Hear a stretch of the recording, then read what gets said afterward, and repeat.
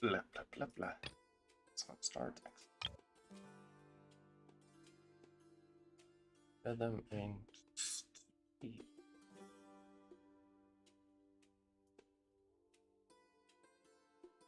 Doop. Doop.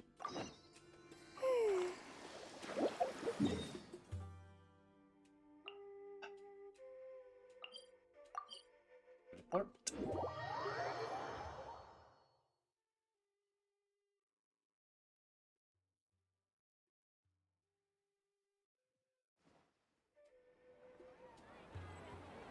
Let's move on.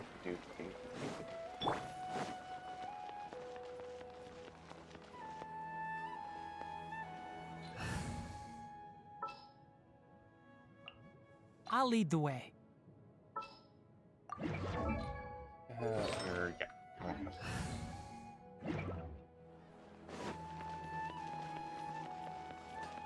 Yeah.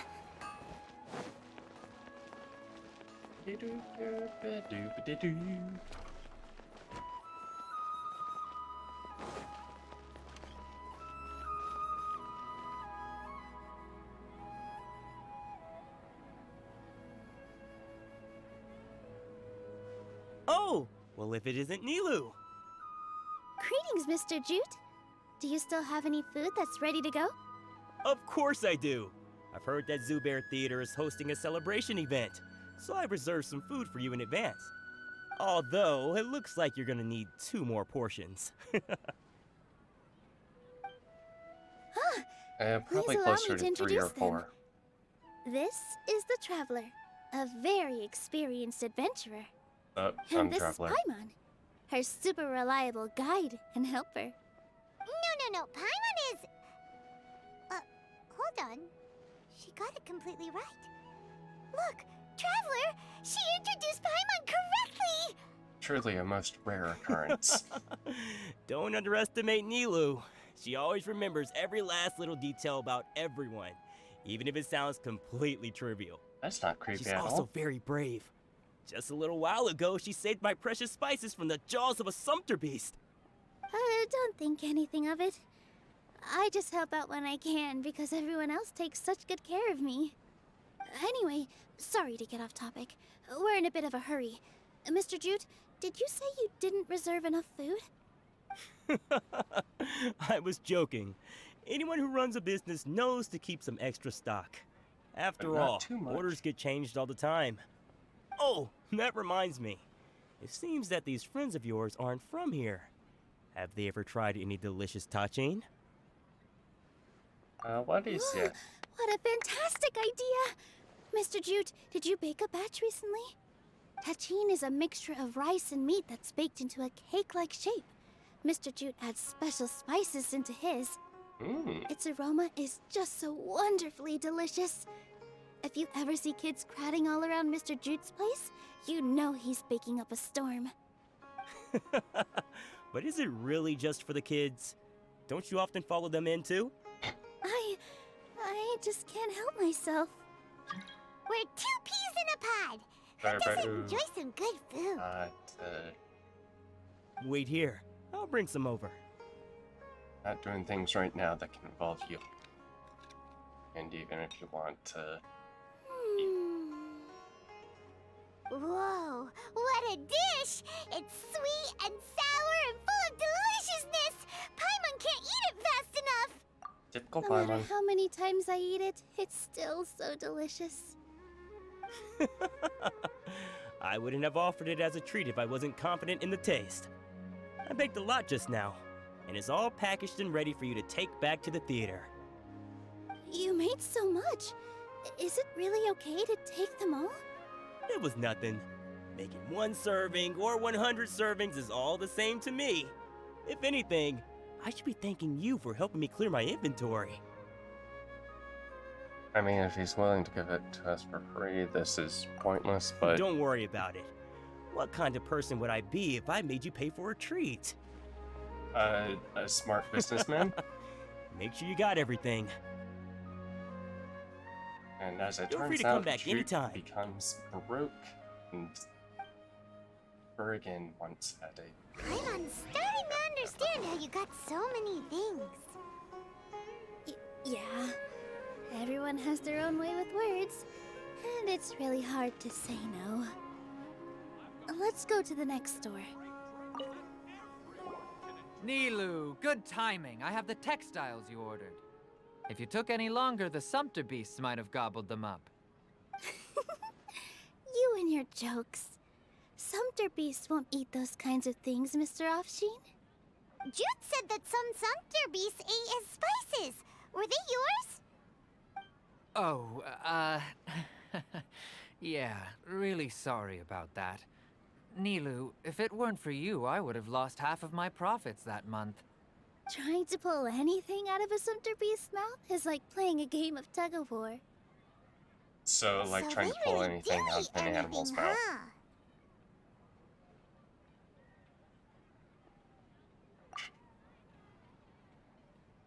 One thing that Paimon has in common with Sumpter Beast. What's that supposed to mean?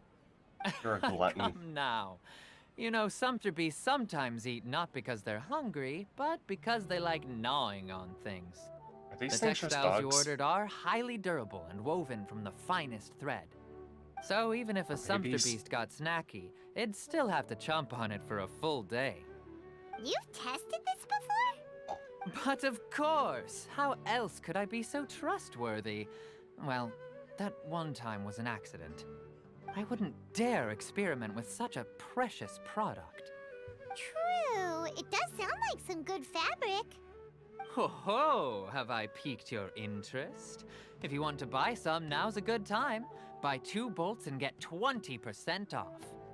Ooh, that's a pretty good discount. What do you think, Traveler? No thanks, Mr. Offsheen.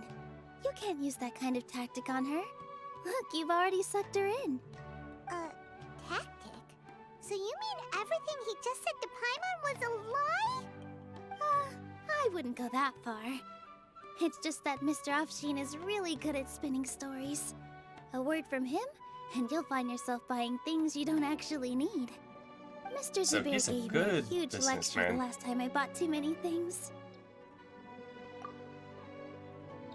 Wonder shouldn't use manipulated tactics. Come on, don't look at me like that. All she got was a talking to from Zubair, while I was nearly fed head first to the Sumpter beasts. My philosophy is that stories give value to merchandise. That's why my business started with such a boom. Our Nilu here is an extraordinarily good listener. Back then, she believed anything I said. Aw. After a while, I began to feel guilty selling things to her because of how happy she looked. Though she enjoyed the stories and I the Mora, I knew she didn't need to buy that much. Anyway, since then, I've come to realize 2 things. 1, that stories should just be a means instead of an end. And 2, that there's more to business than just selling goods. Build good It's okay. relationships. We're all friends now. Make sure. There's no need to dig up the past. That reminds me. Some of the goods from my latest shipment aren't in the best condition. They're fine for general use, but my customers have high standards, and I don't have the time or resources to find new buyers right now. Uh-huh. Nilu, why don't you take them? Huh? How much? No, I can't do that. Just think of it as a favor for me, all right? The theater can use them for props and whatnot. It costs me Mora to store or ship, so I'm just losing money every day continuing to hold on to them. Even so, let me buy them at market value. Nah, these goods are hard movers. Besides, if I let you pay, wouldn't it mean that I'm just using stories to sell my goods again? Just take them. If you really feel that bad about it, give me some theater tickets later. Oh, yeah, you should also take some while you're at it. Adventurers are always in need of materials, right? God. Wow, even we get a share of this? Oh, yes, we Hurry are. and take it. Just looking at it all is giving me a headache. Thanks for the I huge wonder favor. if any of that stuff is useful enough for me. There's still one more store. Are you all right holding on to that much stuff? Paimon? What? Goods.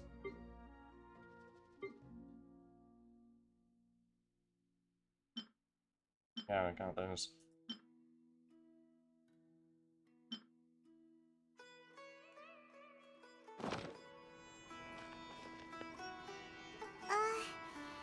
If Paimon were to refuse, would you then think less of Paimon than even a sumpter beast?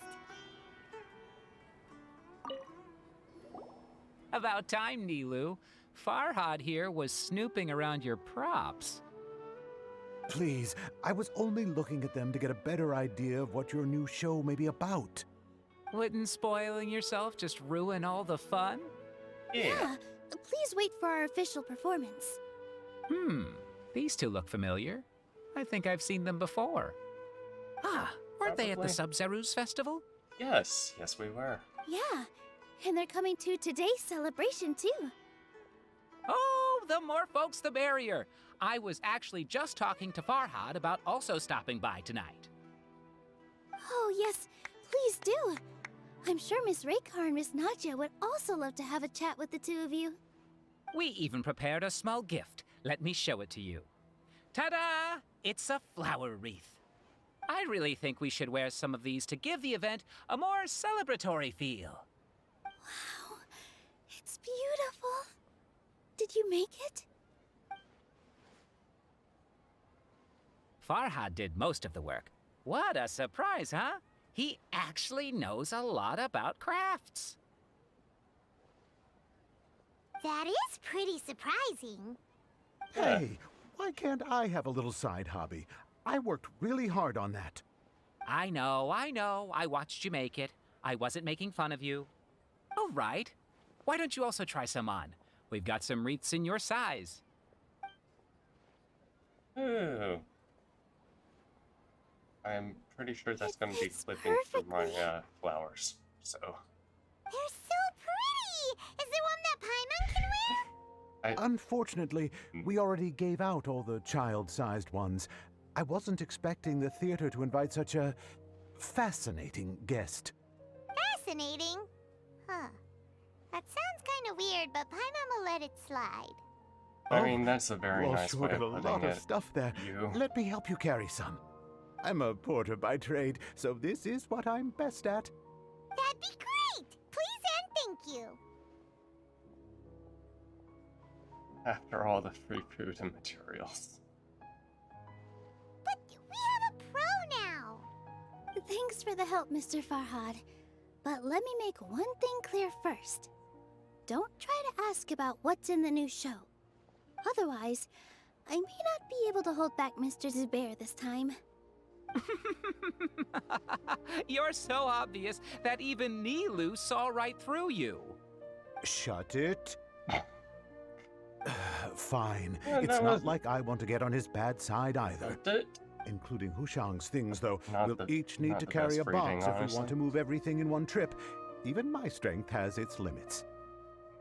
If you're going for that kind of voice, Paimon looks like she doesn't fit want well. to, so I'll carry a little extra. Although I may not appear super strong at first glance, I actually do a lot of strength training on the regular. Strength and balance are both really important for a dancer. Yes. No, let Paimon. Paimon will help carry things. The Traveler's right. Paimon shouldn't freeload. Good, Paimon. Paimon can't fly anymore. Are you okay, Paimon? Paimon's good to keep going. But Paimon now understands when people say there's no such thing as a free lunch. Yeah. Yeah. Oh, Congrats. that sure was a lot of stuff. Oh, looking forward to the event later. Thank you, Mr. Farhad. Thank you, Sumpter Man. Thank you, Paimon. Paimon's definitely going to eat it all back later. All right, I'll leave you all to it.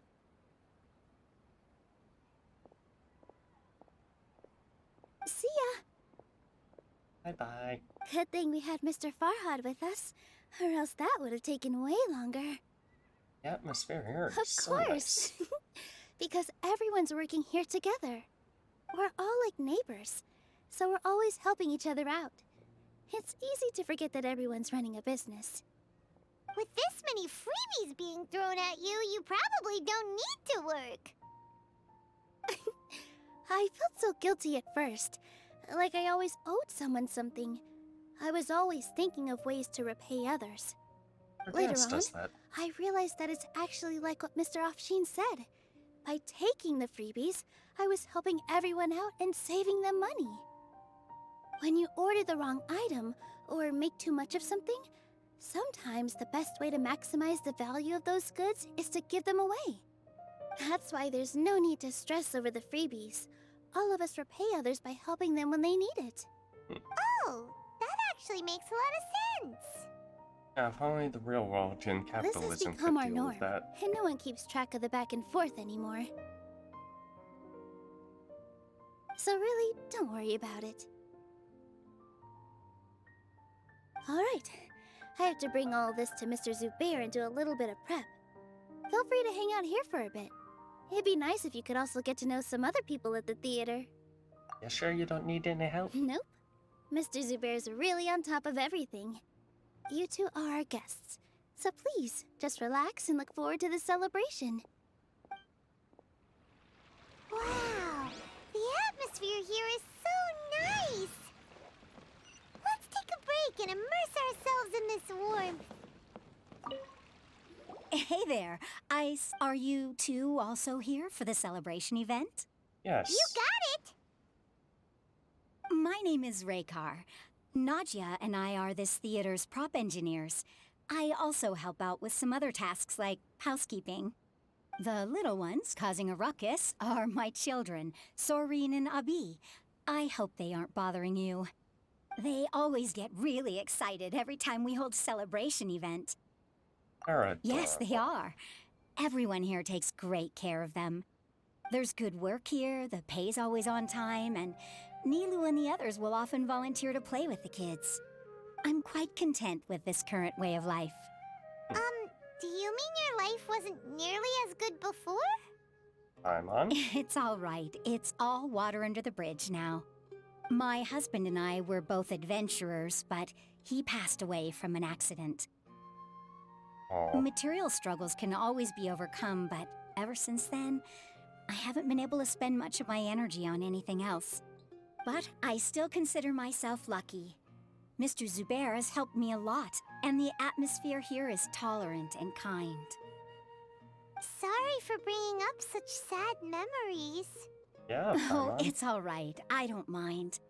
Once the event starts, you'll be able to see for yourself the kind of atmosphere I was talking about. I mean, I'm pretty sure we're already seeing the kind atmosphere right now. Okay, there are two. Go to the carnival's. Why am I? Just side. What? Okay. Hey there!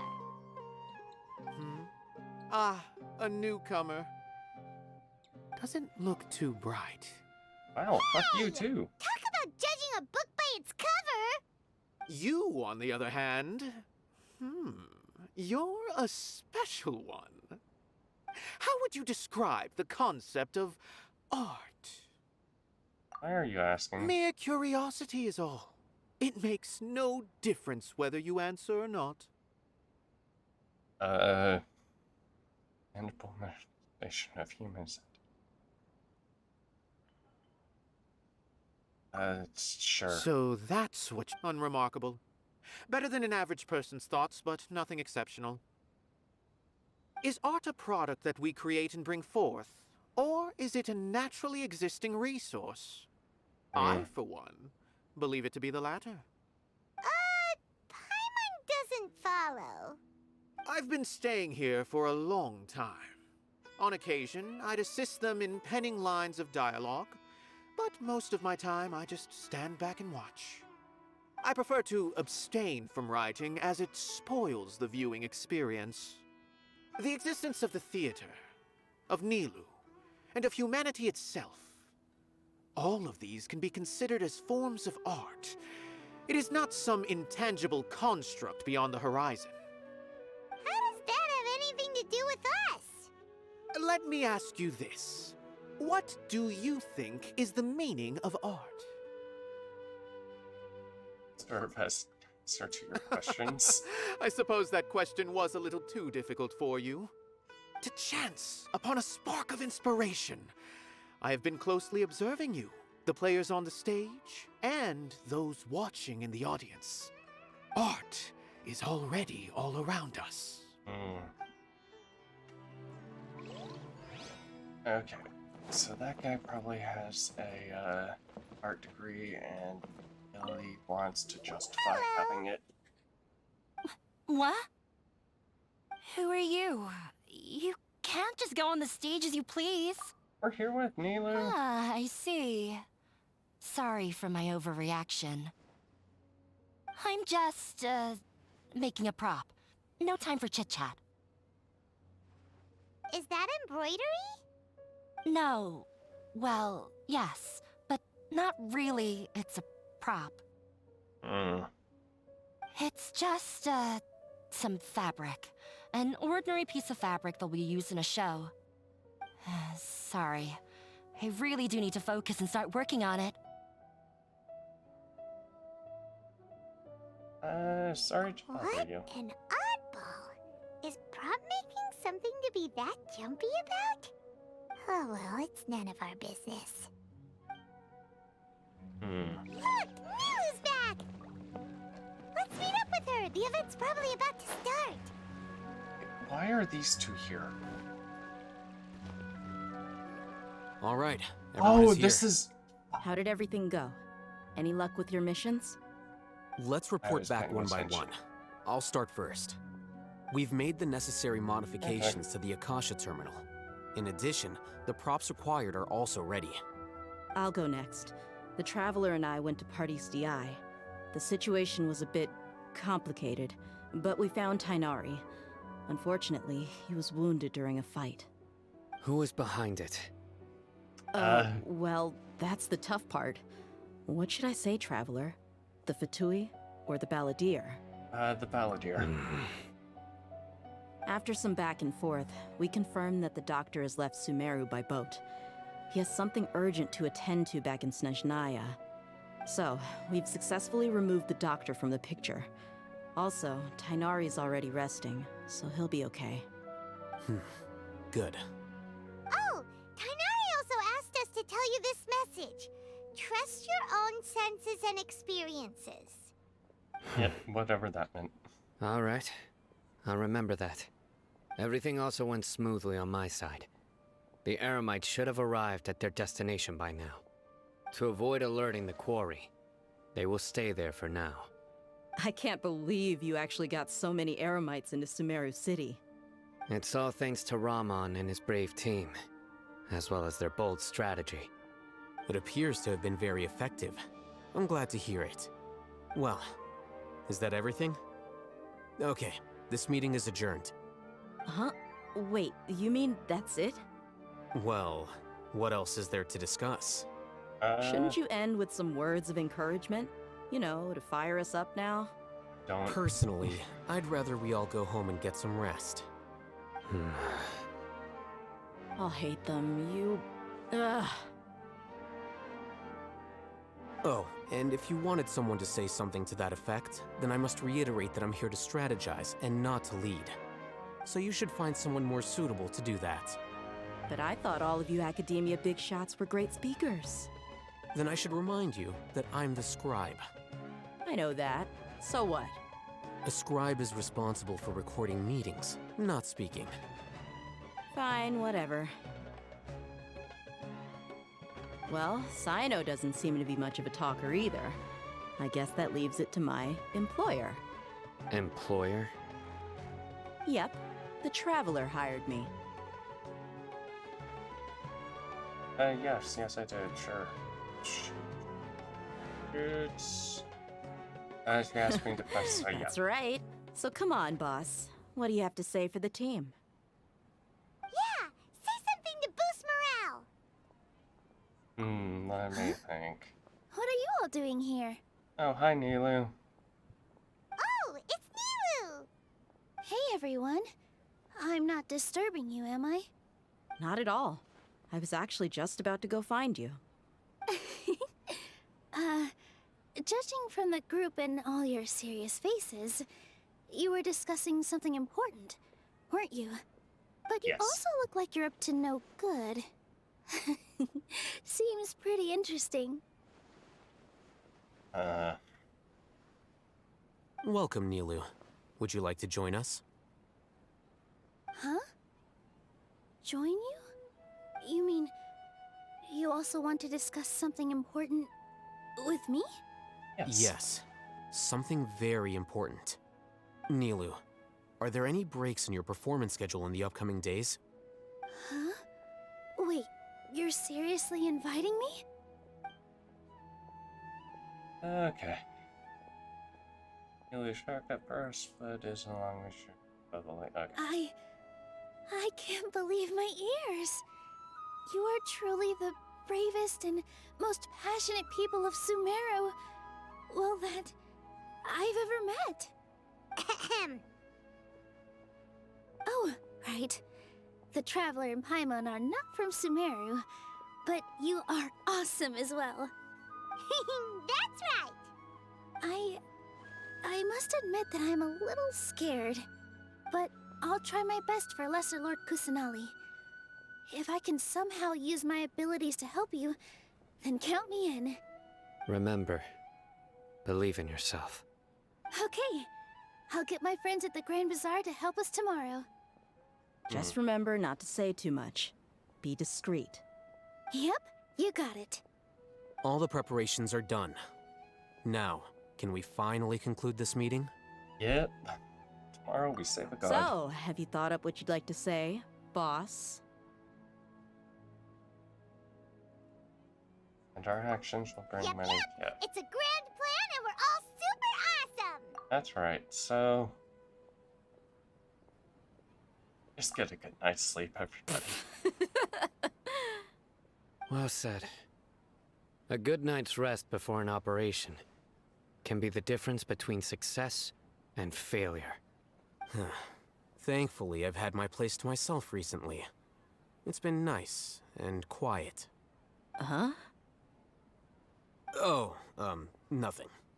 All right, let's all go home and get a good night's sleep so we can be up early tomorrow. Okay, so I guess that means it's time to say goodnight now. Yep, good night, everyone.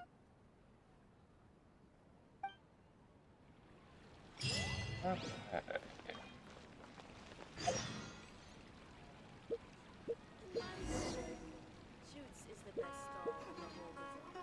Dad, let me learn to dance. Hold on.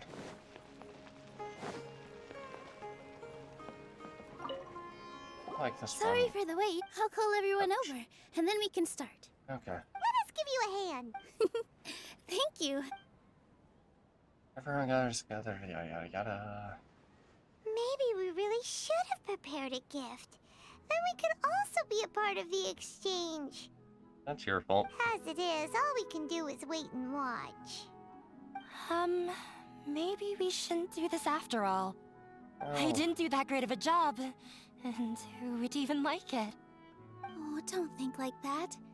Remember our promise? We're going to give everyone a pleasant surprise. And besides, you've never attended a celebration event before, so this will be a great opportunity. Everyone will love you. I'm still not really sure about this. There's nothing to be worried about. Just take a step forward and give yourself a chance. There aren't any scary people here, right? Right. Huh. Alright. Maybe this will help. Everyone, over here! Inaya has something great to tell you all! Oh boy. Wait! I've already said that I'm not ready yet. What should I say? I have Take no it idea. easy and relax. Deep breath, in and out. Once you've taken a long exhale, calmly tell everyone what you want to say. If you don't say anything, then all the hard work we put into embroidery practice would have gone to waste. Using it as a gift, though? It really isn't that good. So when Inaya was talking about making a prop, she was actually preparing a present. She's not very good at expressing herself. It feels like she still doesn't really see herself as part of this community. But it looks like Nilu's trying to ease her through. Actually, Inaya had prepared a special present for everyone before the celebration kicked off.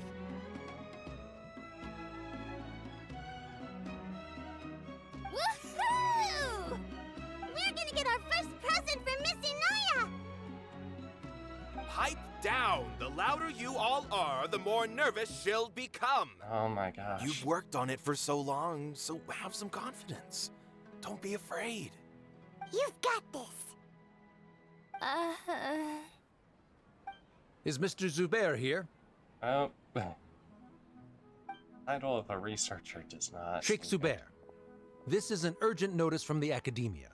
This celebration, or whatever it is, must stop at once. What a condescending guy. What's his deal? Since Zubair Theater has long violated the Academia's policies and orders, we have decided to demolish it. As its manager, you must halt all operations and dismiss all staff members within 30 days, after which you will report to the Academia for further punishment. Oh my god. Why? Why force us to do this all of a sudden? Little girl, this is not the first time you've been issued a warning. I didn't hear anything about demolition the last time I asked, and now I suddenly only have 30 days? We have more shows planned, but it's impossible to do anything in just 30 days. How am I supposed to explain this to my customers and staff? That issue is of no concern to me, Mr. Zubair. Yep, all he's You seem to concerned understand the about with- situation quite clearly. Perhaps you can reflect on the reasons why you have failed to prepare for the scenario in advance. Demolition? Why do they want to demolish this place? The Academia has never liked us. Yep. And they've never respected our work. To them, what we do is all a waste of time. This isn't the first time they've come by. They had asked us several times in the past to improve the quality of our performances by only putting on shows they consider to be sufficiently intellectual. But our audience isn't the Academia. It's the people of the Grand Bazaar. If our shows are too difficult to understand or too removed from everyday life, nobody would watch them anymore. Changing our content would not only mean turning our backs on our vision, it would also directly lead to the loss of our livelihoods. Many people would become Yeah. displaced. The theater is very important to each and every one of us. The way they're doing things is so scummy. But I also don't know how we can stop them. I do not wish to explain everything again from the beginning. Time is of the essence, so you should act with haste instead of asking frivolous questions. But none of us plan to accept this. Such an abrupt notice is contrary to Grand established Bazaar policy. should exit out of Ask whoever Sumeria. you will, the answer will remain the same. We have already given you sufficient notice. Enough! Does your audacity know no limits, Father? Oh. Huh? Father? Their family? What's academia? This is all because you don't like Zubair Theater. You're just using the Academia's name to threaten us. Let me tell you, even if you manage to tear down this place, nothing is going to change. You've always been awful. But even I never thought my father would sink this low. This is strictly business. It has nothing to do with where you are, what you do, or what you think. I hope you all have not been irrevocably blinded by folly. I will not waste more time on pointless arguments. Wrap everything up, and make preparations to shut down at once.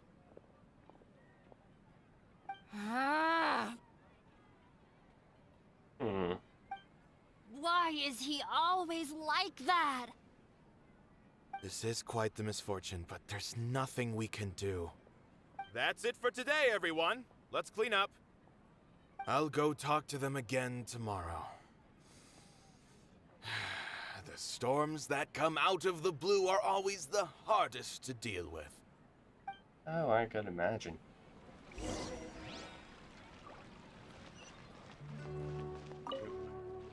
Sorry. I invited you thinking this was going to be a happy occasion. I didn't know that things would turn out like this. There's no need to apologize, Nilu. No one could have seen this coming. Paimon just wishes she could have at least gotten to the food. Is what that guy said true? The Academia has already given you many warnings? I mean, technically, Yeah, I the guess you could say entirety that. of They've always the seen us as being previous, meaningless. Knowledge is king in Sumeru, the dream arc, and their pursuit of it as I'm leaves gonna no call room it, for the arts. was because they didn't like But if this. that's all it is, there's also no reason to go so far as to demolish the theater. Oh, it really has to. After Inaya ran away from home, I brought her here to Zubair Theater. She rarely talks about her family. All I know is that she didn't get along with them. I never expected it to blow up like this. If you did nothing wrong, then there's no reason to listen to the Academia, right? Who cares? Let's just take him in a fight. That won't solve the underlying That's problem. true. I'll try to think of something. We can't just let everyone suffer in a perpetual state of fear and uncertainty. What to do? What to do? Can you pretend to shut down, but secretly continue to hold your shows somewhere else? Or we could go through a list of customers and try to see if anyone in there might be willing to help out. That also doesn't sound like it'll work. Differences can be settled through a debate. A debate? Huh. Well, scholars do love to use them to solve their problems, but how would that work in this case?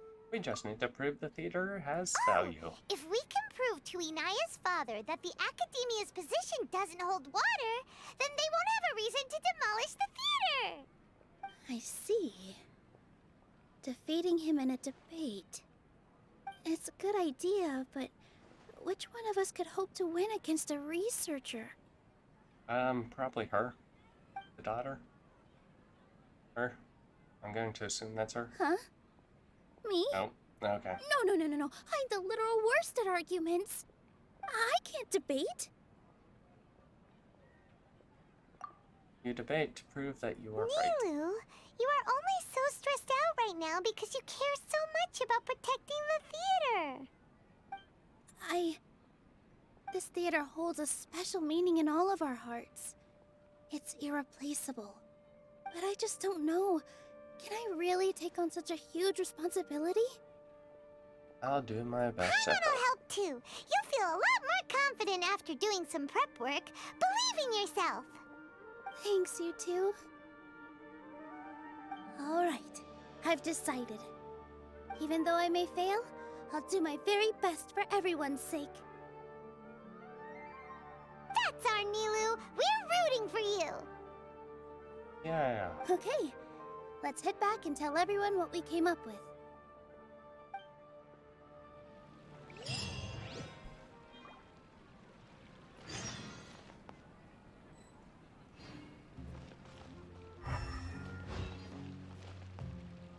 Everybody to the okay. Where gathers after hearing Nilu's thoughts. Trying to best the Academia in a debate is attempting the impossible. If you really want to try, I won't stop you. It's not like our situation can get any worse. They can move it up to tomorrow, the demolition date. I don't think it's entirely hopeless. To Sharif, Nilu's approach will come off as naive, but that kind of frankness is exactly what they lack the most. Things might turn out differently from what you expect. I am in favor of such a romantic feat. No playwright will turn down a compelling underdog story. Sure, in fiction, but I'm not sure how well that will translate to reality. I'm not saying that I don't support you, Nilu. If you need my help, just say the word. Anything is better than just standing aside and watching the theater get demolished. I'm also pitching in. Let's show the academia that we have some fight in us. Thank you, everyone. I feel a lot less nervous with your support. Not to rain on your parade, but my father is a real hard guy to deal with.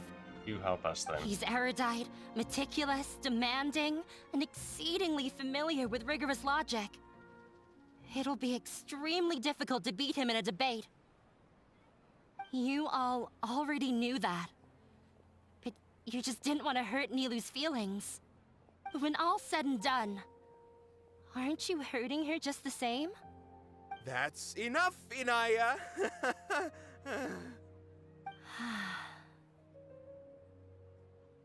Sorry, I've ruined the mood. I just can't force myself to expect a positive outcome. Nilu shouldn't have to push herself for the sake of an impossible goal. Success comes from hard work. It's way too early to give up. You're right, Inaya.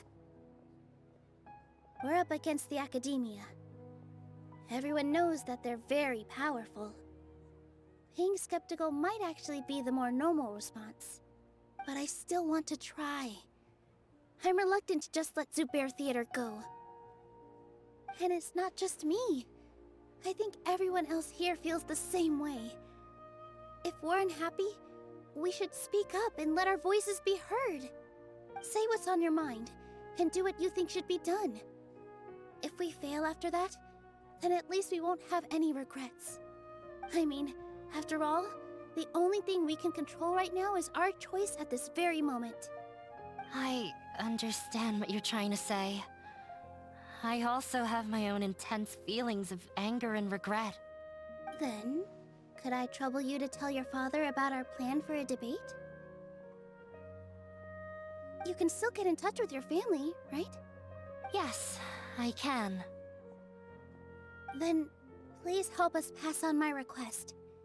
I've never participated in a debate, and truth be told, I'm still not really confident in myself. But since we've decided on a debate, I'll do my best to prepare for it. I'll gather everyone's thoughts and let them be known to all during the debate. I, by myself, definitely don't have enough wisdom to beat your father. But what about the entire theater combined? Then we should have a chance, right? Right. That was hesitant. That's right, Miss Nilu. Beat the bad guy. Justice will prevail. Ah. Make him eat dirt.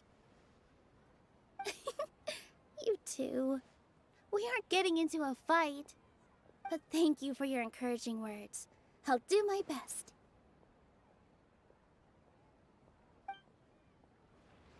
Well said back there, Nilu. I felt that I might have said a bit too much. Anyway, we better start preparing now. First, let's see what everyone thinks about the situation. Oop. Mr. Zubair, we're trying to put together a list of arguments that might be useful. Any ideas? It won't be difficult to explain our position. They're in the wrong, and they know it.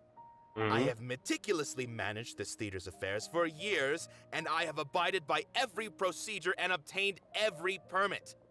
I did all of that to protect ourselves if something like this were to occur. I didn't expect them to disregard the rules altogether. I have something to do with Inaya. Yes, I know. But anyone who's staying at the theater is one of us. If I can't even protect the members of the theater from outside pressure, then I have failed in my duty as a manager. In summary, you need sufficient confidence and strict adherence to the rules. At least for now, they don't have the authority to demolish the theater. As long as you double down on that point and force them to concede it, you'll gain an advantage. All right, got it. I've seen many situations like this before. The academia sure likes to get its nose into everyone's business. While you prepare for the debate, I will also prepare the theater for the potential aftermath. It's best to prepare for the worst outcome. Once you're done chatting, Assume the worst. do me a favor and your expectations tell our will either customers be that met, we're or you'll canceling have all a of our pleasant shows. surprise. Do we really have to? Right now, no one's in the right frame of mind to perform. I have to consider both our staff and our customers. This is the only way. Nilu, you are incredible. With your talent and youth, you had the least to lose out of all of us. And yet you were still the first to take a stand. I've never thought about leaving your theater, Mr. Zubair. I truly love this place, and I want to keep dancing here. I also want to keep dancing with everyone else. You're becoming more and more like her. Do your best. We'll do all that we can, and leave the rest to fate. Her? My teacher. She was an excellent dancer, but she's retired now. If we have time later, I'd be happy to tell you more about her. I've gained a... Inaya was right. It's true. It wasn't out of pity, or after all. Nilu was the one who bravely... I'd be a terrible person if I spoke back. She knows better than any of... Paimon doesn't really want to talk to him. So, you've already developed some prejudices against me. And to think, I was just about to put forward a suggestion. Oh, Paimon will listen to that. Although, I know not if you have a new answer to my previous question. Now seems like an appropriate time to revisit it. What do you think is the meaning of art? Oh, this again? We probably do need to tackle this question if we want to prove the value of the arts. I don't know how to explain it, but all I know is that when my performance makes the audience happy, I also become very happy. Does that count as a meaning? You answered him so seriously. Careful, Nilu, this guy's ramblings never make any sense. No. Nilu's answer far surpasses yours, and it is close to my own. The meaning of art comes not from its creators, but from its audience. In other words, only art that can be appreciated by others will impart its essence and value upon the minds of its audience. This is something that the academia can never understand. You seem to have many stories of I your once pursued the mastery of art, much like how a researcher would chase wisdom and knowledge. Okay, so However, you definitely went for the an more of a arts connoisseur degree. I became, the less I felt I understood. I began to question what it truly meant for art to be understood at all. I found that I could comprehend even the most complex and sophisticated of works, and yet somehow that provided me with little solace. I remained even perplexed about this conundrum until I visited this theater and watched one of Nilu's performances. It was that life-changing? Everyone here had a joyous part in the overall experience. The actors upon the stage basked in the love of their audience, while those in the house immersed themselves in the wondrous ambiance. In all honesty, from a purely critical point of view, the performances here are exceedingly average. Hey, don't say something like that. But what bewildered me was how, despite the performance's middling quality, they captivated their whole audience. They captivated even me. I realized then that I had walked the wrong road. The mastery of art was never what I truly wanted. I left the so-called frontiers of artistic research and came to this theater, for this is where I can finally find what I seek. Art will no longer be a castle in the sky. Whether it be inspiring or entertaining, art must be appreciated by others to confer value. If art cannot accomplish that, then it is meaningless. When you put it that way... Mr. Zubair and I refused to follow the Academia's orders to change our shows for a similar reason. To put it simply, We were afraid that our shows would lose their meaning if people couldn't understand them. I once stood in the spotlight, but I relinquished fame and acclaim for the freedom I enjoy today. I care not for where my feet may take me next, but Nilu, you need to remember one thing. You already stand upon the finest stage there is, and that is a rare gift that should never be taken for granted. You cannot give it up, not even to the academia. I understand. Thank you for your words of encouragement, Mr. Kasani. Dust the cobwebs away from the eyes of those scholars. He really seemed to care a lot about the theater.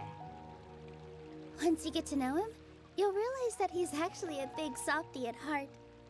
He'll even help out with furniture repair and painting the stage. Wow. Paimon didn't think he had that in him at all.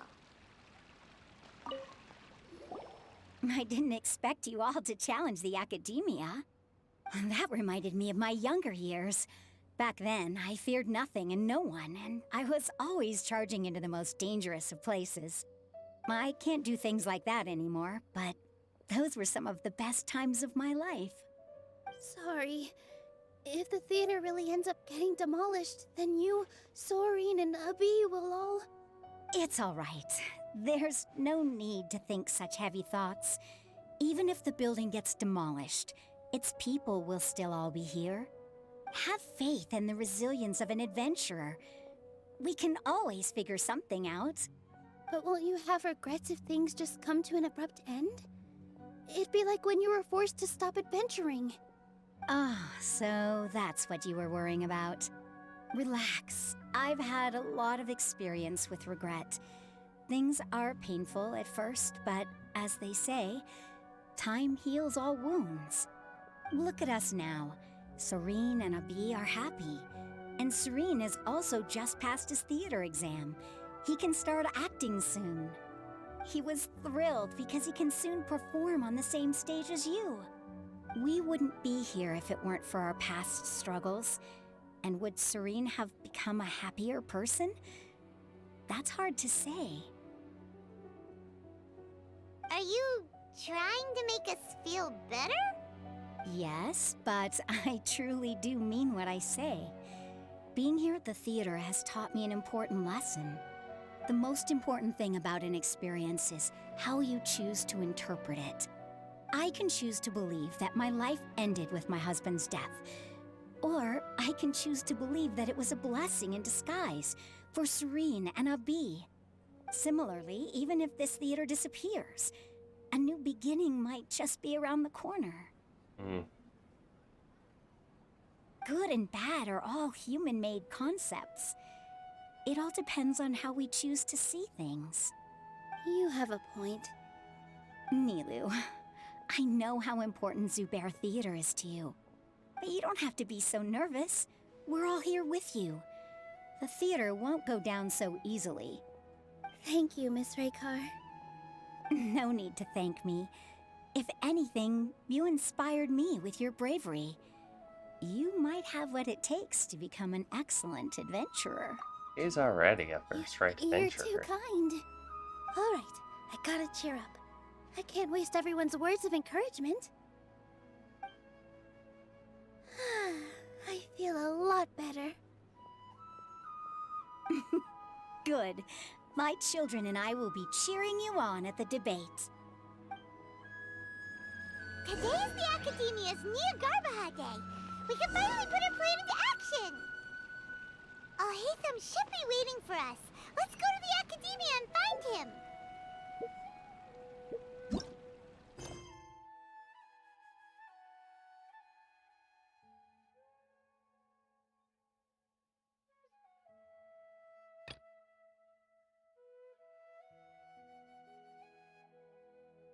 Finish this one first.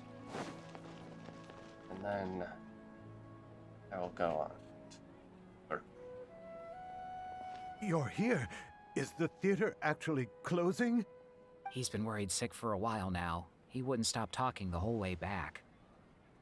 Hey, you two. What exactly happened? Did someone come down from the academia? Yes.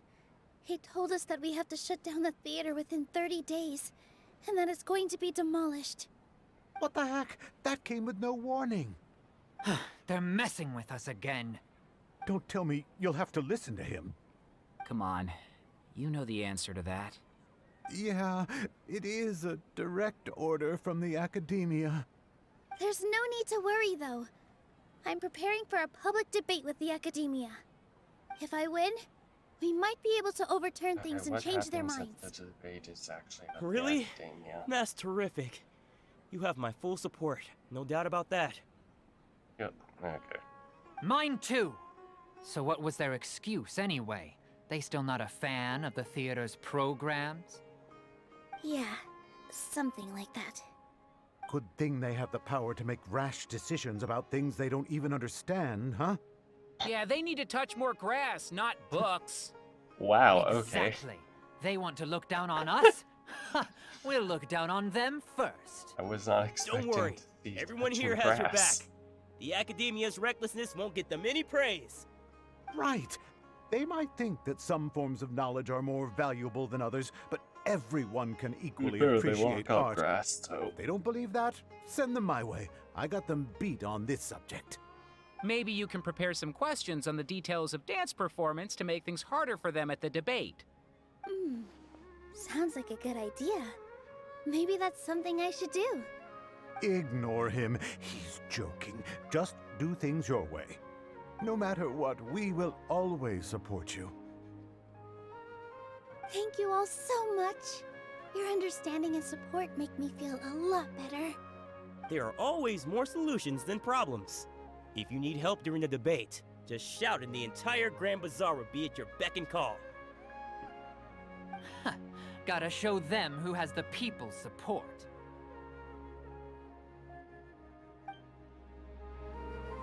I feel like the pieces are starting to fall into place. Let's head back to the theater and organize. Okay. Abby? Have you seen Miss Inaya? No, Miss Nilu. Miss Inaya isn't back yet. Okay, just run Wasn't off. she just passing on a message? Does she really need this much time?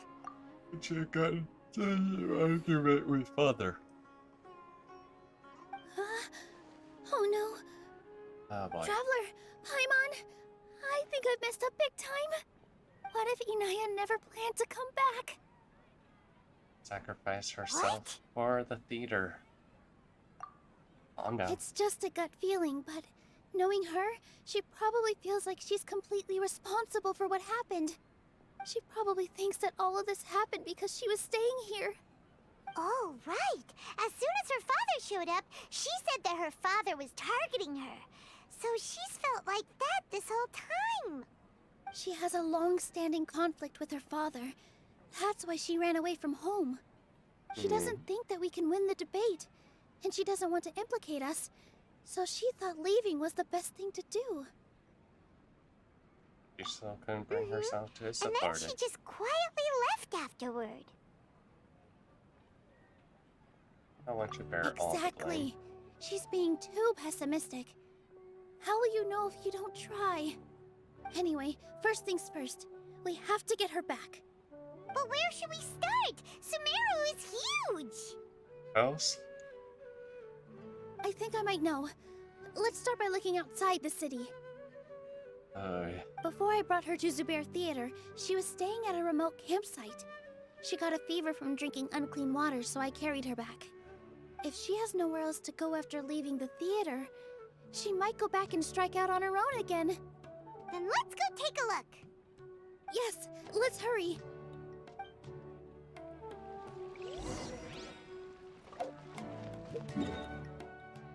Oh, Jesus Christ. Oop.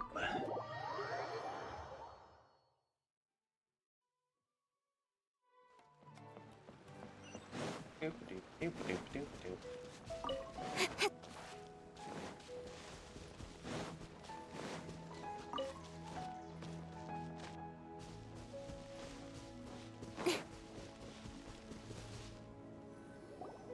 signs that someone had stayed here very recently. But we can't confirm if it was Inaya or not. Let's take a look around first. That's some... Did you hear that? Oh boy. Is that I heard it too. Let's investigate.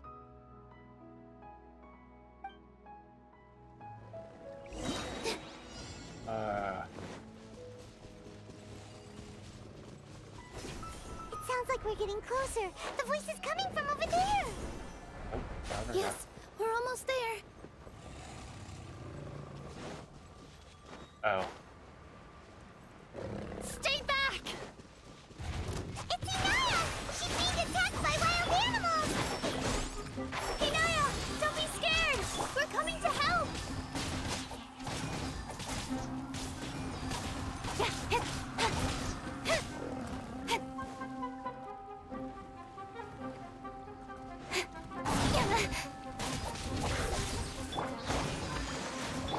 All eyes on me!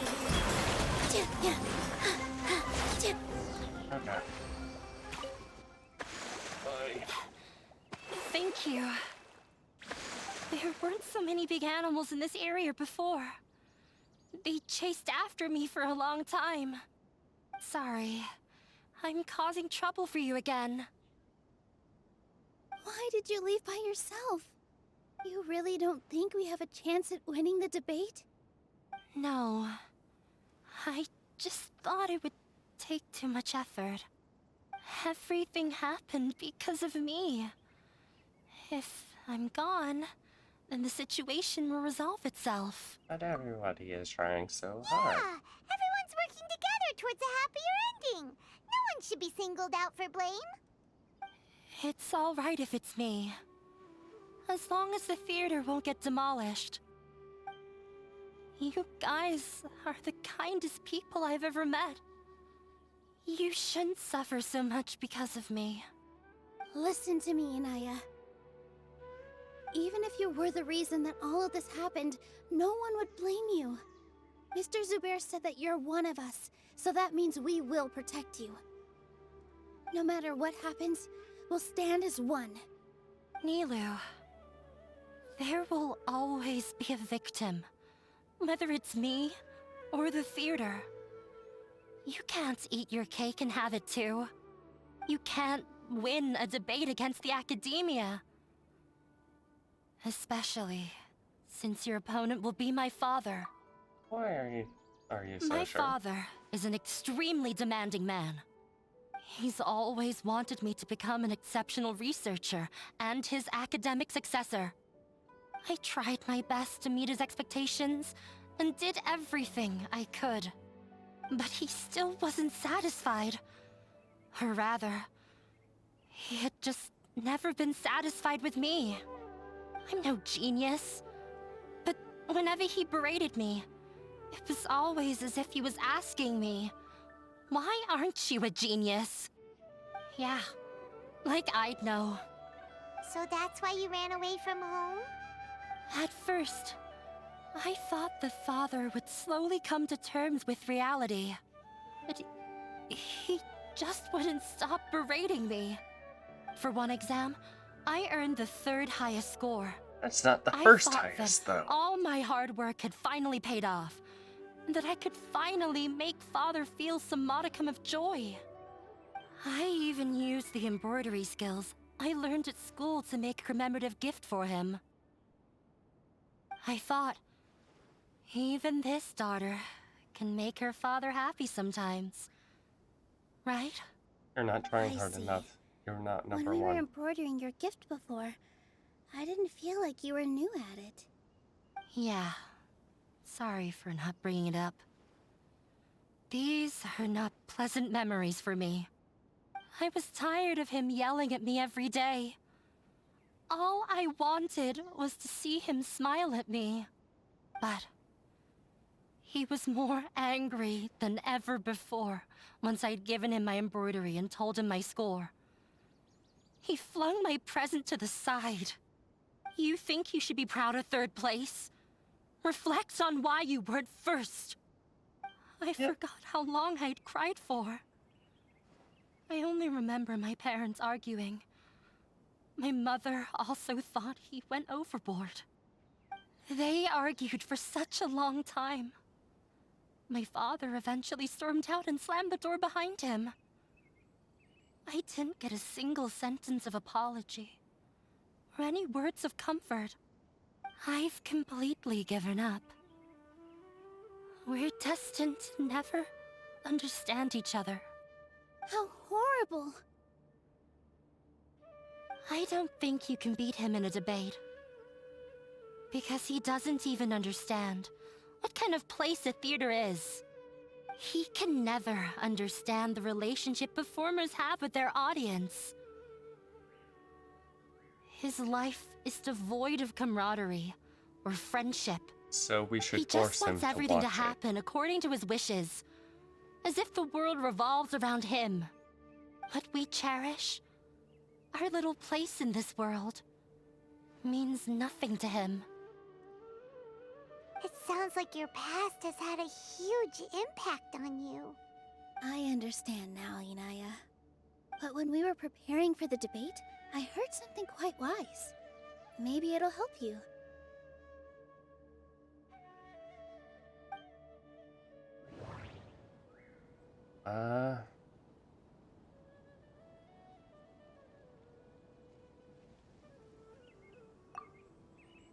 Art must first be appreciated by others to confer value. The most important thing about an experience is how you choose to interpret it. Mr. Zubair has been meticulously managing the theater. Everyone is free to appreciate art. No form of art is inherently superior. No, there should be something else that's more relevant. No. Miss Raykar has gone through a lot in her life, but she told us that she's very happy to live at the theater now. Although she ran into misfortune, it led her down a new path in life. She sees that as a blessing. She told me that the most important thing about an experience is how you choose to interpret it. Interpret it? I can sympathize with your unhappiness at home, but after you ran away, you ended up at the theater and became one of us. One of us. One Those of unhappy us. experiences allowed you to really cherish your bonds with everyone, and also gave you the opportunity to become friends with us.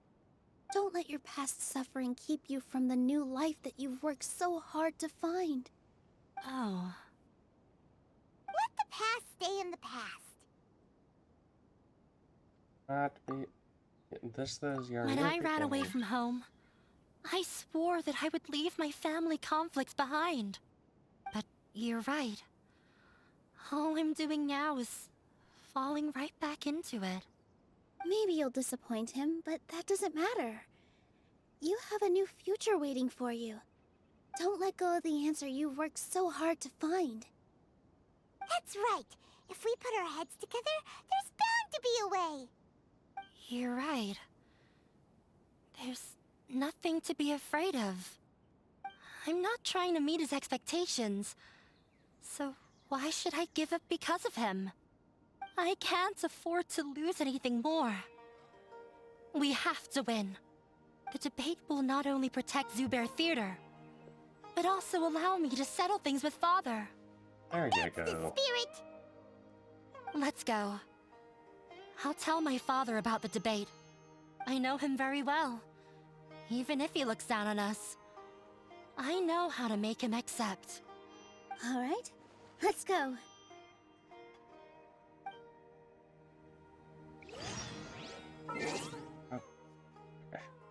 Oh. Oop.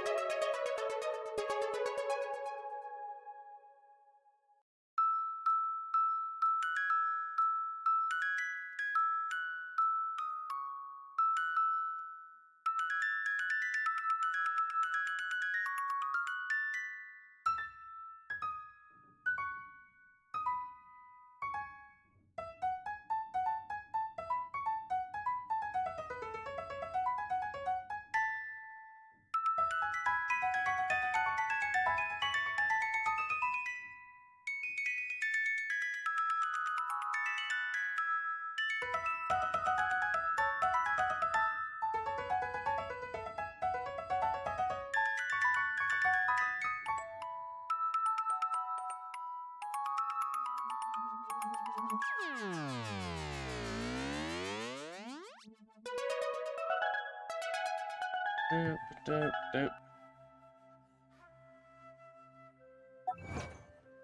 That.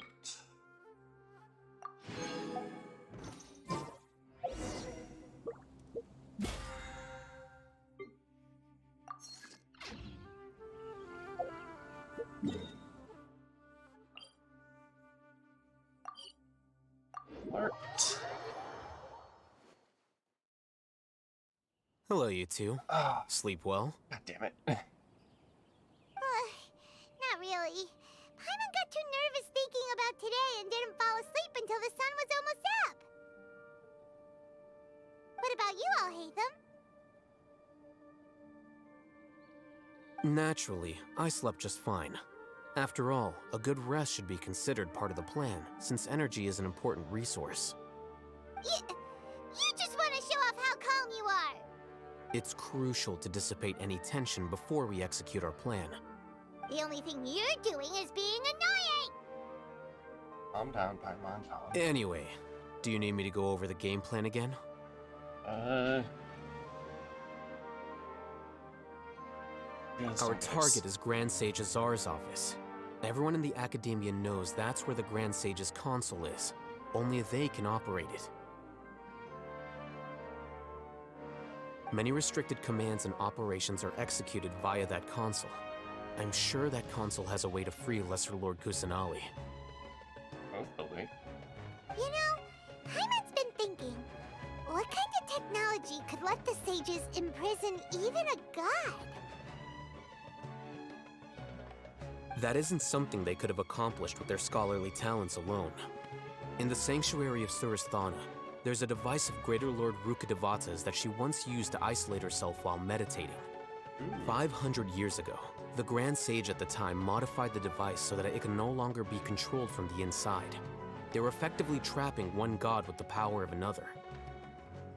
So, how are we gonna get to the Grand Sage's office? Don't forget, today is Nyagarbha Day, arguably the most important day to the Academia. The sages and core Academia personnel are busy loading the latest batch of research developments and legal decrees into knowledge capsules so that they can be entered into the Akasha. All the Darshan's researchers have their noses to the grindstone, and the Academia's grounds are flowing with all sorts of people. It's the perfect time for an infiltration. When the Grand Sage leaves his office to supervise the entering process, that's our cue to access the console and free the Dendro Archon. That feels a bit Well, unrefined. yes. That's just the visible side of our plan, after all. If precedence holds, the Academia should have already started preparing for Nyagarbha Day. Everyone should be in position. All that's left is for us to lead the charge. Okay. Let's go. So are we just gonna walk in through the front door, or...? Yes. Were you expecting a stealthier approach? Paimon can't think of a good comeback. Alright, it's all on Alhaitham if things go south. Yeah. Point all the fingers to him. So, Chotomonte. Nope. Okay. Show is cancelled. Navigate. I would really like to finish. What? Wait, what? Oh, you've got to be kidding me. You've got to be kidding me. Of course it actually. Okay, yep.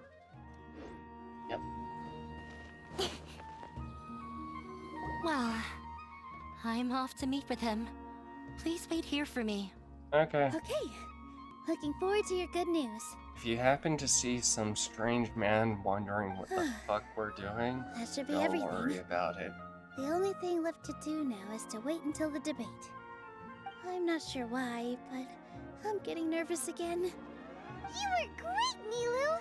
Your words won over Inaya! Talk like that during the debate, and you'll get an easy win! Thanks for that, Paimon. But I still feel like it'll be an uphill battle. I need to be calmer, cooler, and more collected. Lots of people are rooting for us. Yeah.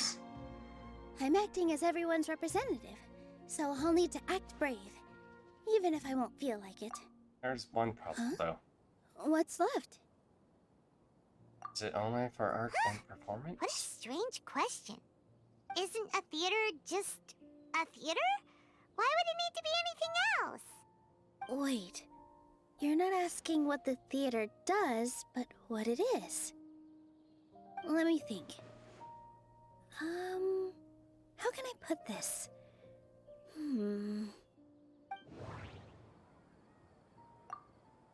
Inaya really wants to win. Everyone is free to appreciate art,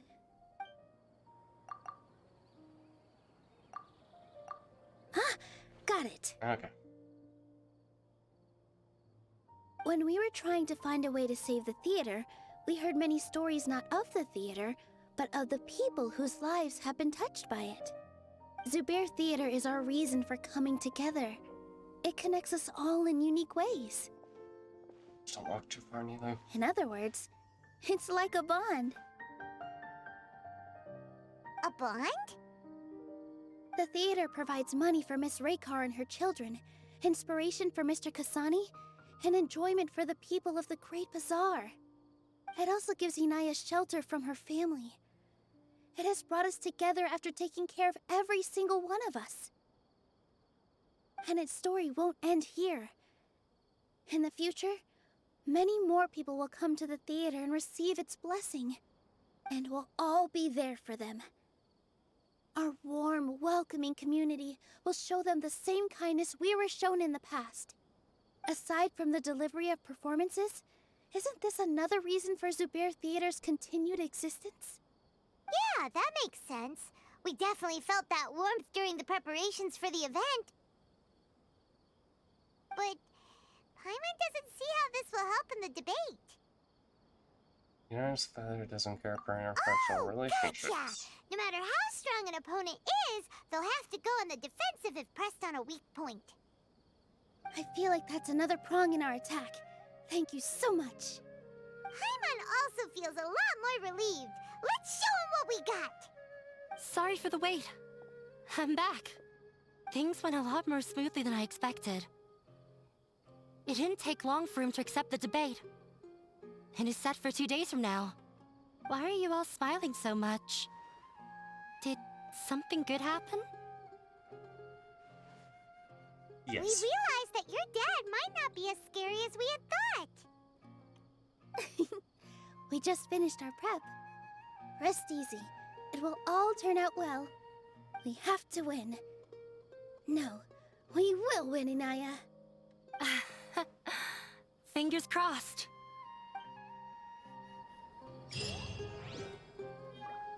Okay.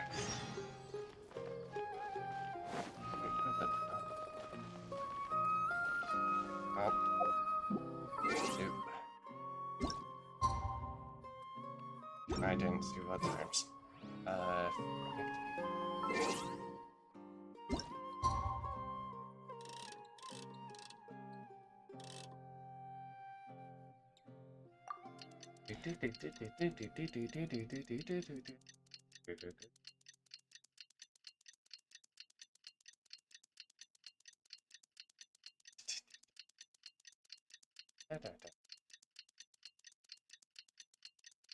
Al-Haytham is probably just face palming so hard right now. Thinking, what the fuck are you two doing? Adventure. In the blink of an eye, it's already debate time! We did a lot of preparations with Nilu. Hopefully they were helpful. We must have done a lot of preparations just standing there then. Hey. Oop. Oop. Oop.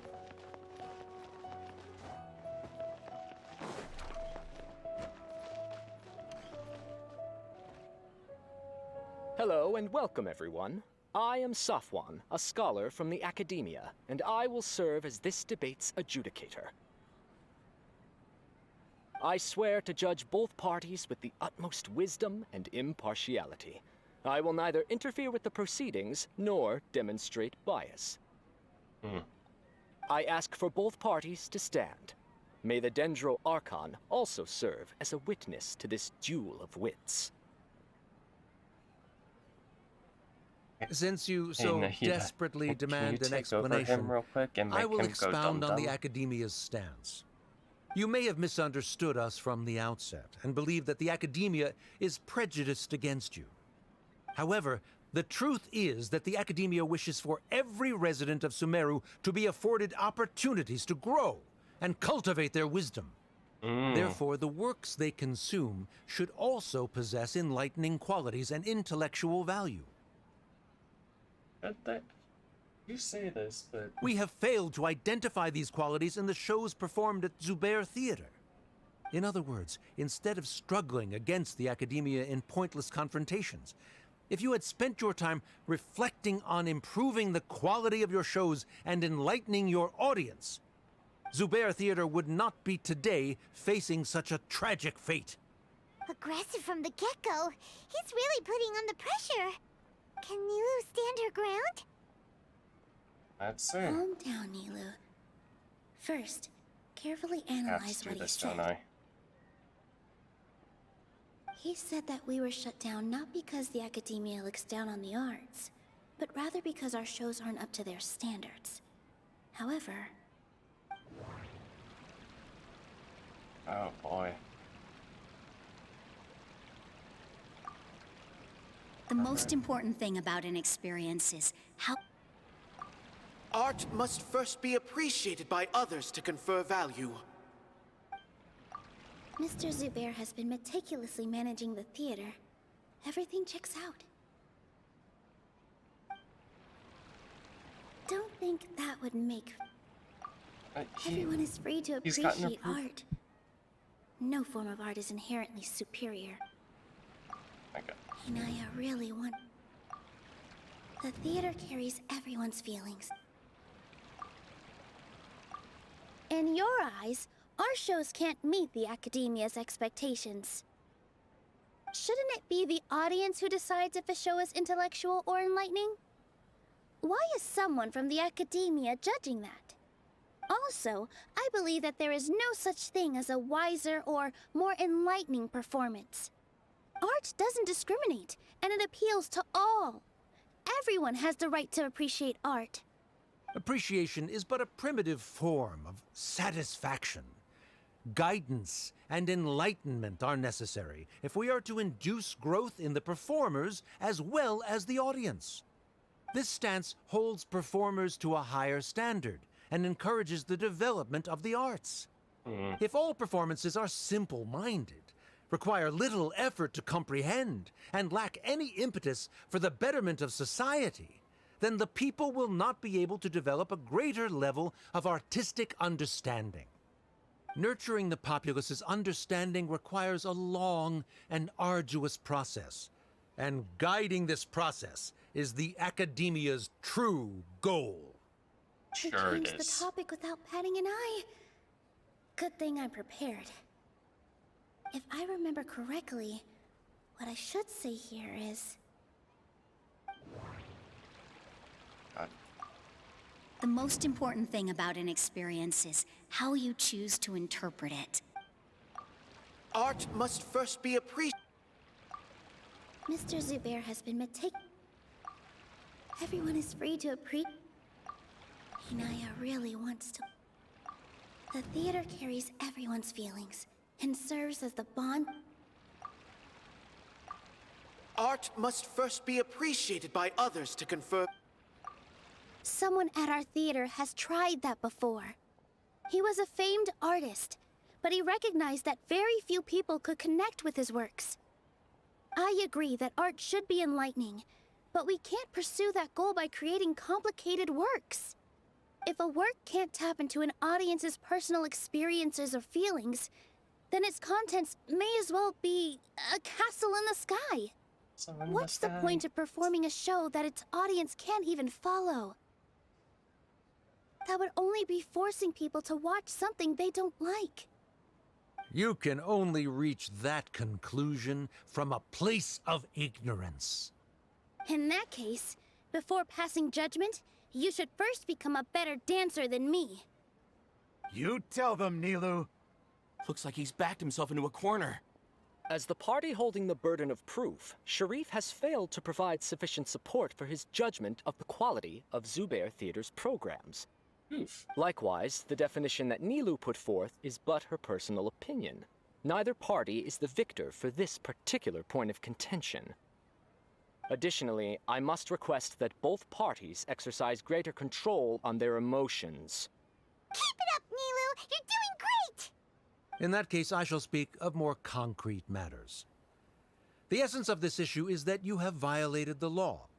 So you must now pay the price for your transgression. We have not, though. This course of action is also completely procedurally sound.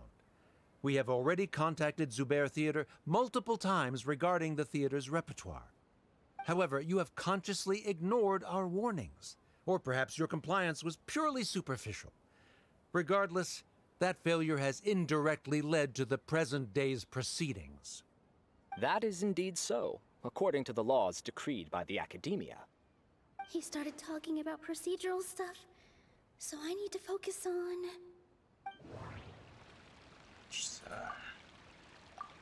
Mr. Zubair has already provided signed copies of all documentation related to our operations.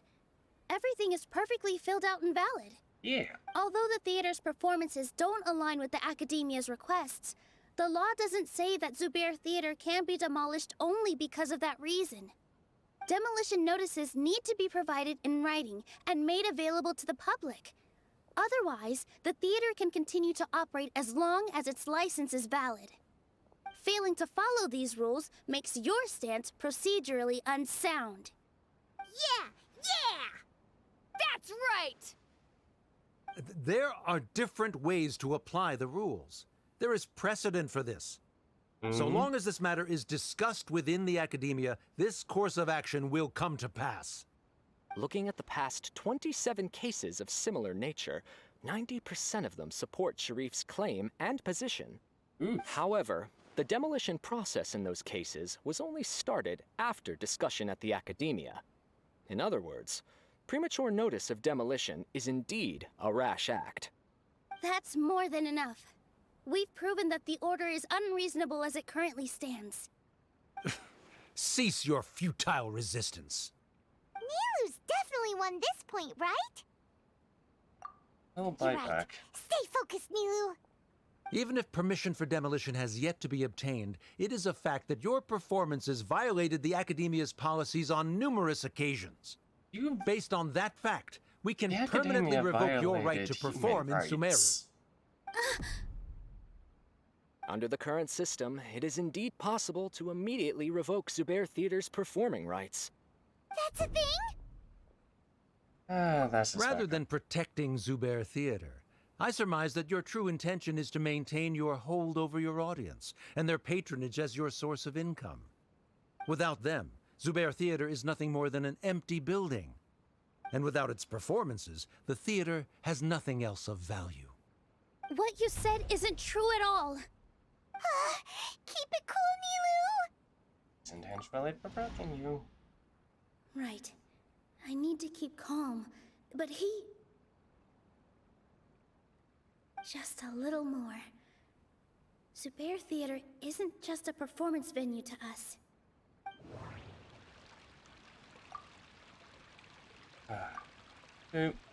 Zubair Theater isn't simply a performance venue to us.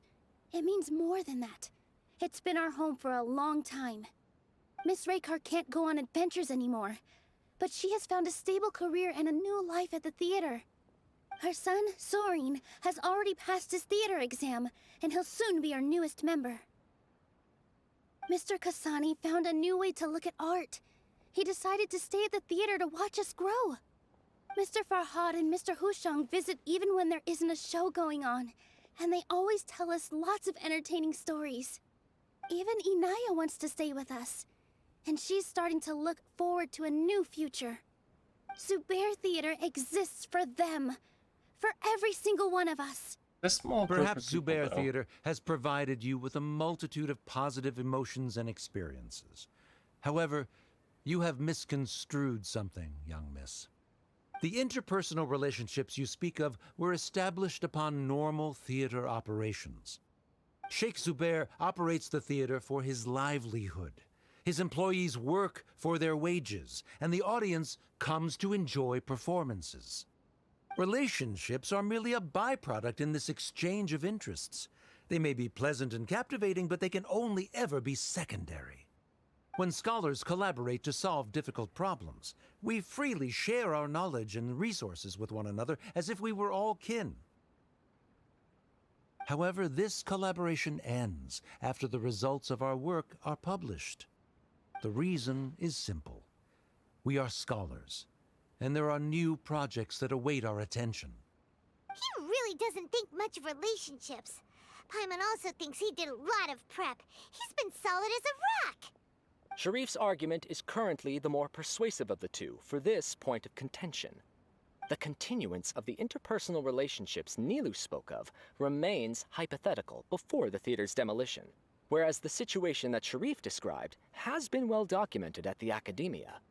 The Academia has made significant academic contributions, in no small part due to its researchers' efficiency and ability to compartmentalize. Oh no, what should we do? Things are going in the opposite direction. Nilu might be Is that saying. it? So Nilu's got him? Eventually. Good. He said what he said. The next argument could decide this debate. But is this really the best thing to do? It might be too cruel to Inaya.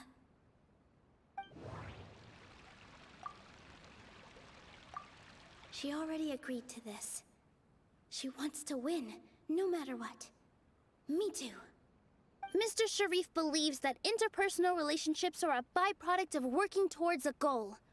Once that goal is achieved or abandoned, those relationships would have no more reason to continue. Then, if someone has failed to live up to his expectations... If someone has failed to live up to your expectations and ran away from home, then she shouldn't be your daughter anymore. Right? Inaya... Oof. Sorry, Nilu. As expected, I should be the one to say it. You don't need to shoulder this responsibility for me. If in your eyes, the purpose of my existence is to become your academic successor, then that goal has ended in complete failure. By your logic, that means there is no more reason to sustain our relationship as father and daughter. Members of the audience who do not belong to either debate party, please speak with caution. Let her speak. What she does not say, Nilu will. No matter how many disagreements we've had, the truth is that you are still my father. You're so immersed in your own world, you can't understand why we come together for the sake of relationships. Yeah, don't look down on us. You can watch a dance anywhere, but there's only one Zubair Theater. I'm almost starting to feel sorry for this guy, what with the idiotic things he said. Order! Order! Members of the audience, do not interrupt debate proceedings. I confess that this is the final argument we had prepared. Disown me, and you will win the debate. But before that, Father, I have some final words to say. I've been doing some soul-searching. Not about whether I should have run away from home, but whether there was any point to my personal rebellion against you. I kept trying to earn your approval, but I only disappointed you over and over. The truth is, I ran away from home as a means to vent my recurring frustrations. That is to say, I was exerting pressure on you, and hoping you'd give up on your lofty expectations. But by doing that, wasn't I just doing the same thing as you?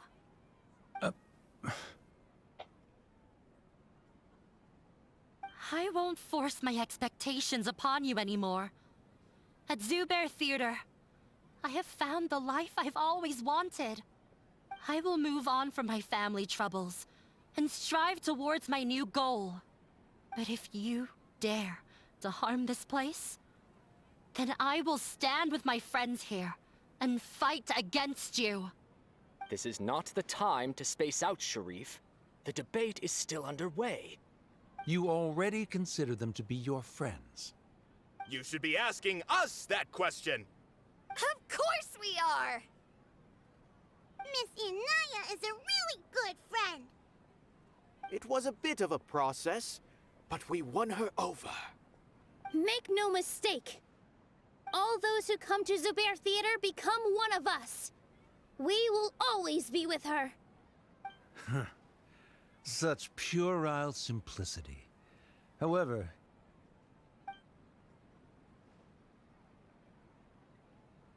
it is surprisingly a relief. You have found miscreants that you fit in with. Wait, what are you? Congratulations. Never mind. They left? Does that mean we've won?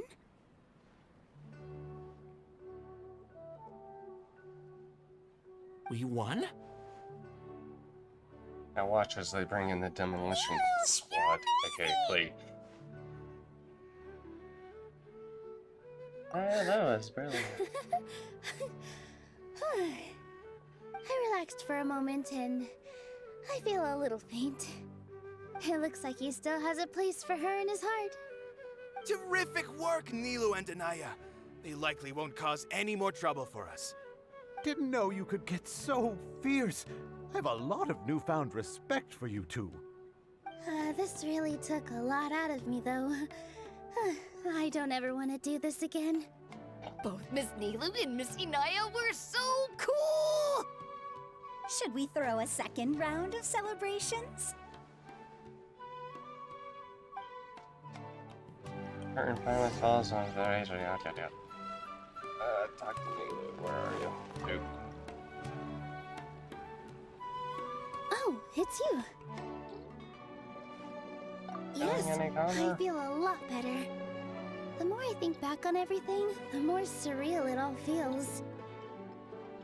I don't think I could repeat what I did a second time. All the preparations paid and it's off. all thanks to you. I want to hear your story. I see.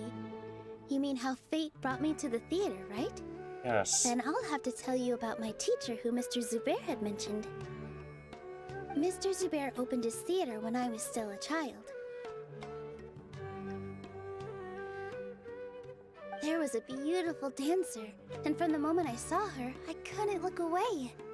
I thought to myself, the gods must have blessed her with such talent. But later on, she would actually smile down at me and say, just the opposite, in fact. The opposite? Yeah. She said, dance is an art born from toil. It isn't a gift from the gods, but a creation by our own hands.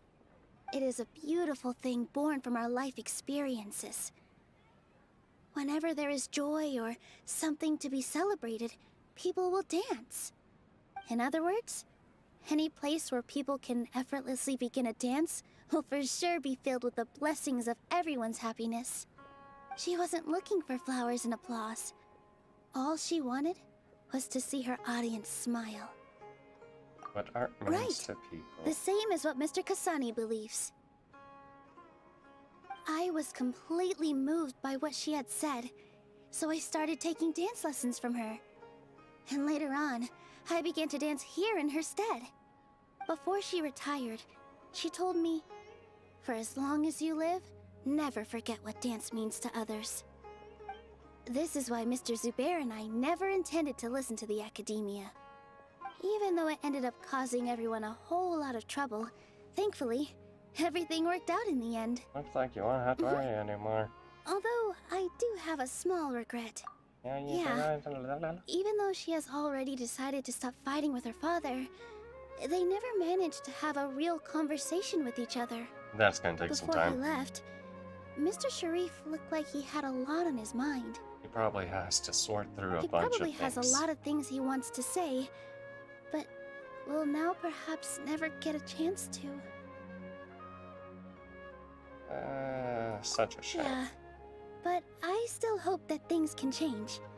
It never hurts to have hope. You and Paimon are more than welcome to keep attending our shows. Who knows? Next time, you might see Inaya on the stage. Oh my, you're gonna drag her up there. Are you still worried about Inaya? Let's be sure to come back often.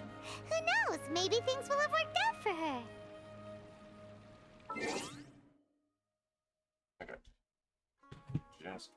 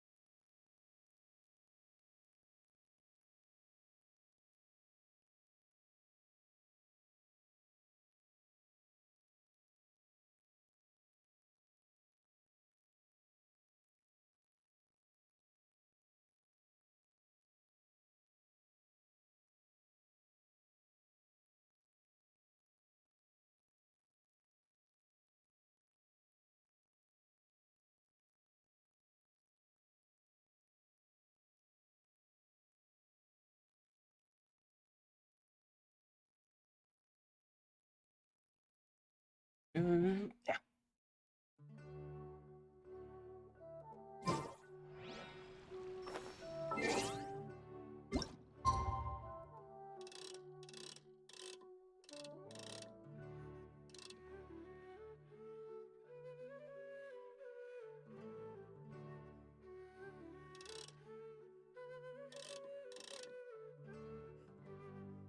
Bye.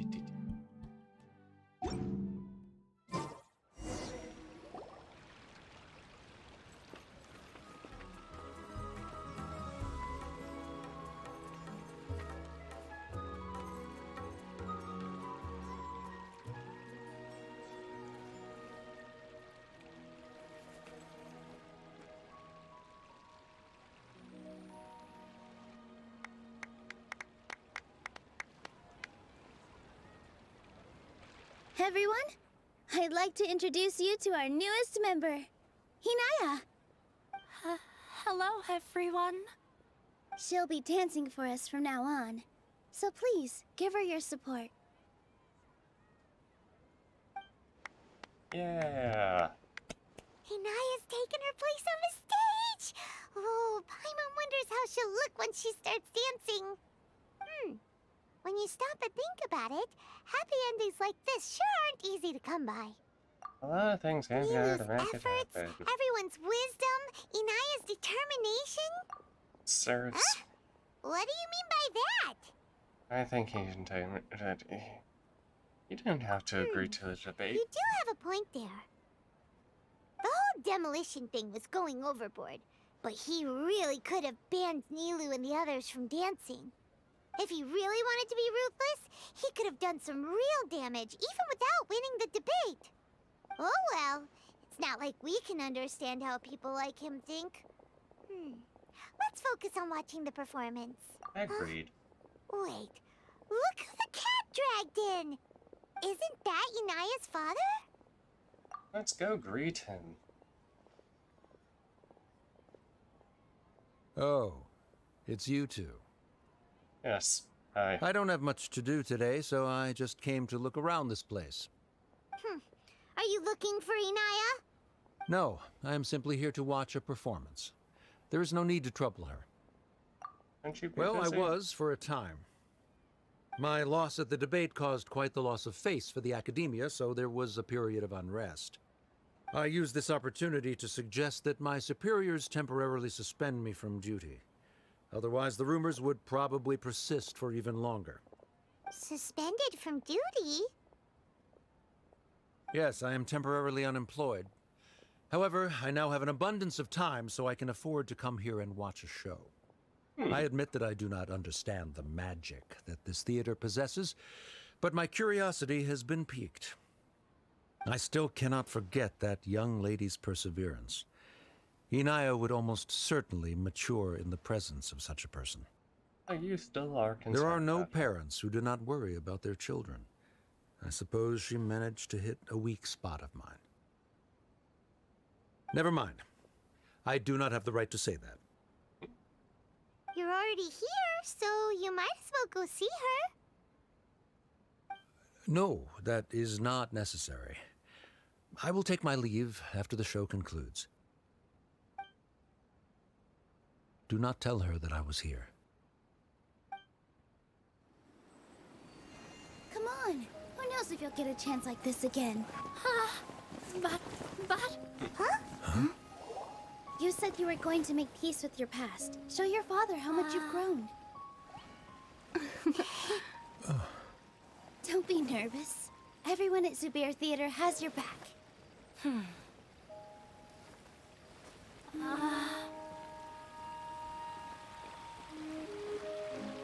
Hey, let's go somewhere else. We should give them some space. You sure they'll be okay? I don't know, but I think we should have faith in them.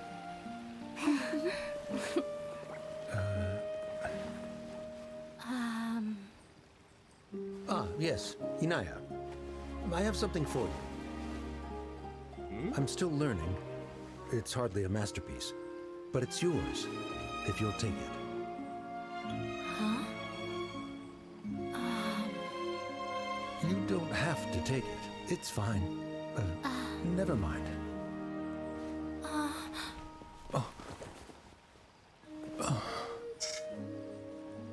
Let's have a heart-to-heart, Father. Like father, like daughter. They're both so awkward with their feelings.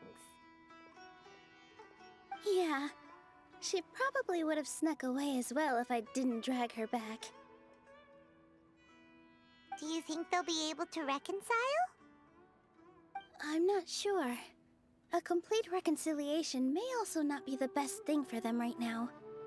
All those years of arguments and misunderstandings can't be settled overnight. It might be best if they continue to keep some distance for now. But no matter where their hearts and bodies may be, they will always be family. All I wish for them is to be able to one day tap into the warmth of that bond. Oh, by the way, everyone's really thankful to you for helping out with the debate.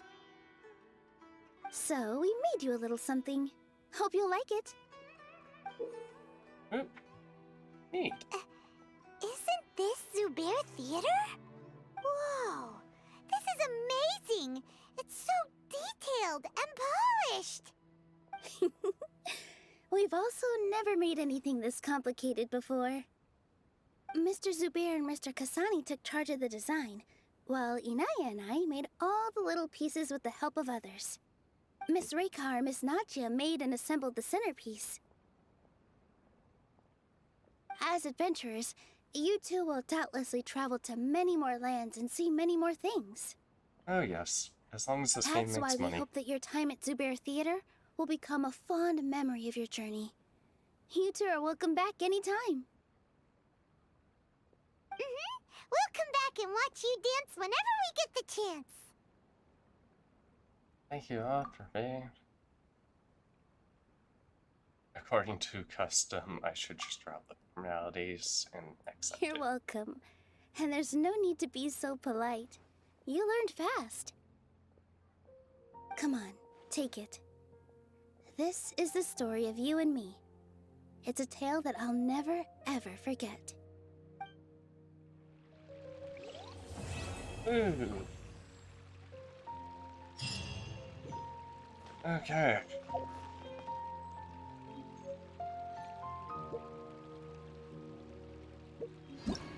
Huh?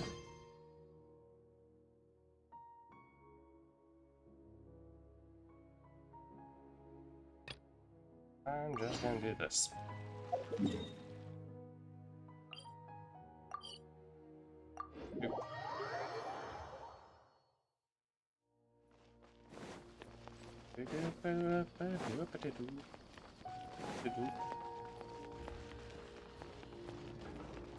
Sorry, I'll hate them. I think we probably spent a week. Scribe? Please, wait. Are you Scribe Al-Haytham?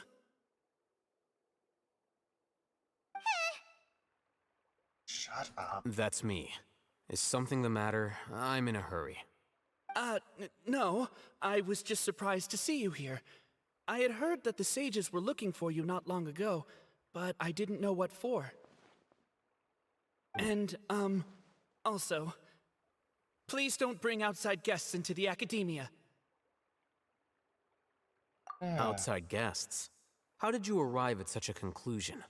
Your groundless inference shames the Haravatat Darshan. What did you say? I'm the top student in Haravatat, and I earned 3rd place at the last Inter-Darshan debate. Don't look down on me! That wasn't my intention. As your Haravatat senior, I just assumed that you possessed a greater aptitude for critical thinking. Look, Based on what you already know, the purpose of my return and the reason they're here should be obvious. Is that so? Wait a moment. Let me think. Don't tell me the answer. Think? The sages search for you. A blonde-haired traveler. Outside guests. So, from the start, the sages weren't looking for you, but this traveler? And you were gone from the academia for so long because...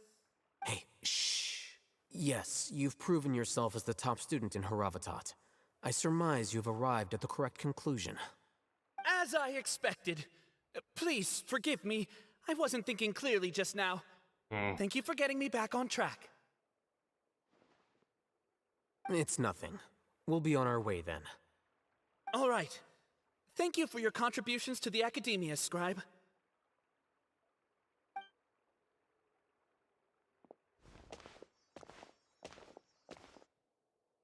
So, what was that all about? What the heck just happened now? What did he just guess? I'm afraid I don't know either. You have no idea? Mm-hmm. He convinced himself of whatever truth he came up with. That is the so-called pride of a scholar. If someone questions their academic facility, they will instantly feign understanding to keep up appearances. Nowadays, the academia is rampant with this type of scholar. Their obvious farces of intellect only serve to highlight themselves as fools. Wow. So there are special ways to deal with smart people. We don't even need to make up our own excuses. You just have to make them come up with it. We shouldn't waste any more time. It would be problematic if we missed our window of opportunity. Let's go. Aye.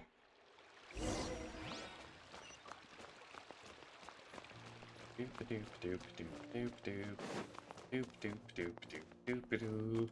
Doop doop doop doop doop doop doop. Doop doop doop doop doop doop doop.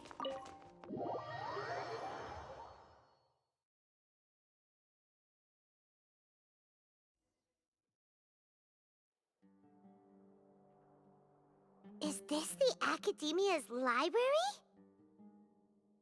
I feel so bad when there's an Indeed. earthquake. Known as the House and of Dana, one of those it is books quite possibly falls the out, most extensive or special the collections entire- library in Tevat. There are a lot of students going through here. Is it really okay just to waltz right in? The Academia marches to a fast beat, especially since it's Nyargarbaha Day. They're all occupied with their own matters. Just act natural. Now, hurry along. Never tell somebody to act natural. Totally just natural. Totally just natural. Totally just natural. Oh god, my help.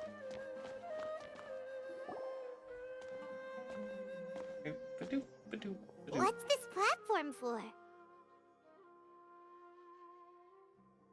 It's a lift that Academia personnel use to access higher floors. Are we gonna take it then? The Grand Sage's office is up there somewhere. No, not right now. We can't guarantee that we won't run into the Great Sage. Let's step back and observe for now.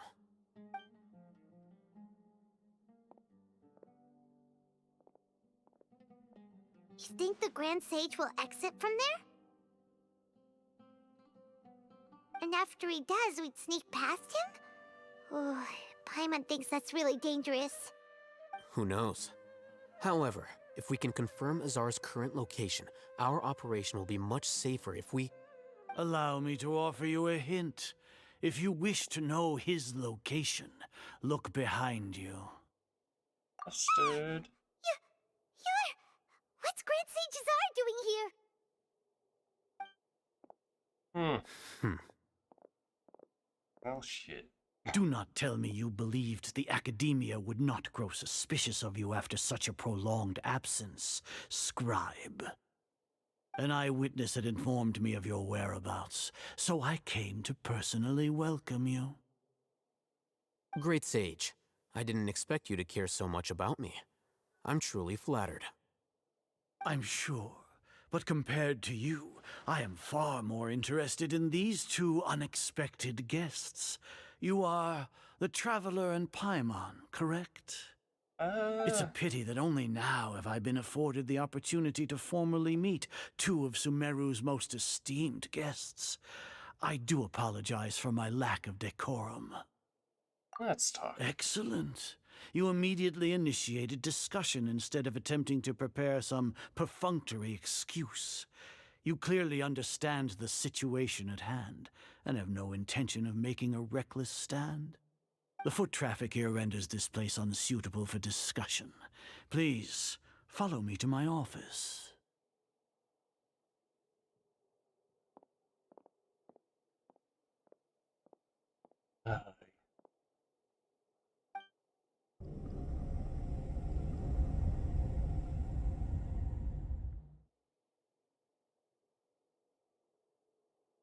This place is crawling with guards. There's no way out for us. Oh, we can deal with them. All right then, Traveler. What did you wish to discuss with me? Today is Niagarbaha Day, so I still have many responsibilities to attend to. There is little time for idle chit-chat before I detain you all. I do have ulterior motives. You seem to know quite a bit about our endeavors. If that is so, then you should be praising our great work, rather than using your trivial misgivings in a futile attempt to sway me. Oh. Trivial? Then tell me, what do the Fatui want from me? A gnosis? Worthless. Those are all completely worthless. Benefits, divine power. These materialistic words do nothing but debase our great work. Creating a god. Yes, we are using human wisdom to create a god. If humanity cannot attain omniscience and omnipotence, then we shall create a god to reveal them. This is the pinnacle of human wisdom. We shall regain a god's guidance at long last. No longer will we flounder in the interminable void of consciousness and knowledge. Even Irminsul will be freed from its plight. For our nation of scholars, this is the ultimate aspiration. No cost is too great to realize it. You're still relying on a god. You will never understand the rapture of having a god be born within your very hands. With your degree of knowledge, you cannot even comprehend such an emotion. And Lesser Lord Gods Kusanali? exist on a plane that far eclipses humanity's. Lesser Lord Kusanali. What can she even do? Quite a bit. Care for the people? Fend off sandstorms? Fabricate silly fairy tales? These are but child's play for the academia. Does that make us equal to the gods? We are a people favored by Greater Lord Rukkhadevata. Though I may have personally not seen it, our forefathers bore witness to true wisdom. The ascension of the Lesser Lord has brought nothing but bewilderment to the scholars. They all ask, is that truly what true wisdom is supposed to look like? With that in mind, it is better to keep her isolated in the sanctuary of Surasthana, so our academy will not become embroiled in turmoil. What a pathetic justification! Do you really think that only the super smart or powerful should be able to call themselves gods? Arrogance of these As per your judgment, Grand Sage, they are indeed dangerous individuals. Not only are they acting against the academia, but their ideologies have the potential to lead scholars astray. Looks like there really was merit in my assignment. Are you talking about us? Anyway, I've brought them to the academia as ordered, but it took some time and trouble. Oh, that reminds me. Here's the investigation report you had requested. It's a summary of my time spent with the Traveler, an array of information about her ready for your perusal. Latham? So you're still on the academia side! We finally started to trust you! We've been set up. Now, Excellent. Detailed contents with no errors. I would expect nothing less than an immaculate report from the scribe. As it is Niagarbaha Day, I'll enter the information on you into the Akasha. Surely you know what that means. We'll be monitored, just like Sino. With the Akasha's calculation prowess, all of your actions will be predicted with an accuracy of at least 98%. Furthermore, your data will be updated in real time whenever new information presents itself. To put it into words you can understand, wherever you go, you will be walking under an invisible leash. This is Sumeru's greatest penalty for dishonest persons. Your general. Are you not familiar with the concept that great responsibility begets an equally great suspicion? In any case, you are Sumeru's most concerning external variable. Locking you down will greatly decrease the chance of any undesirable outcomes coming to pass. You're despicable! Despicable? Perhaps from your perspective, but I suppose you had mentally prepared yourselves for this, no? What do you mean? Your ploy was to sacrifice the traveler here, was it not? Lord Azar, I know what you're trying to say, but I've been following your plan this entire time. Why are you doubting me at this juncture? Must I delineate your entire plan? Very well. I will spell things out. First off, I received an eyewitness report that you were spotted with the traveler at Caravan Ribat. However, you immediately departed for the desert and escaped surveillance range. Judging by the time, you all likely encountered the truant General Mahamatra in the desert. Am I correct? No. Maybe Paimon shouldn't have mentioned Sino just now. The Academia had not received correspondence from its scribe for a prolonged time. You were also in the company of the Traveler, a close associate of Lesser Lord Kusanali and General Mahamatra Sino, who had defected from the Academia. With their instigation, what was the probability that you would betray the Academia? Rationally speaking, 50%? 70%? What do you think? Regardless, that's only a guess. The facts are that I've brought the Traveler right before you, and I gave you my report. Indeed, your boldness deserves praise. To think that despite status as an outlander, the Traveler is still willing to sacrifice for the sake of your plan. If I'm correct, you have a contingency plan to save Lesser Lord Kusanali and ruin our great work. No. Sneak into the Academia on Niagarbaha Day, using Alhaitham's status as the scribe. For there is a good chance that an opportunity to save the Lesser Lord will arise. Should your intentions be discovered, Alhaitham will turn traitor and sacrifice the Traveler, thus proving his innocence. He can then stay inside the Academia and continue searching for a way to proceed forward. Absolutely not. As for Sino, according to the Akasha's calculations, he will soon return to the Academia and confront me in person. I suppose this is also a part of your plan?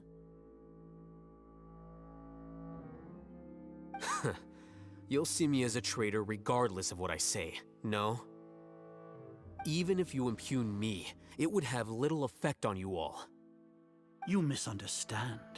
Losing our scribe would irreparably damage the Academia's regular operations and the development of Sumeru's future academic systems.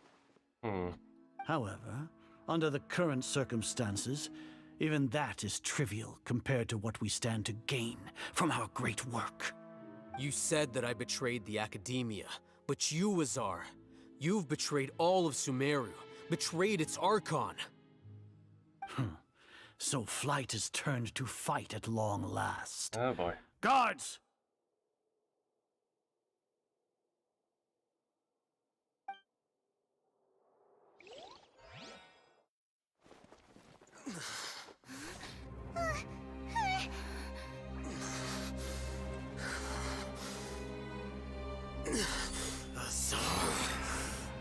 I hate them?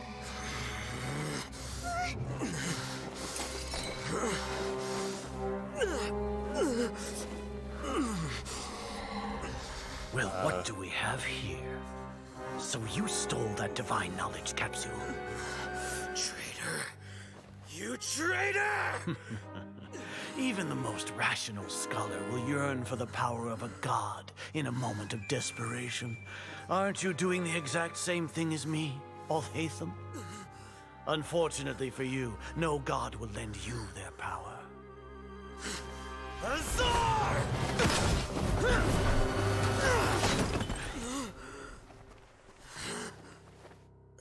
Okay, who's the asshole that just saved him? He has gone completely insane. Ouch.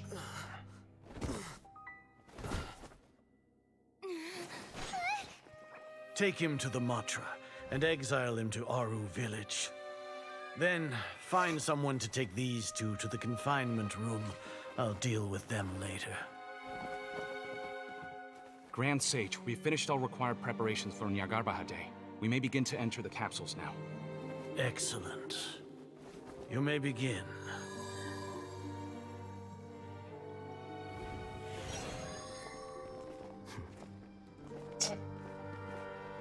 All according to Keikaku.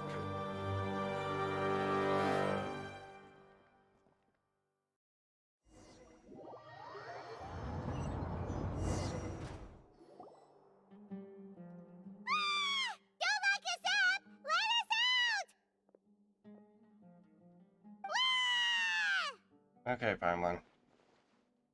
I don't think the guards can hear us. Oh, yeah. Paimon got a bit carried away there. How was Paimon's acting just now? Great, huh? Not bad, but worse than mine. Everything's going according to plan so far. We made it into confinement, and Alhaitham's probably done with his part too. That was We close. even managed to trick Grand Sage Azar. Alhaitham sure knows how to cook up a plan. What are we doing next? Paimon has trouble remembering things when she's worked up. Calm down. Let's review what we discussed. Paimon thinks it went something like this. Now to have the plan revealed. Apart from that, we still have yet another goal in the first stage of our operation, which is to send the Traveler to the confinement room. What? Why do we want to get her locked up on purpose? She's always been the person the sages are most afraid of, as well as the greatest obstacle to the successful implementation of their plan. They are very aware of the risk she poses to them. Once the Traveler is imprisoned, the sages will likely think that everything is under control. And with their guard down, the next phase of our plan will have a much higher chance of success. I can already see the pompous looks on their faces. Oh, that's a super tricky plan. But Paimon still thinks it's not really worth it. That isn't the only reason, of course. She has a more important task once she's in confinement. According to the Academia scholars in Ramon's custody, Lesser Lord Kusanali has sealed off her consciousness in the Akasha ever since she was captured by the Doctor. That way, they can't pry any more information from her. Even if we break into the sanctuary of Surasthana, it will take time to awaken Lesser Lord Kusanali's consciousness. We need to do that in advance. So our job is to wake up Nahida! Okay, totally worth getting thrown in jail for. The confinement room is inside the Academia, close to the sanctuary of Surasthana. It's a completely enclosed space, and you won't be receiving any visitors. I'll work with Ramon's scholars to make some modifications to your Akasha terminal. Once you're in, get as close as you can to Lesser Lord Kusanali and try to connect to her consciousness. However, as for whether she'll actually wake up, that will depend on our luck. Oh, no wonder you've been wearing your Akasha terminal today. It's the one that Alhaitham modified. Paimon thought they'd take our Akasha terminals when they'd locked us up in here. Were they being careless? They just think the Akasha is completely under their control. Need to find the. Sounds easy enough. Okay. We can finally talk with Nahida after all this time. Let's do it.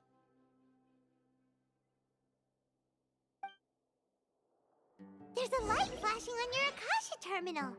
It's almost like... the faster it blinks, the better the signal!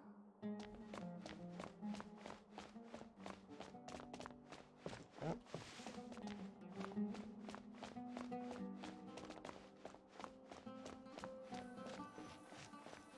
Whoa! It's Mora! Ooh, Mora! No, Paimon, we're not here to hunt for treasure!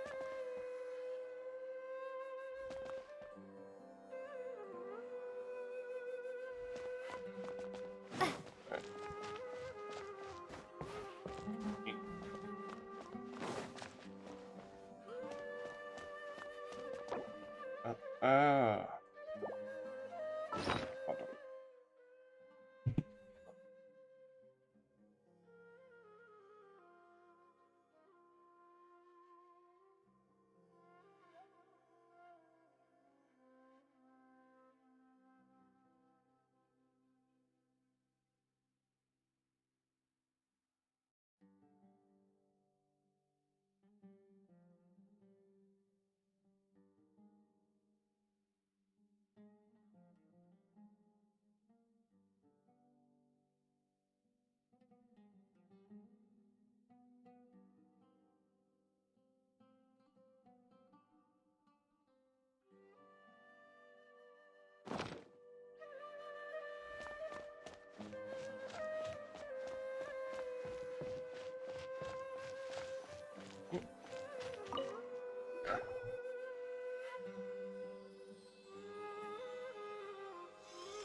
Eh?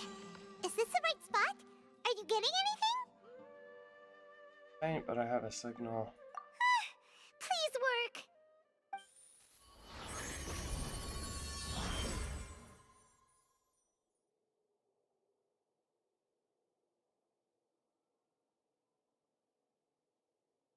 Is this a realm of consciousness?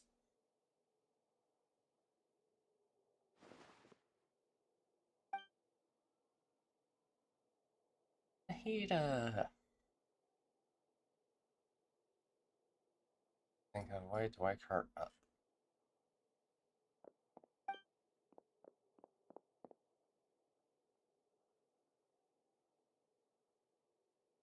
Looks like some sort of barrier. Nahida is using this barrier to isolate herself. Is she doing that? Nahida!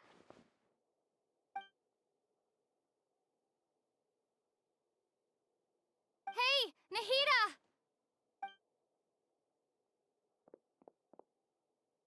Think she isn't reacting. Seems like she can't sense me.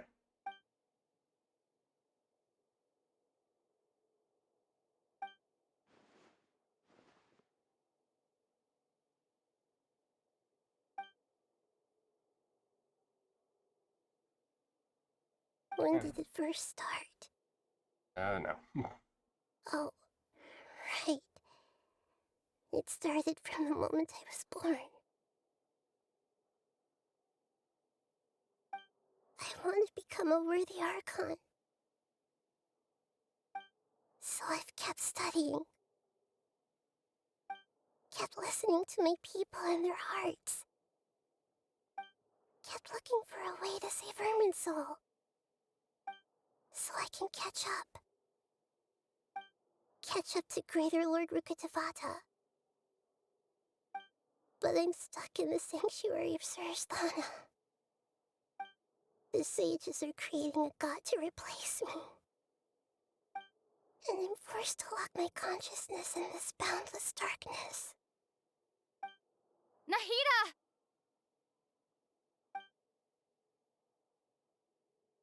Is there nothing I can do? It's room for me.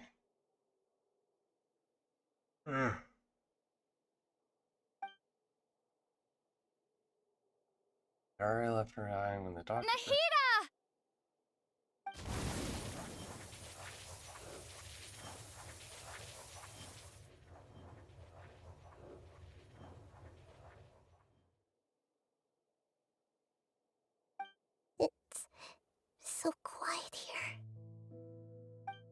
Now that I think of it, I don't think I've ever actually listened to my own inner voice.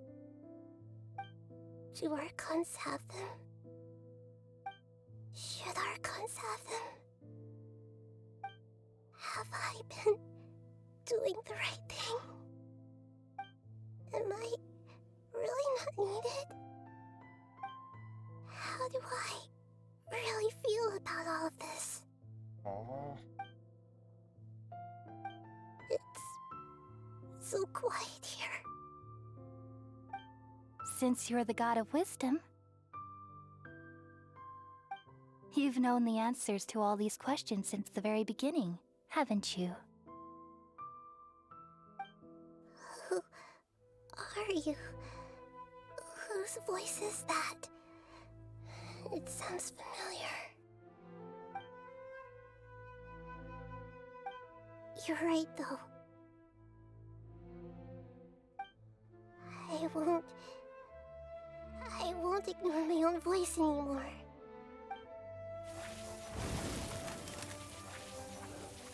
Nahida, I'm sorry, I'm gonna break this barrier. Hopefully nothing bad happens.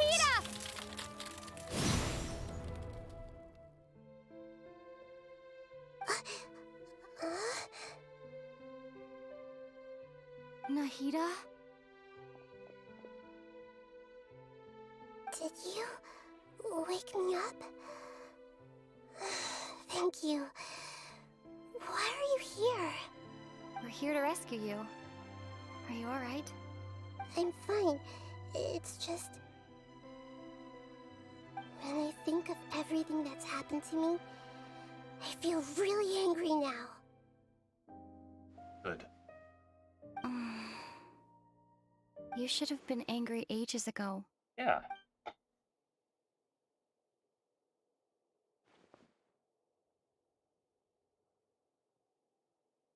Huh?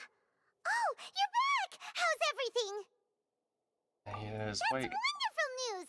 Great! We weren't locked up for nothing! When you went to wake up Nahida, Paimon was listening for any sounds outside. You were out for a long time. There are fewer and fewer scholars going about now. You think everyone's done with their Nyagarbaha day stuff? I guess they finished So entering that all means that our stuff. next act is Nilu's performance!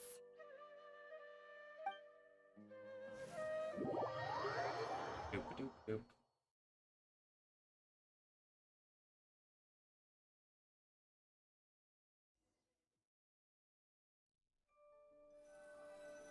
Nilu, are you sure about this? You're taking such a great risk for them. I'm sure, and I'm going. You know that I don't like to pass up any opportunity to dance, and this one is especially important. All right. You seem to have a lot of trust in them, so I won't say more on the subject. But if anything happens, the few of us here may not be able to help you. Don't worry. They've been through worse. Everything's going to be fine. All right. You know, if you really do get arrested, we'll do everything we can to get you back. Be careful, even if it's only for our sakes. Thanks, Mr. Zubair. You're so very kind. Oh, what kind of dance are we gonna be doing? Juicy.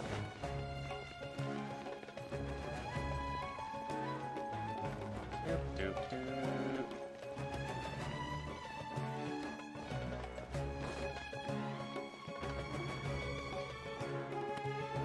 Nilu, how's it going? Nervous? Definitely more than usual. But it's because I'm worried I won't dance well enough. It's okay. Just focus on your performance. We'll take care of everything else. You sure know how to talk. Taking all the credit, even though we came here together to help out. Well, thank you both. I'll have to treat you to a meal after all this ends. I really, really appreciate all of your help. Ooh, that sounds great. Ha! How can we say no to that? All right, let's get back to business. Nilu, we'll be here to keep people from going to the academia so they don't interrupt your performance. I was planning on telling them something like, the Academia's been conducting a weird experiment, and some of their test subjects escaped. It's really dangerous there, so stay away. Oh, you couldn't think of anything better? Oh well, I guess it does sound like something the Academia would Why do. do these two seem like almost like an I think it sounds great. I'm counting on you guys.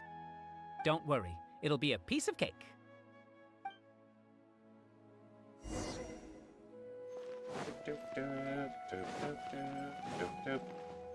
Oh. Hey, Nilu! Sorry, it's great to see you, but I'm really busy right now. Our bait people away with Yalda Candy's plan is working beautifully. Do you want some candy? We have more than we can give out. Vihar, thank you so much for doing all of this. And even dressed up as the Knight of Flowers, no less. I'll pass on the candy, though. I cut back on sweets in the period leading up to a performance, and I'm about to start one. You have a point. The stage is cleared and everything's ready, so you can start your performance at any time. Yeah, thanks to you. I'm really grateful.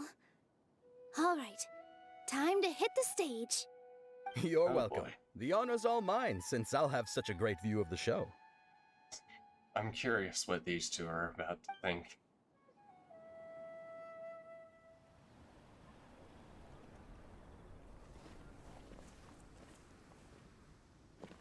But I don't know.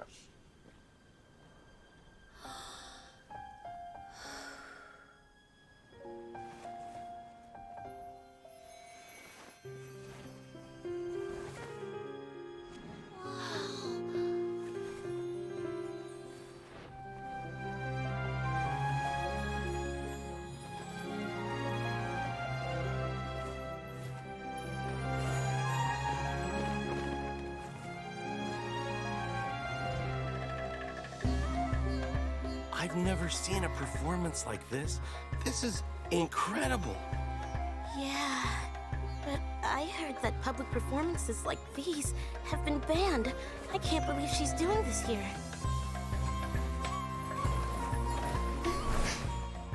Grand Sage, there's some commotion outside. How uninteresting.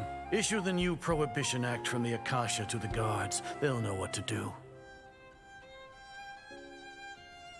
Do you think we should, like, stop her? Let's just watch for a little bit longer.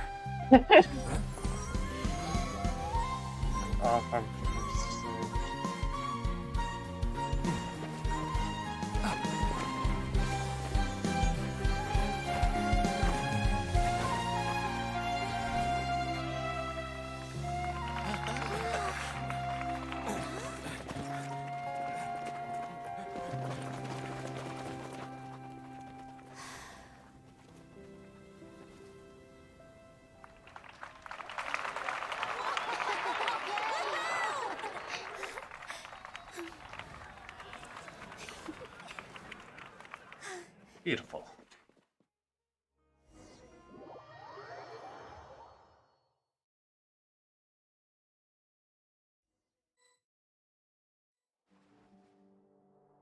Correction. Huh? Did you hear that? It sounds like a lot of guards just ran by. Does this mean the plan has moved on to the next stage? It sounds like Nilu can Yep. It's great that everything seems to be going well. Come to think of it, when did Alhaitham replace the knowledge capsule that was about to be entered into the Akasha? You remember when he rushed towards the grand stage? That's when he did it! Paimon was too nervous to notice. Speaking of, didn't Alhaitham also yoink the divine knowledge capsule from that mercenary leader in Port Ormos when everyone else was distracted? He's really good at yoinking things. It's a time-tested trick of his. He can maintain his composure when things get chaotic. Why are we complimenting him? Yeah, he's smart and all, but he still makes Paimon's blood boil. let's review our plan for this stage again. It's not like we have anything else to do right now anyway, and it'll help us feel more confident. Paimon remembers that Nilu's task was supposed to go a bit like this. She distracts guards, and then... Now that Lesser Lord Kusanali's consciousness has been forcefully sealed, the core figures of the Academia and their guards have started to wear their Akasha terminals again. With the Doctor's technological support, they think they have nothing to fear. How despicable of them to rely on such a person. But this is also our chance. I was originally asked to draft the knowledge capsule for the Artistic Performances Prohibition Act when I was still at the Academia. It should be on the Grand Sage's desk right now, and will be entered into the Akasha during the next Nyargarbaha Day. Are they really going to stop all artistic performances? That's horrible! I'll make an identical knowledge capsule, but this time, I'll smuggle some misleading information into it. We only need to find an opportunity to switch the capsules. Once it's been entered into the Akasha on Nyargarbaha Day, if someone were to be seen performing in public, the sages would definitely use that opportunity to announce the ban, and so the misleading information will be disseminated amongst the guards. Sure sounds complicated, but it seems like if everything goes well, we'll be able to get rid of all the guards in the Academia without any effort. That's pretty clever, getting right into their heads. I just have one question. Even if we manage to get the misleading info out to the guards, how can we be sure that they'll believe it? It's from People the who Akasha. are used to relying on the Akasha become less inquisitive, and their ability to distinguish truth from misinformation is significantly reduced. They will view everything the Akasha releases to them as the unequivocal truth. The Akasha will turn humans into machines. I've seen it happen many times. Yikes. Good thing I didn't wear it for long when I was working in Sumeru City. At first, I thought it was a good thing too. By the way, this plan still requires a performer, right? Do you have someone in mind? Nilu of Zubair Theater.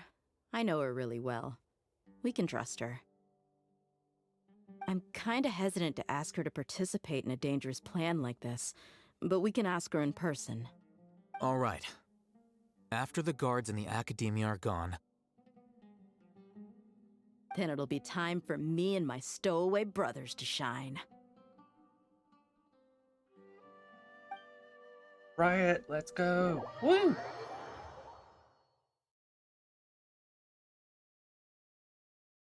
Prison break.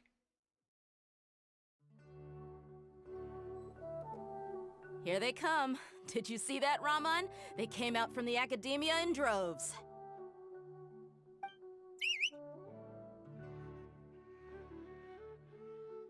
After laying low in the city for so long, this is the moment we've been waiting for. My brothers have already sprung into action. We couldn't do anything to them inside their coop, but outside the Academia, this is our hunting ground. With a lioness like you, the prey sure won't be able to run far. We still need to eliminate the guards as soon as possible.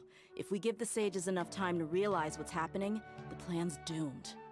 Yeah, all they've done is to sit on their cushy salaries and twiddle their thumbs all day while we fought and struggled every day in the desert. The only advantage they might have is their numbers. Speaking of which, most of the guards who report directly to the Six Sages belong to the Corps of 30, but they have a completely different reputation. Following those blasted sages every whim, throwing away all the principles of being a mercenary. As someone in the same profession, I'm obligated to teach them a good lesson today. Indeed, the trap has been set. All we need to do is lead them there. All right, let's each take a road and herd those scattered guards back into one place. Make sure to attract their attention. Isak will be the key. You gave such an important task to that child. Will he be okay? It'll be fine. Isak was so determined to help, so let's put our faith in him. Besides, even if he's caught, the guards would be too scared to do anything to him. They've never seen Lesser Lord Kusanali in person, after all. Oh my god, no. You've got a point.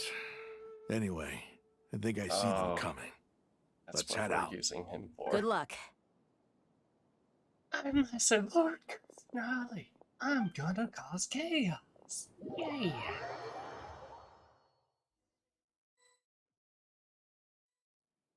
Oh my god. This outfit.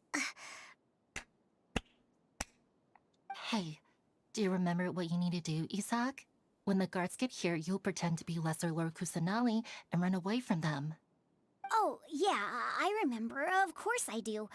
I'm just a little nervous. Relax. Don't think about getting caught. Even if that happens, we won't leave you behind. You only need to think about getting the guards' attention and leading them to the Grand Bazaar. Leave the rest to us. Okay, got it. I'm here to pay back Lesser Lord Kusanali for helping Grandpa. I won't get cold feet. Hey, they're here. I can see the Academia guards.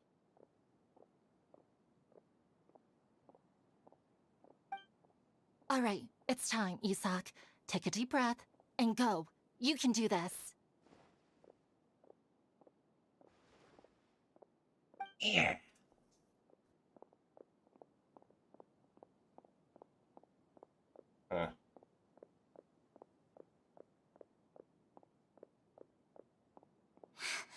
Why is there a guard over there? Did he already run ahead of me? This is different from our plan. But there's no time. I need to make a choice. Right behind the house.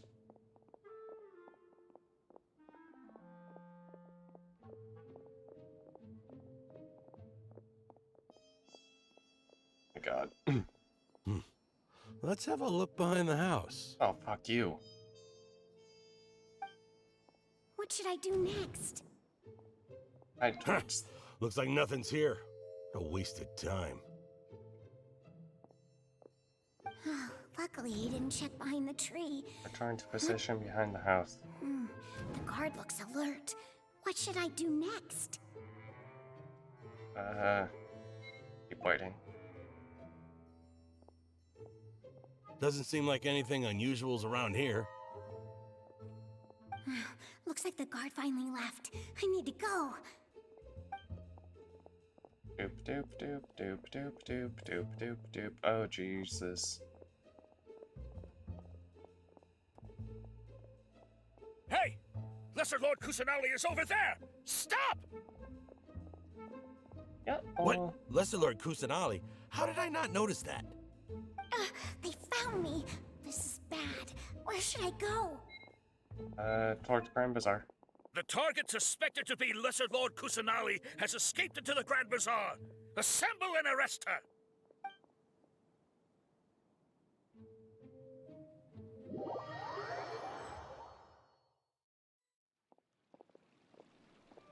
Where did she go? How did she disappear? Did we lose her? Hurry up and find her! Hey, why is your team here? Didn't we say to split up our search? Hurry! Hurry! This place is... Why are you all here? Yeah, isn't it one heck of a coincidence? Everybody's here. What on earth is going on? I suppose that's all of you? Who are you? Did you set us up? What are you planning? Phew, that was rough. I almost got caught. Little brat! So you're not actually Lesser Lord Kusanali. Who exactly are you all? Eremites from the desert? Yes. Just some colleagues. Think of this as a business competition, or a personal grudge. After stepping into our trap, stop thinking of yourselves as hunters. Behave like the prey you are.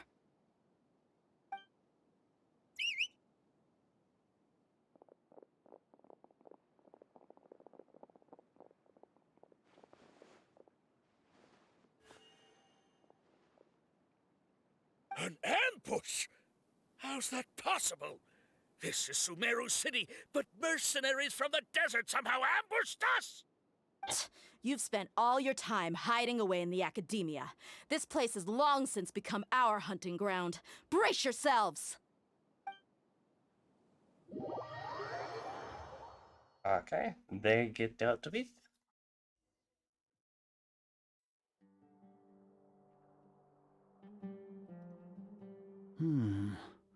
This is odd. The academia has quieted down after the conclusion of the Nyagarbha Day ceremonies, but it's much quieter than usual. Where are the guards? Why have I not seen a single one? Guards? Guards! No guards. Grand Sage, how may I be of assistance? I called for the guards. Why did you come? My apologies, Grand Sage. Right now, all Academia guards have entered the city to perform the ordered arrest.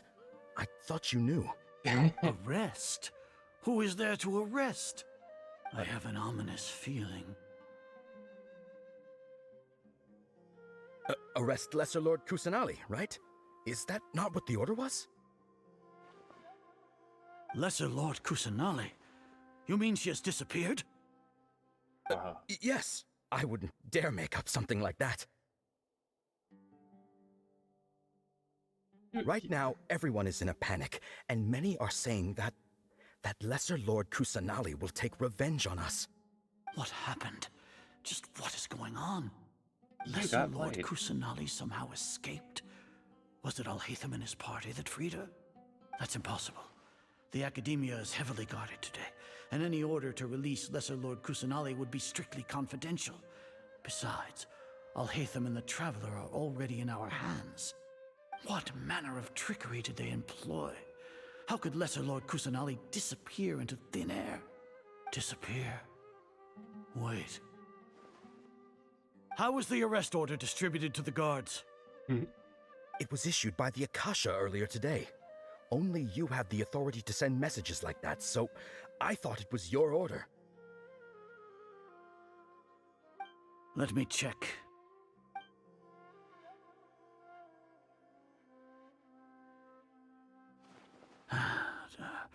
Here.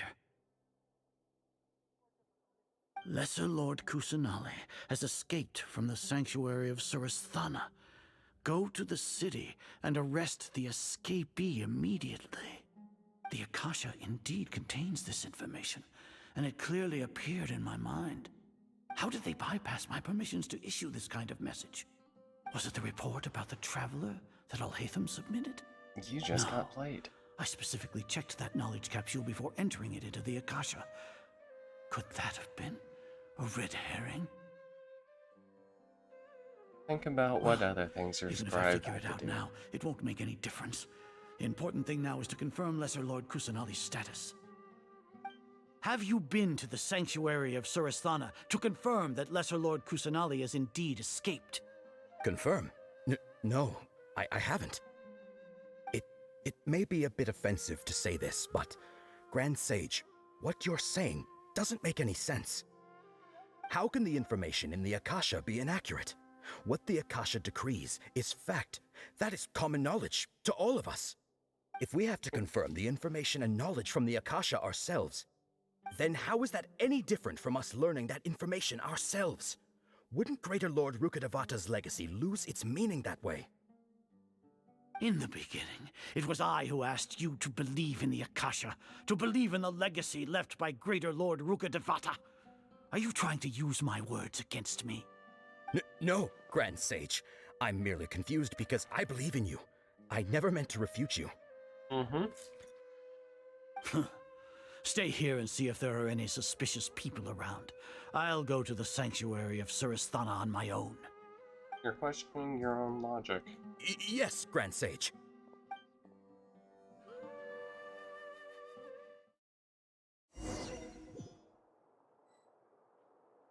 Grand Sages are arrives. Lesser Lord Kusanali has escaped from the sanctuary of Surasthana. Go to the city and arrest the escapee immediately. How can that be? Stop thinking about it. Stop. It must be a trick of theirs. As long as I personally confirm it.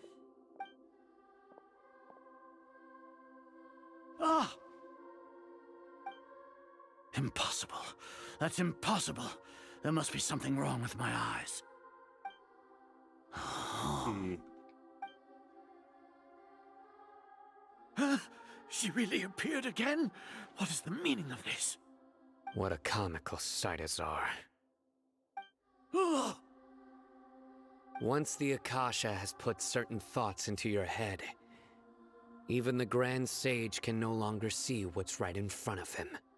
You all can only see the world in your mind, the one you think you know. And precisely because of this, you disregarded Lesser Lord Kusanali's existence. She has been a wise and worthy Archon. Sino, have you been waiting for a chance like this?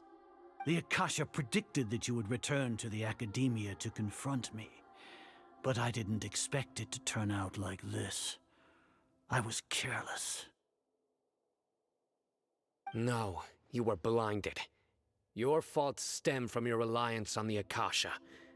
You're still the same as always. I truly did not expect a proud person like you to cooperate with Alhaitham and the Traveler. People change, Azar. Admit it. The Akasha can't predict my actions anymore. Then tell me, what have you found during your investigation? You want to buy time? This is the sanctuary of Surasthana. Under your own regulations, even Academia staff are forbidden to come here. No one will come to save you. As for the investigation, I've at least confirmed that you are guilty of insurgency against the Archon. A serious crime. So what? Did you do all of this so I would plead guilty in front of you, General Mahamatra? No. I want you to plead guilty in front of the Archon herself. You once said that I had no standing to judge you. So now, how about judgment in the name of a god? How long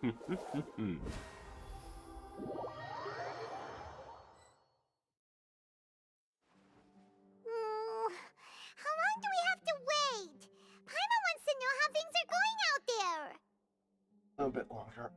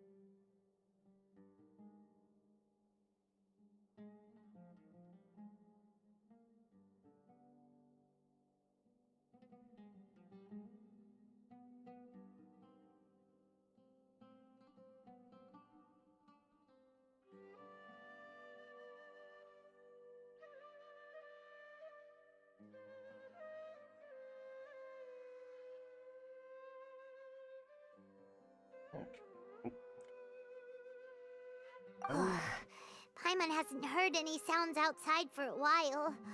Hopefully something bad didn't happen. You must trust our friends. Yeah, but aren't you scared that we might be locked up in here for the rest of our lives? Thinking about it, at least Paimon has you. We could still chat like this. When Paimon thinks of Nahida being imprisoned alone in the sanctuary of Surasthana, Paimon can't help but feel sorry for her.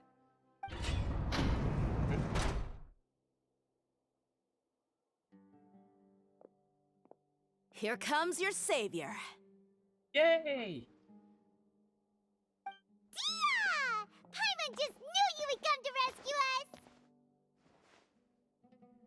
You were scared out of your wits moments ago. You two really owe me some big thanks. I had to search through who knows how many guards to find the key here. It felt even more tiring than whacking them. I'm exhausted. Thanks a lot. Need Paimon to rub your shoulders? No, that's, I'll pass. What are you afraid of? Oh, are you ticklish? Now isn't the time to talk about being ticklish. Things in the city and on Sino's side are both going well. The guards that stormed out of the Academia are all taken care of. The Corps of 30 is in charge of the city's defenses, but we already talked to Asfand. They've been fed up with the sages bossing them around. Nice. As long as it doesn't break their employment contracts, they'll turn a blind eye. That's probably because you've been super great friends with them for a long time. So, how's Sino doing? The Grand Sage is in his custody. Even I know how terrible it is to fall into Sino's hands, so he probably does too. Sino forced him to release Lesser Lord Kusanali. He has no choice but to obey. So, hurry to the sanctuary of Surasthana. Assuming nothing weird happened, we should have already rescued our Archon. That sounds... Honestly, I didn't expect our ragtag bunch to do this well. We just came together last minute to save the Archon, you know? Alright, you two better go. I still have to clean up some messes in the city. See you around. There's some... This has been going way too well, though. That's the main thing.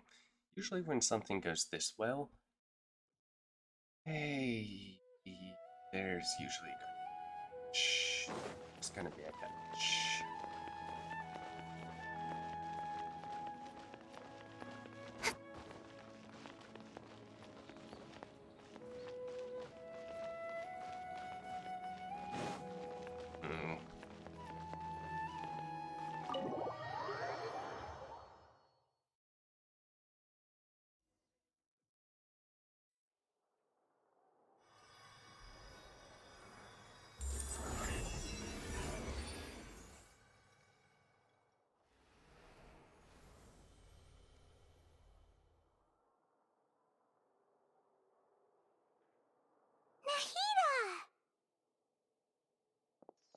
You're safe. Should I say it's nice to meet you? This is the first time we've met in real life. Before, we've only met in dreams, consciousness, or when I was in someone else's body. We finally meet. Thank you so much for coming to rescue me, but I also need to apologize. During this time, I did some self-reflection.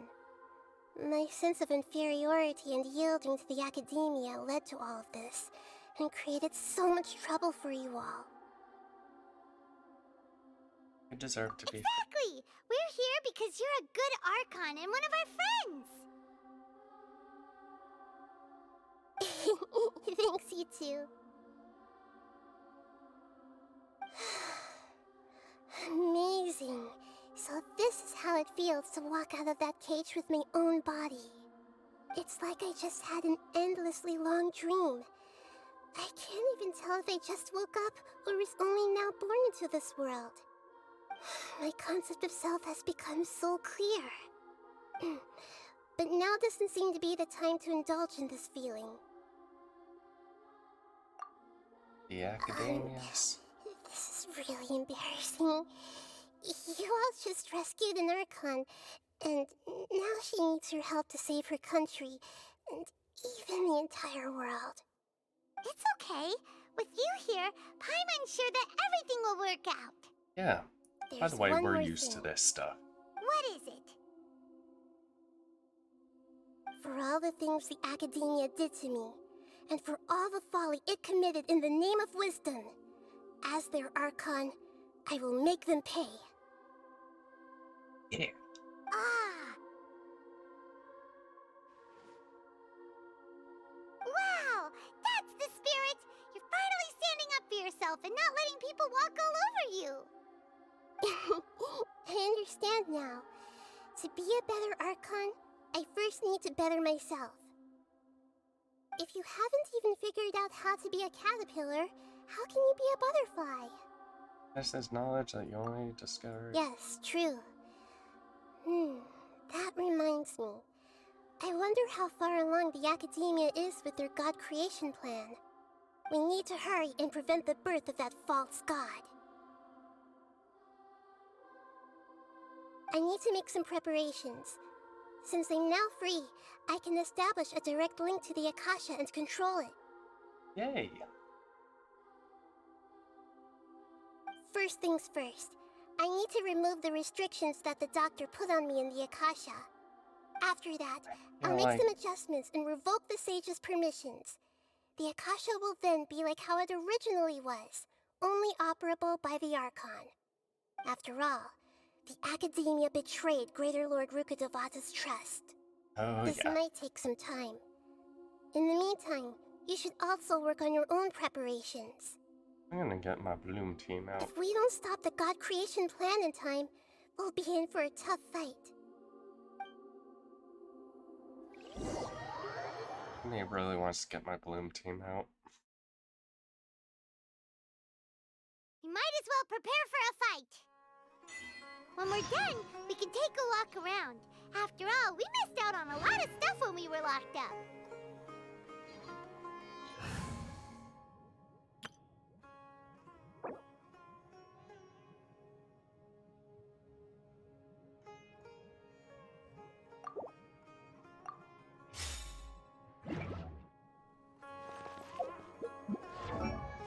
God, they need healing.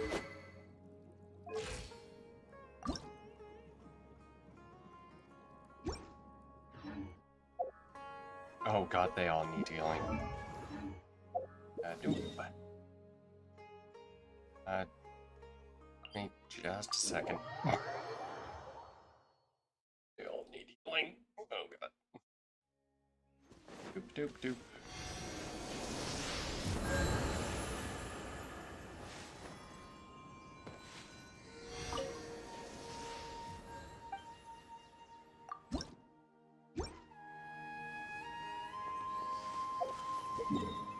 Archon.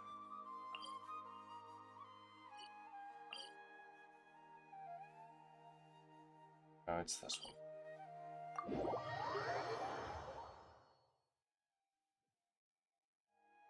No, it's not.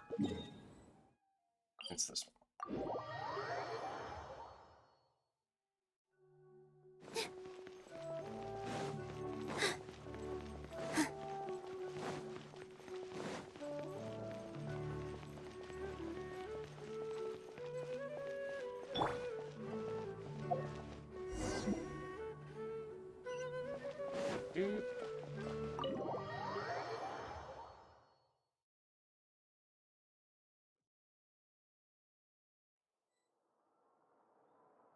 How's it going, Nahida? I'm done with the parts that needed my involvement to complete. Although it's my first time working with the Akasha like this, its internal structure and operation procedures are easy for me to understand. Greater Lord Rukkhadevata's design is truly brilliant. Oh, also, this is for you. Huh? What's this little floaty thingy? A replacement for Paimon? It's a small device I put together just now. You can think of it as an upgraded Akasha terminal. You may not need it right now, but it should be helpful in certain situations. Wait! This thing has the same characteristics as Paimon! We're both small things that float! All the things that make Paimon special got copied! When Paimon appears with the Traveler from now on, people won't remember Paimon because she isn't unique anymore! Are you actually upset? It's alright, Paimon. It can't replace you. It's only a flying device, but you're the Traveler's irreplaceable friend. You're so good at comforting people, Nahida. If only the Traveler was as smart as you. I was simply telling you what I feel to be the truth. I wasn't trying to comfort you. Nahida, you're a natural at this. What you just said made Paimon even happier. By the way, there's something I need to confess. Even though I'm the Archon and in control of myself again, I'm not very good at fighting. You may have heard that an Archon's power is derived from their people's faith. However, I'm not as well loved as Greater Lord Rukkhadevata.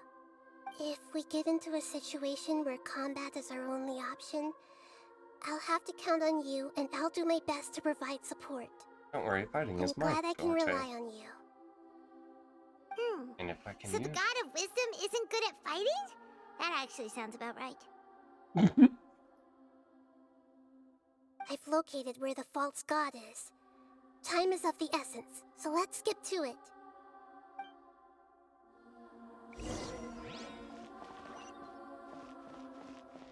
Doop.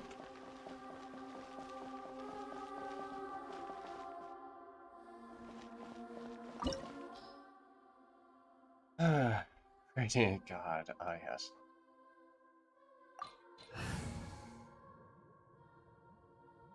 Doop. Let's just see how well this goes. What is this place? Is this really the way we need to go? This looks about right. Who would have thought there'd be a place like this hidden right slap bang in the middle of the city? The sages wanted to realize their god creation plan without being discovered. The safest and most convenient way would be to build within the academia itself. That's true. They were already hiding one god, so why not two? Judging from the structure here, the project is a huge undertaking. The sages really saw the god creation plan as their ultimate goal. But this place doesn't look like it could have been constructed by the academia alone. The Fatui under the Doctor sure didn't hold back. They provided a lot of technological support. Just to help one of their own harbingers become a god after all. Or else they wouldn't have been that generous. Is that it, though? I've always felt that this Doc, instead of being interested in the end product, it's like he's enjoying the experimental process. The Fatui Harbingers are all such weirdos. So, the Doctor being weird is actually normal. So, this Fatui that they're trying to turn into a god is called the Balladeer?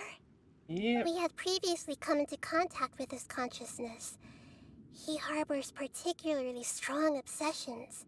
One is the desire for a gnosis, since he was created to be the vessel for one. The other obsession is probably related to his past.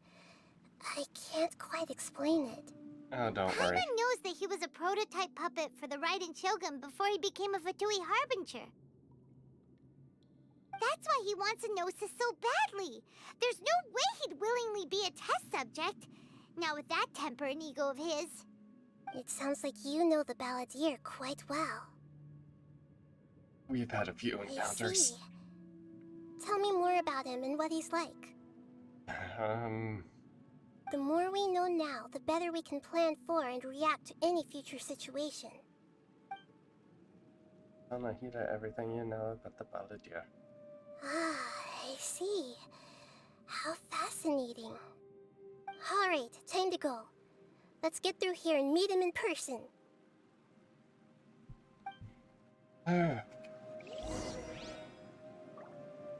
Chance. Yeah, I'm gonna stick with Bloom Team. Work time! No more time to work! Scatter! Back into it! Rest and reboot! Get out of my way! Time to get my work! Finished.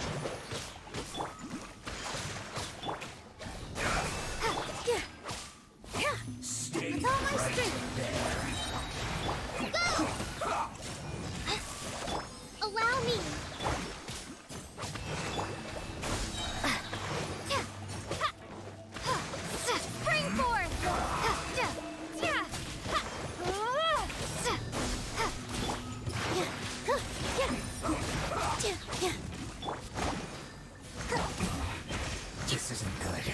Okay. Maybe the bloom team isn't the best idea. Well, Let's move out. I'm stuck with the bloom team.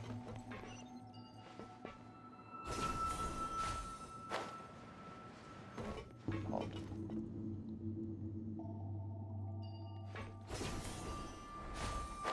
It looks like we can climb up these pipes.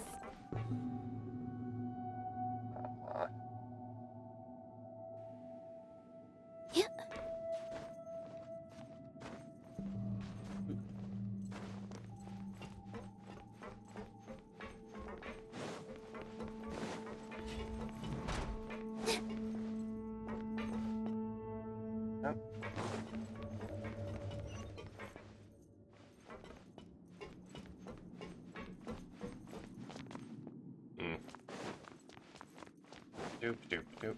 I see the doopy up there. The pattern on the ground seems all messed up. Let's go around and see if there's a way to fix it.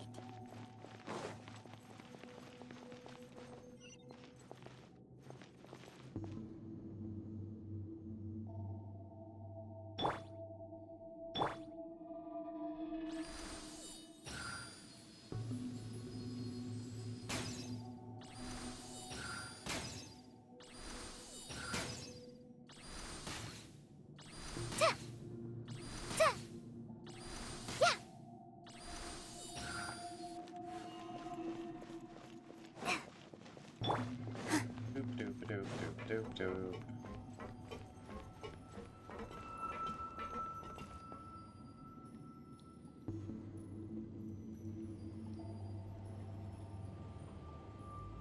It seems to have stopped. Let's continue. Bit.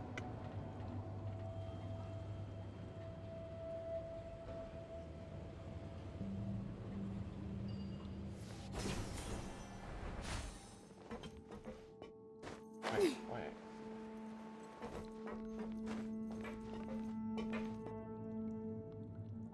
No? Damn it.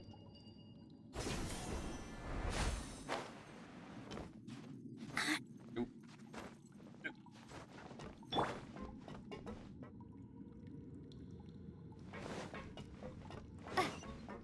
Propagate! No Positions! Hi! Let's end this quickly! Dance with the waves! I will end you. Scatter! Go!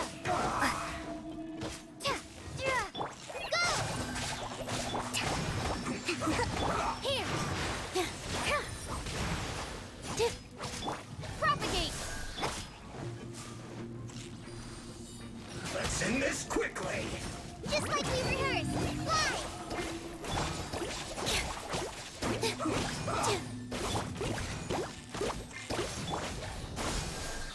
Germinate! Torrent, bring refuge! Let's move out. I guess this is Yeah, it. bringing the bloom team was not the best idea. Rotate.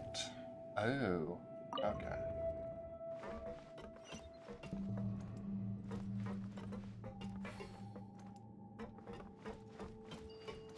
Oop.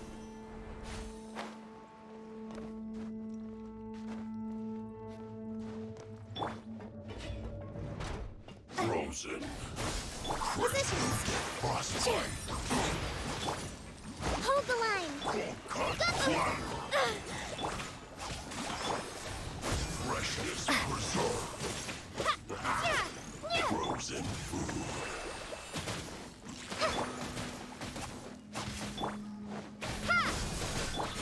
Here!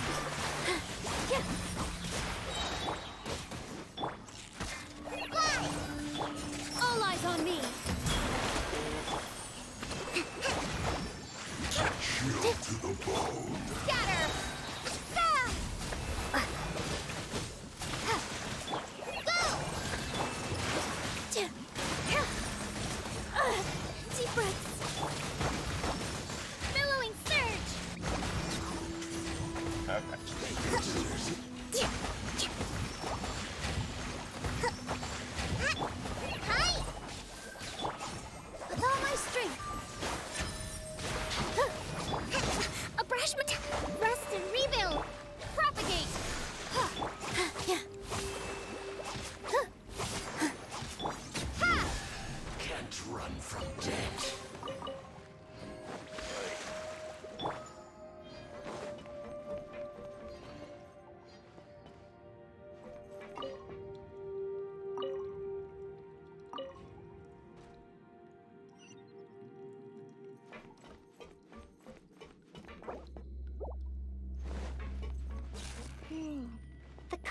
stuck.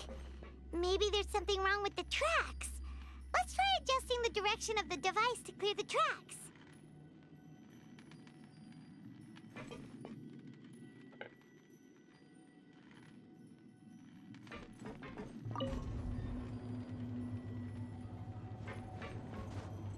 Shit. Oh, good.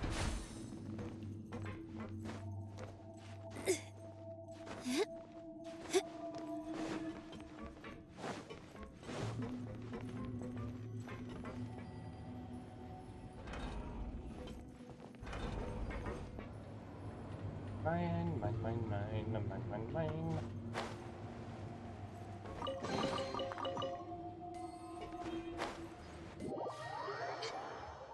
Okay. Like that.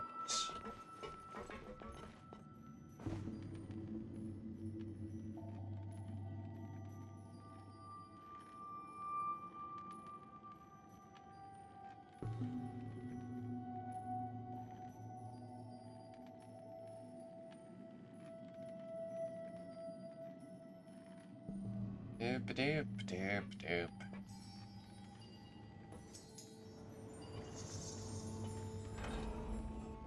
Thank you. Sweet time.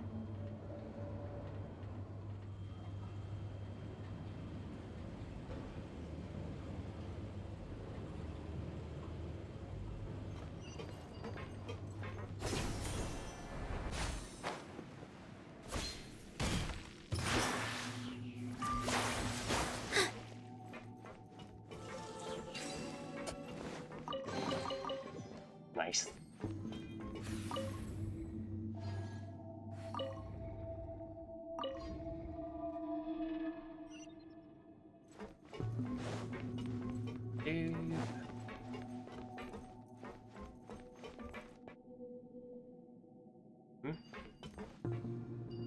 Wow.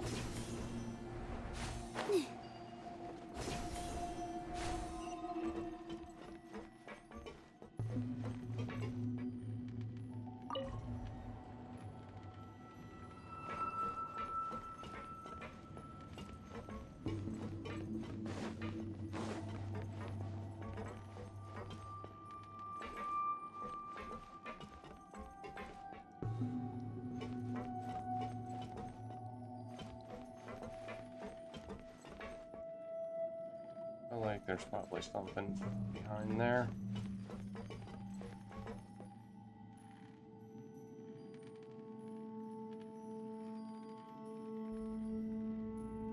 But now I have to.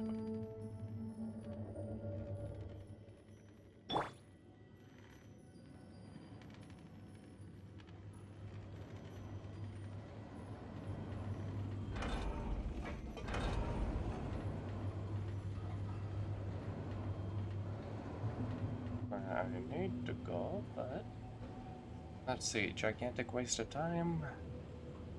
Probably, yep.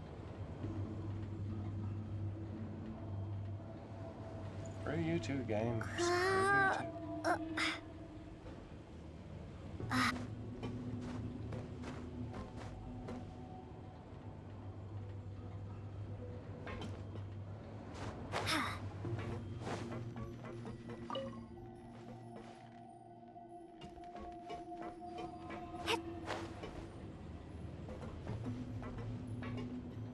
Doopity-doo.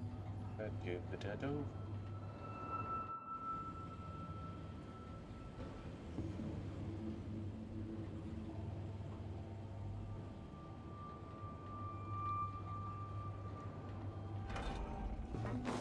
Do. No more. Hold the line.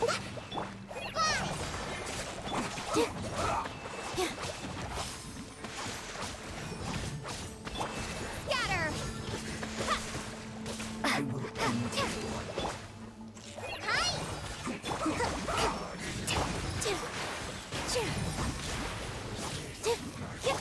What is happening? Let's end this quickly. Allow me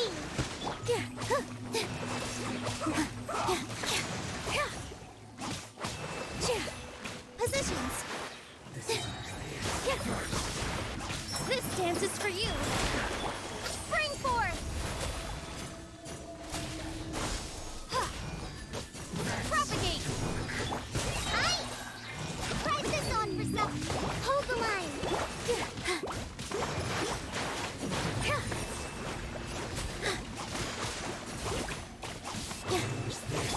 Covenant of the Deep!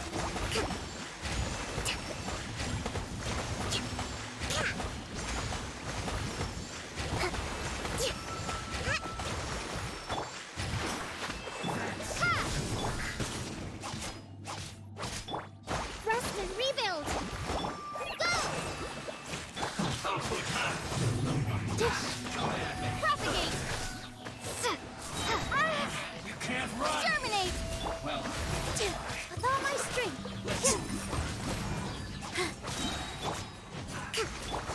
All eyes on me! miscalculated. Scatter! Positions!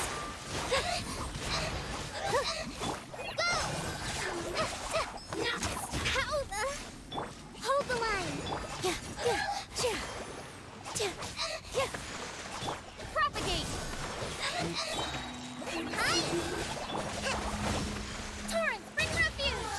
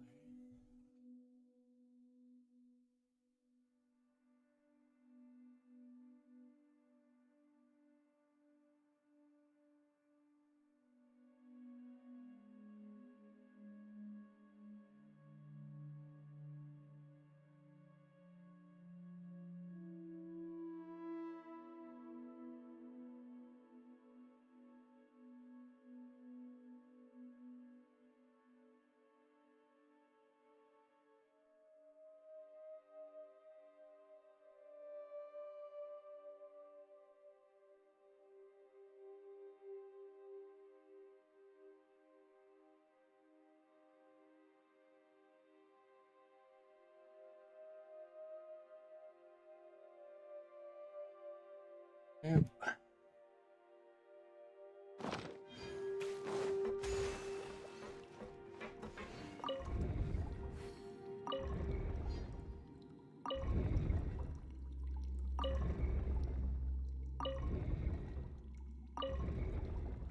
Okay.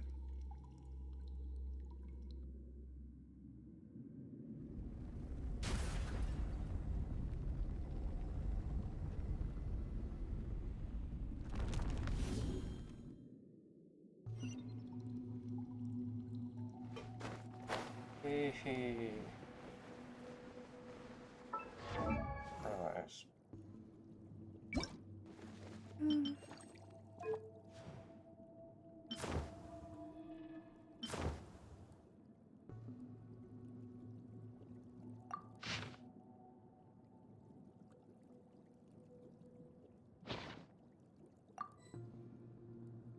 Okay, whatever.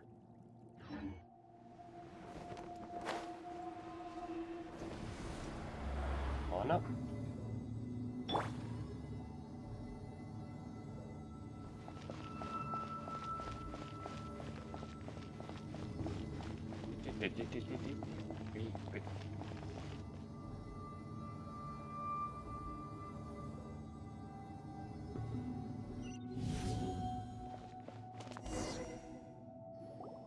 Looking at its operational status, we must prepare for the worst. The god they wanted to create is likely close to completion or already completed. I've already seen him Oh control no! the weather. What should we do?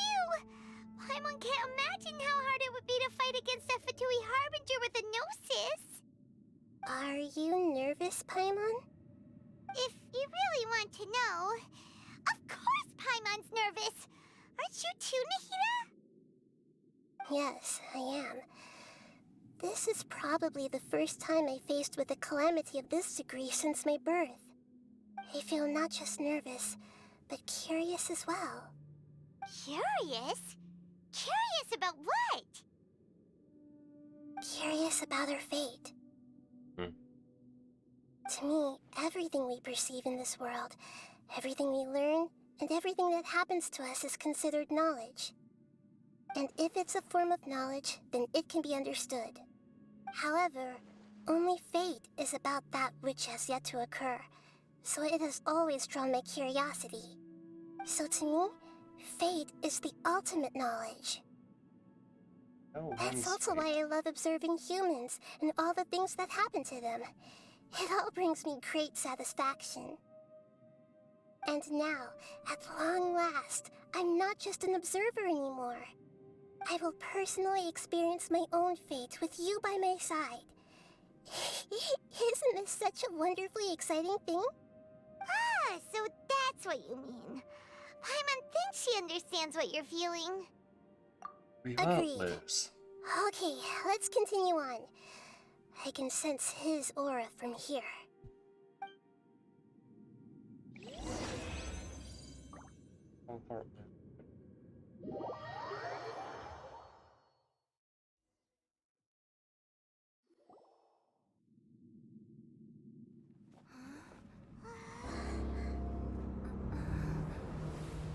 Uh-huh.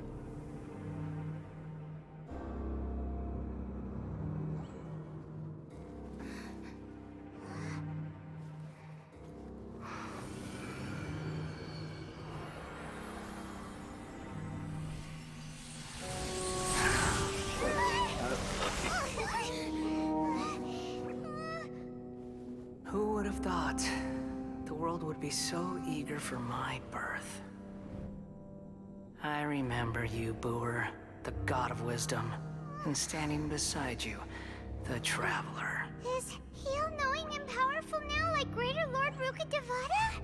No, I can't feel the same kind of divinity I felt from the Greater Lord. It seems that the sages didn't get the chance to infuse the divine knowledge capsules into him. But even still, he has undoubtedly become a true god now. So we're too late? The Balladeer has already become a god? The Balladeer. A long bygone title. When my spirit ascended to divinity, I felt as if I had existed for the same number of epochs as heaven and earth. Looking back, the existence of what once called itself Kunikazushi appears infinitely small and ugly.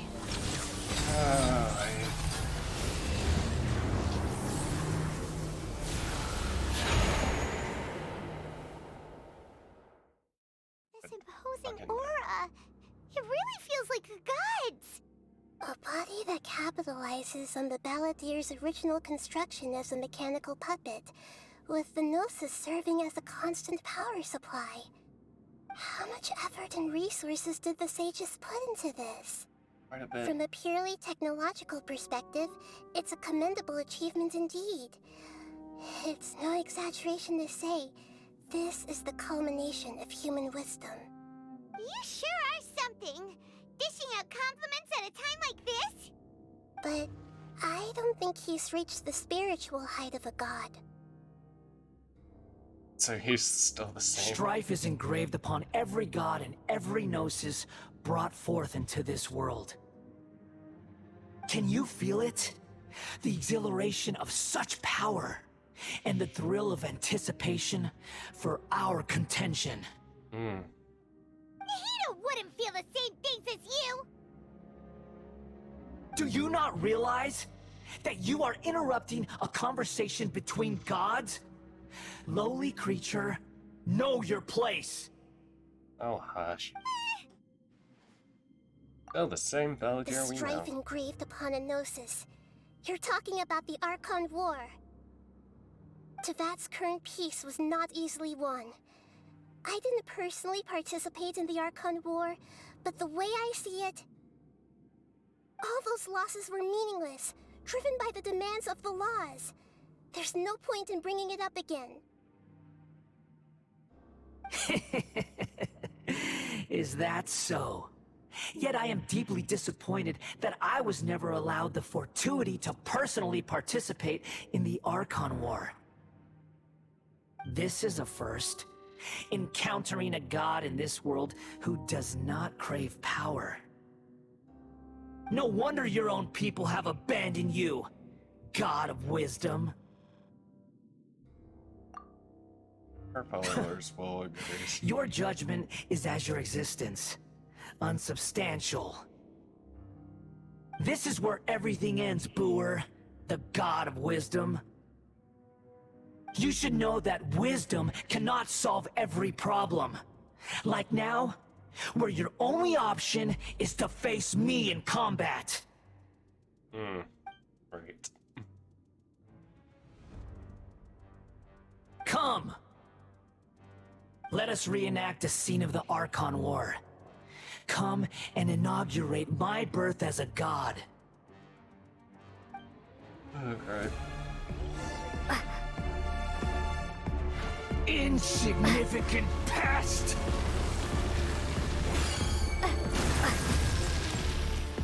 Scatter! With all my strength! Feeble human!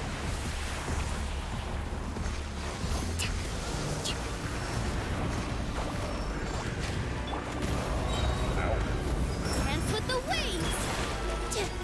Just like we rehearsed! My endless cycle begins!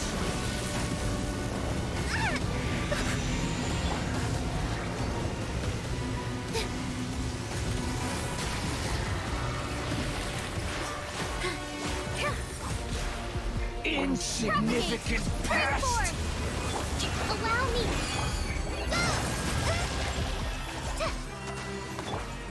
Also, yeah, no, this music is fucking epic. Feeble human!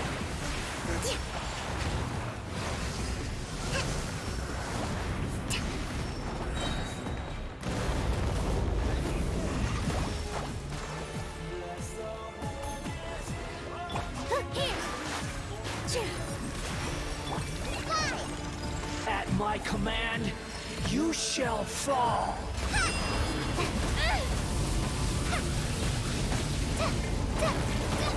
Don't touch me! Billowing surge! Insignificant pest! Rest and rebuild! With all my strength! Scatter! Feeble human!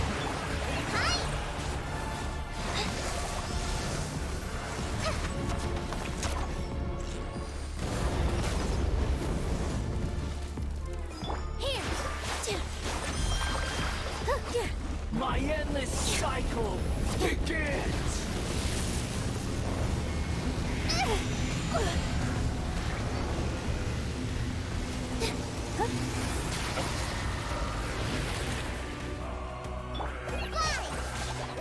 Insignificant pest! All eyes on me! Okay. That wasn't it, was it? There's still more.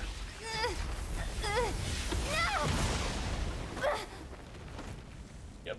Phase 2.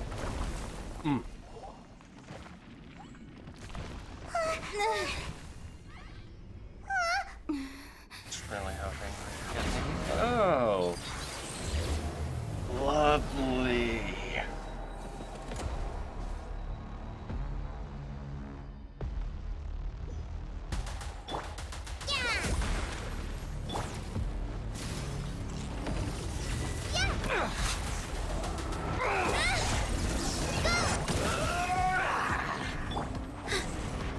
Here!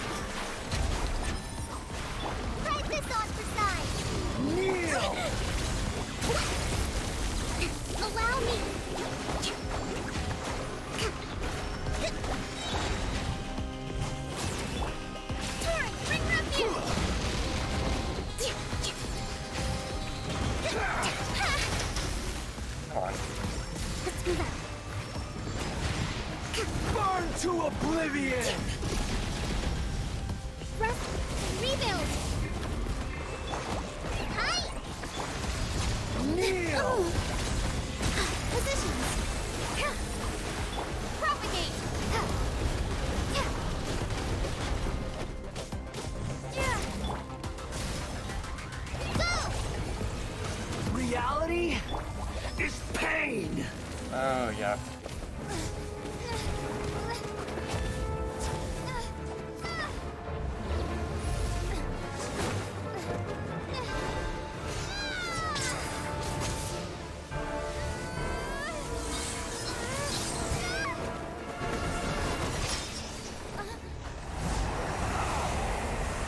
Oh boy.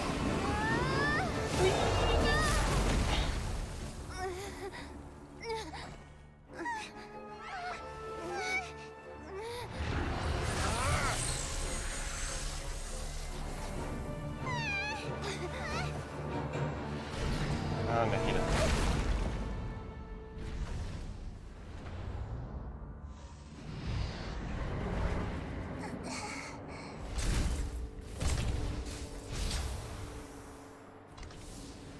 This is supposed to be a battle between gods, yet you choose to hide behind a mortal. And now, you're acting like you'd sacrifice yourself for a human.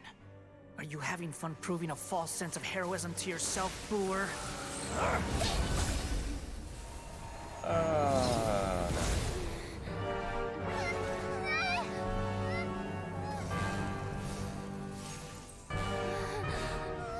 The data collection is almost complete. Do you even know how many times you've tried to take my gnosis from me?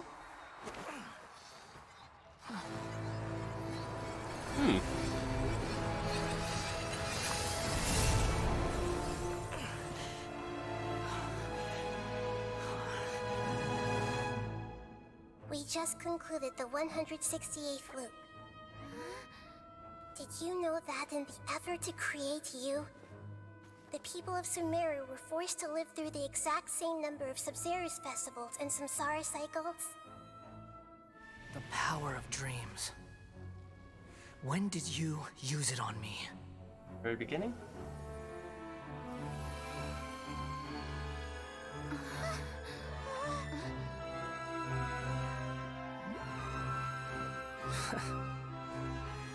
You can't even defeat me in a dream. What do you hope to achieve with this little trick? Come, Traveler. Just like before. Allow me to awaken the memories in your dreams. All that battle experience! It's more than that. Compile everyone's wisdom in the name of the Archon. That is the original function of the Akasha. I've sent everything that happened just now to the people of Sumeru in the form of knowledge. I've asked them to help you find a way to defeat the false god.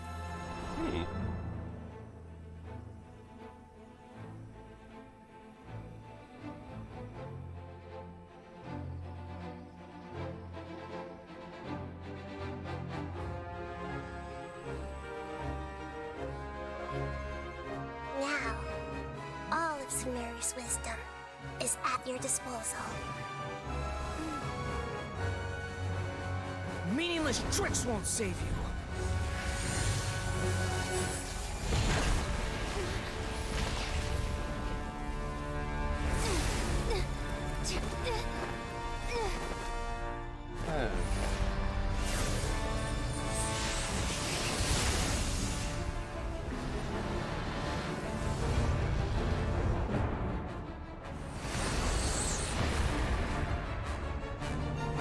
I know all your tricks now.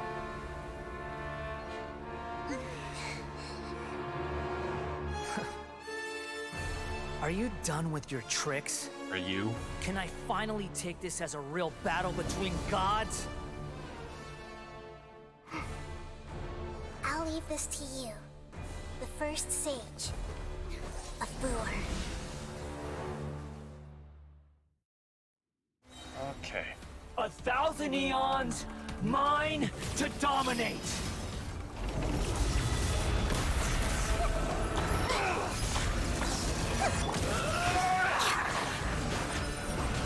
Dance with the waves! Kneel! Roll!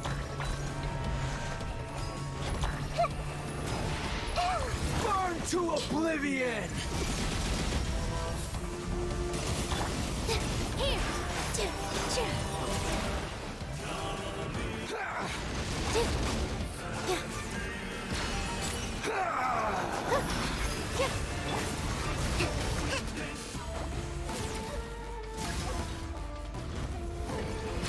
Reality is pain!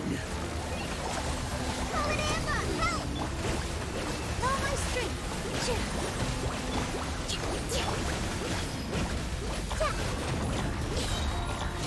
Share my knowledge!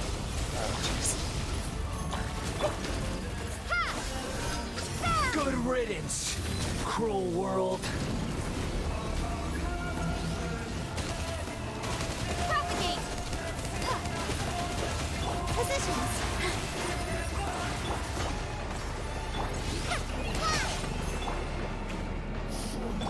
I see everything!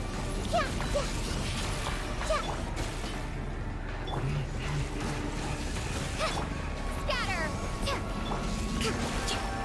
Billowing surge!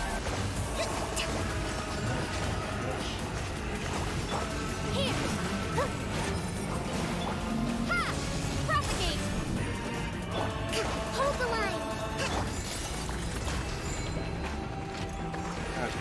Your new god awakens! Now, your eyes have been opened.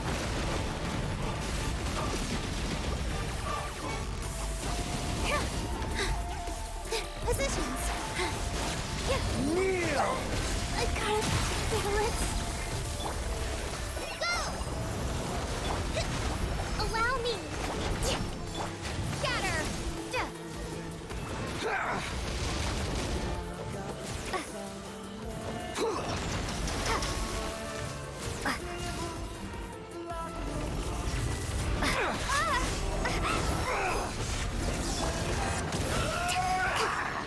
Rest and revisit with all my strength.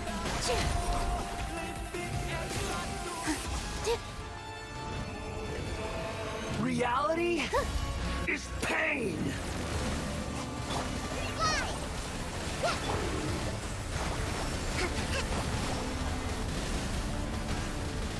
Let's move out.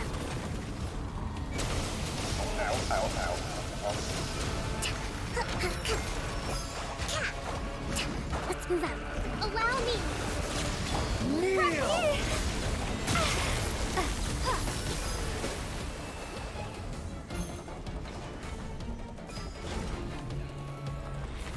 Okay.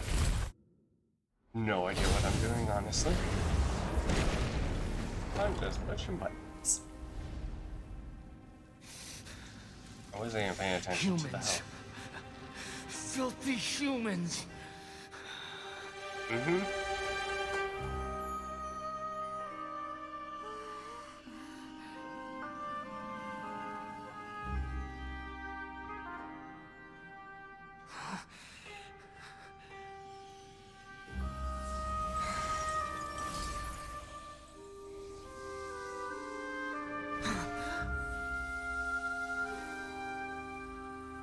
My noses. No! Wait! Please! Anything but the gnosis!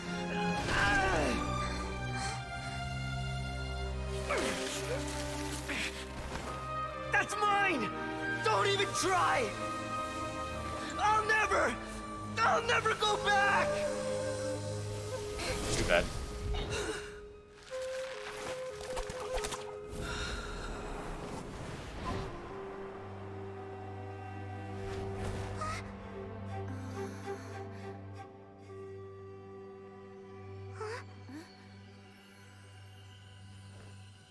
We haven't yet found the answer to the most important mystery.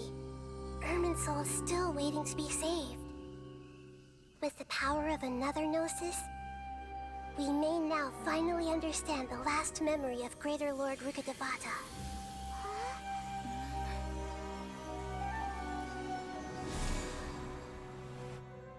This is... That's right. This is the last memory of my predecessor. Huh. Well, time to think what your predecessor was up to.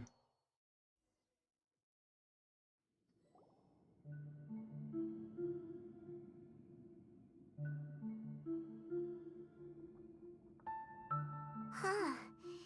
This sure seems very different from what Paimon imagined. Shouldn't Irminsul be in this realm of consciousness? Yes, that is our destination. But I didn't expect the remaining consciousness of Greater Lord Rukkhadevata to be as polluted as this. Polluted? Must be due to Forbidden knowledge? It seems you know about a concept that even I don't completely understand. Could you tell me what you know? Well, you see. Your inference seems logical enough. Forbidden knowledge once polluted the desert thousands of years ago, but was successfully repelled thanks to King Deshret's self-sacrifice, and Greater Lord Rukkhadevata nearly exhausting her power. Then, a second instance of forbidden knowledge pollution occurred during the Conria Cataclysm 500 years ago. But I'm afraid it is much more serious this time, with Irminsul itself already in danger. So, if we're in the remaining consciousness of Greater Lord Rukkhadevata, and it's also been affected by forbidden knowledge pollution, then does that mean, in order to save us, Greater Lord Rukkhadevata? Yes. It's very possible that she sacrificed her life in the fight against forbidden knowledge.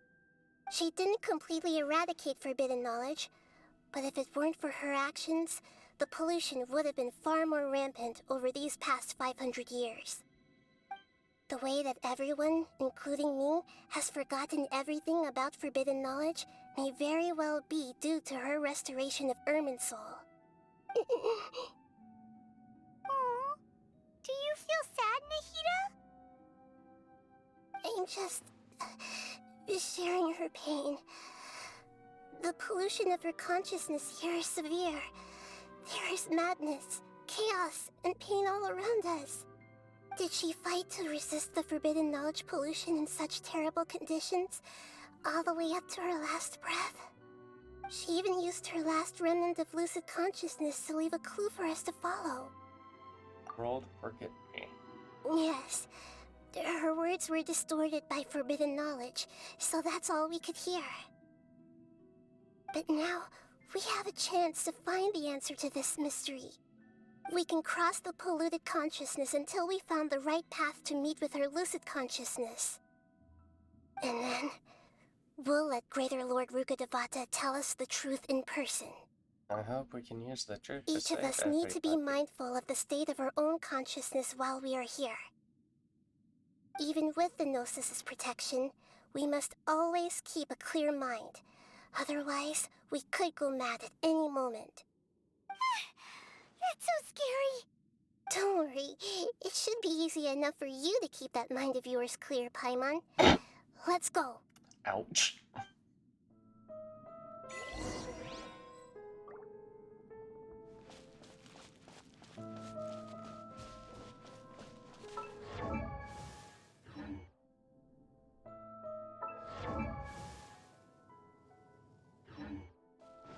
Are we in the air? And why is there a huge boat? That's the boat of consciousness, which symbolizes reason here. Wow. What are these? The monsters seem to have been affected by them.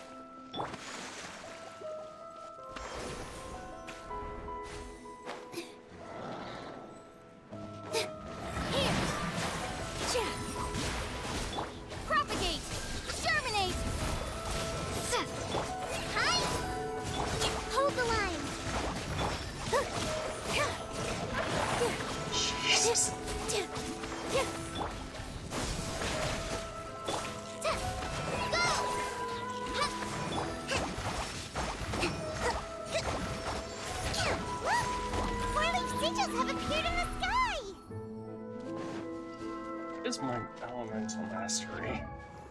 Currently. Oh damn, hers is actually pretty high. I feel like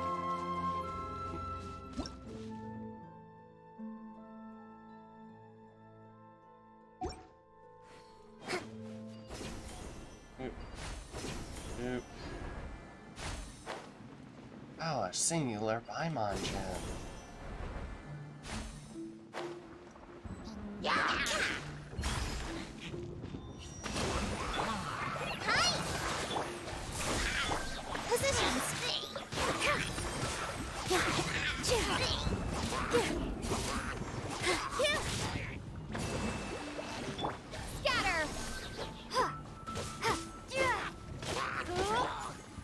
All eyes on me.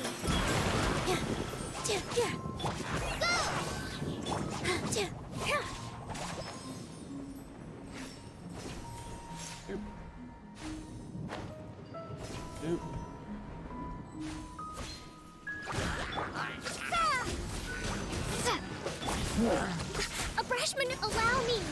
Here.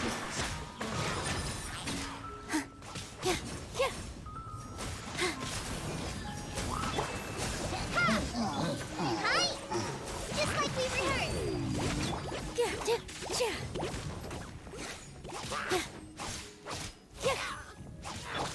Hold the line.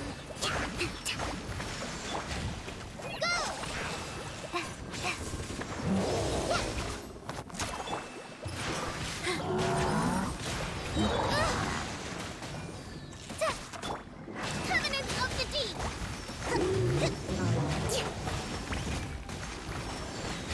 Allow me! Scatter! Spring forth! Dance with the waves! Positions!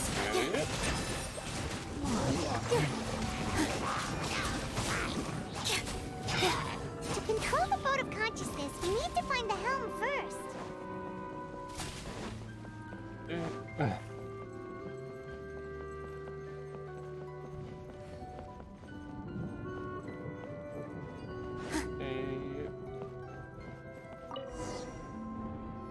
Bloom is so much fun. We changed direction. Are we still going the right way, Nahida? Mm-hmm.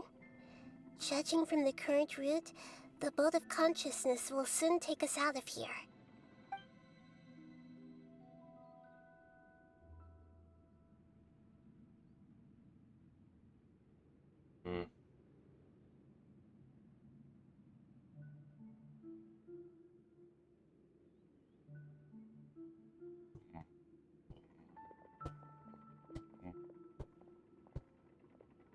We'll be arriving at our destination soon.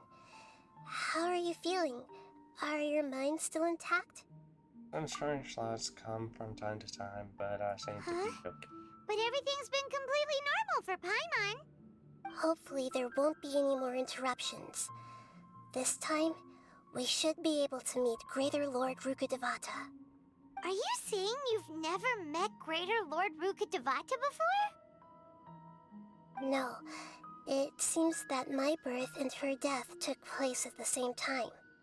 Otherwise, I think she would have given me a little more guidance, and I could have done a better job. Hey, you've done a great job, Nahida. Let's get out of this creepy place and go meet her.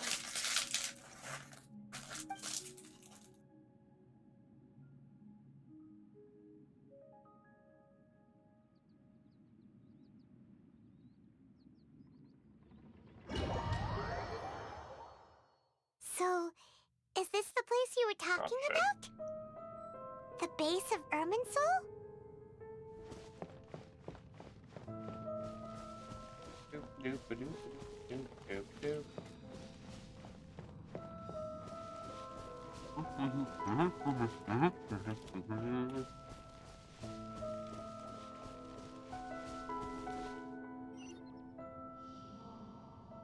Well, this is the place.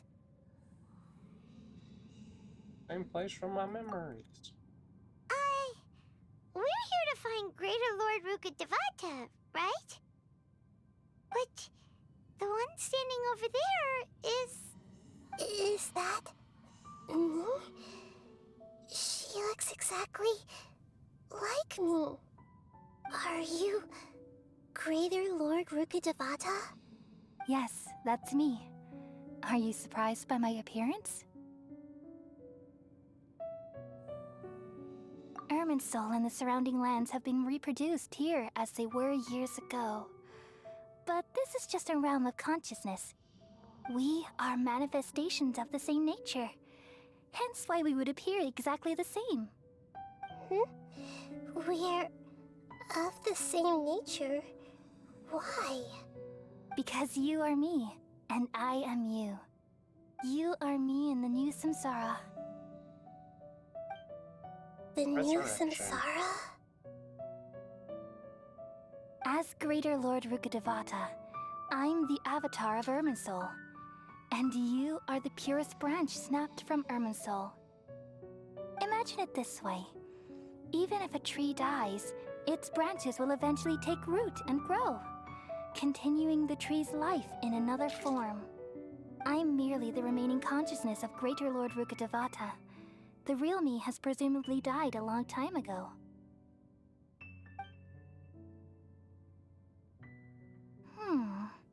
Judging from your appearance, I've probably been dead for 500 years. But you're finally here. My new self in the samsara.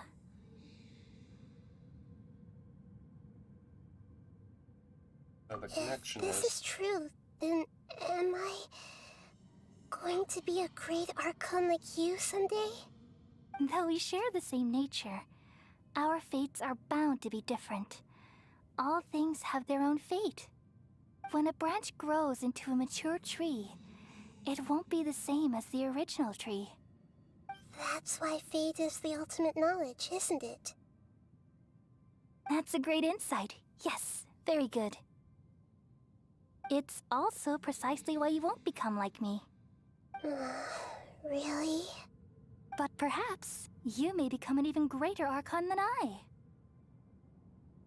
I already see a determination in you that I didn't possess in my time, and the future that it leads you to will be yours alone. Along with the blessings from your past experiences. Don't worry. The growth of wisdom is like that of a plant. You only need to wait quietly for the flower to bloom. When it blooms, it explodes. Come to think of it, the sages never had the faintest inkling of the meaning of wisdom. Thank you. Nothing makes me happier than discovering that the Archon I always admired was in fact myself in another fate. It's so nice to speak with you, Greater Lord Rukkhadevata. I've always wanted to meet you. The feeling is mutual. From the moment I snapped the branch off Irminsul and created you, I've also looked forward to talking with you. Could you tell me why you wanted to create me? And what exactly happened when you died? Ah, I see. You're here seeking answers, right? Yeah. Everything that day, even the sky itself, changed into a color like this. At that time, the seven were all summoned to the nation of Conria. Except for me. I had a more important task to attend to. I had to protect Irminsul.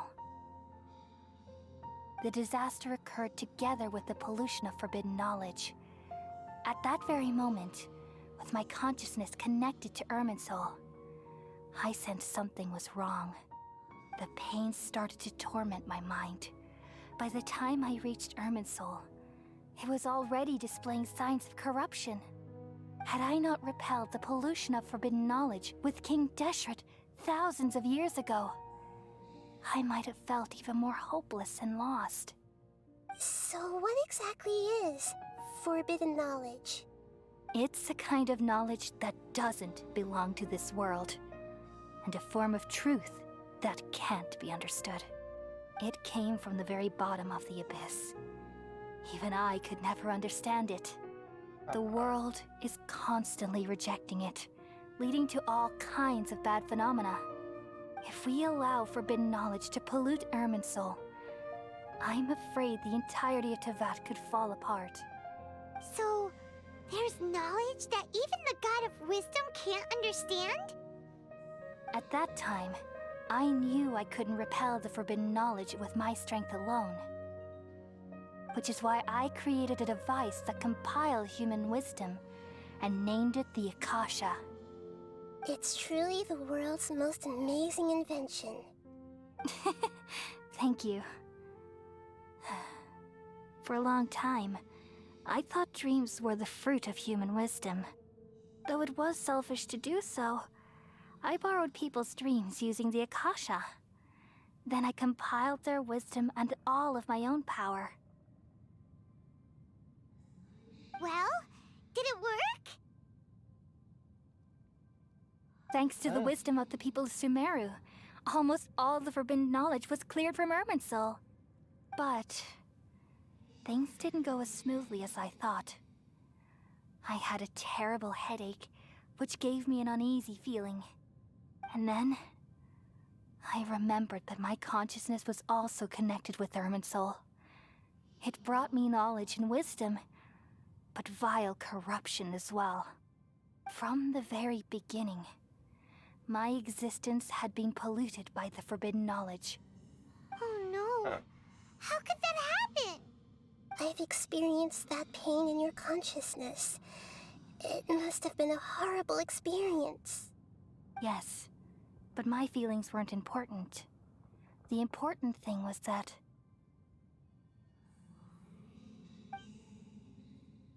even if I died, my existence and everything related to me would continue to exist in Irminsul as memories and knowledge, meaning that the forbidden knowledge couldn't ever be permanently eradicated.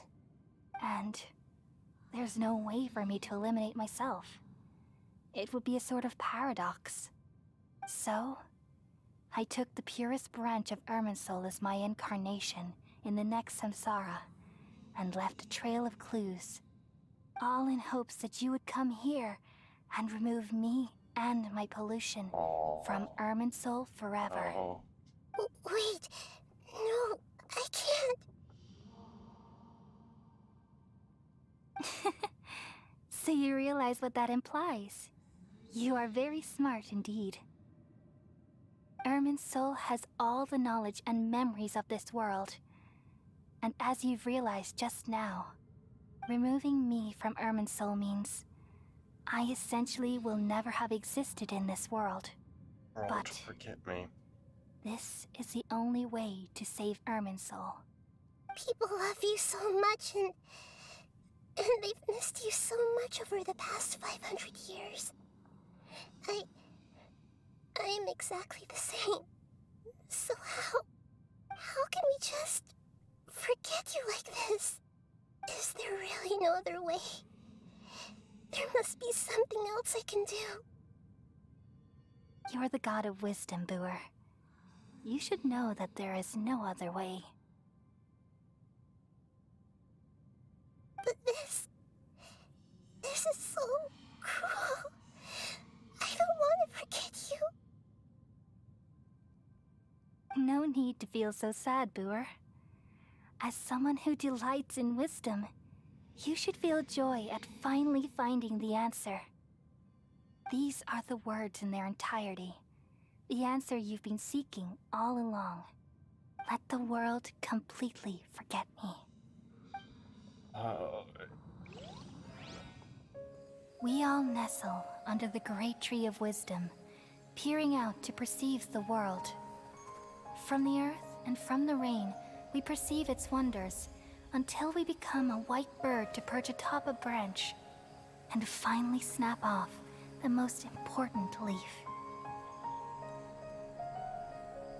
Once upon a time, I alone dreamed in this world.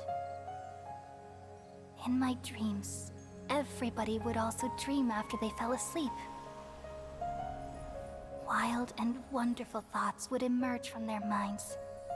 Some tumbled to the ground, and others floated to the sky, connecting all things in the world into one dazzling net. Among the plethora of worlds were numerous smaller worlds, all of fate, finding within the tapestry their brilliant glow. I gradually understood that these indescribable and constantly changing things are the most profound things in the world. Only they can completely repel the madness. Only dreams can awaken consciousness from the deepest darkness. Oh.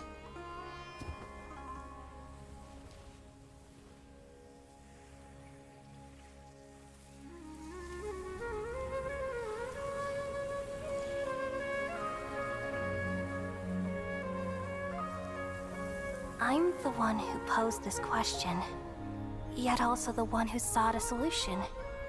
Saving the world with the dreams of the people used to be my answer. And now, you've also found your own answer, and I shall return all the dreams to the people.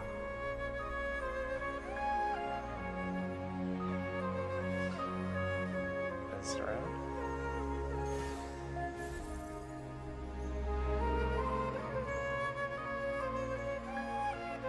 Goodbye, people of Sumeru. May you be blessed tonight with the sweetest of dreams.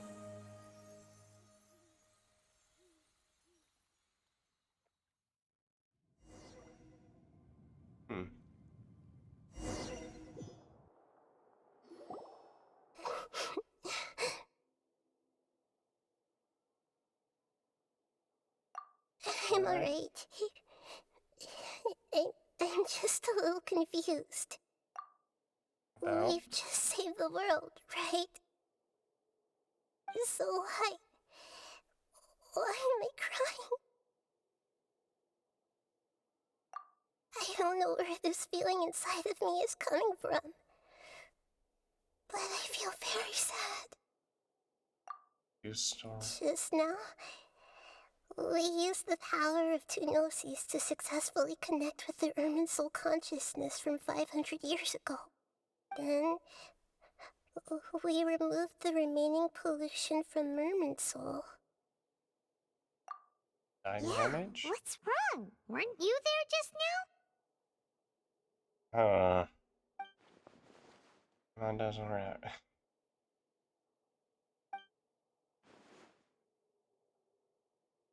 No. Oi. No. I feel really, really tired all of a sudden.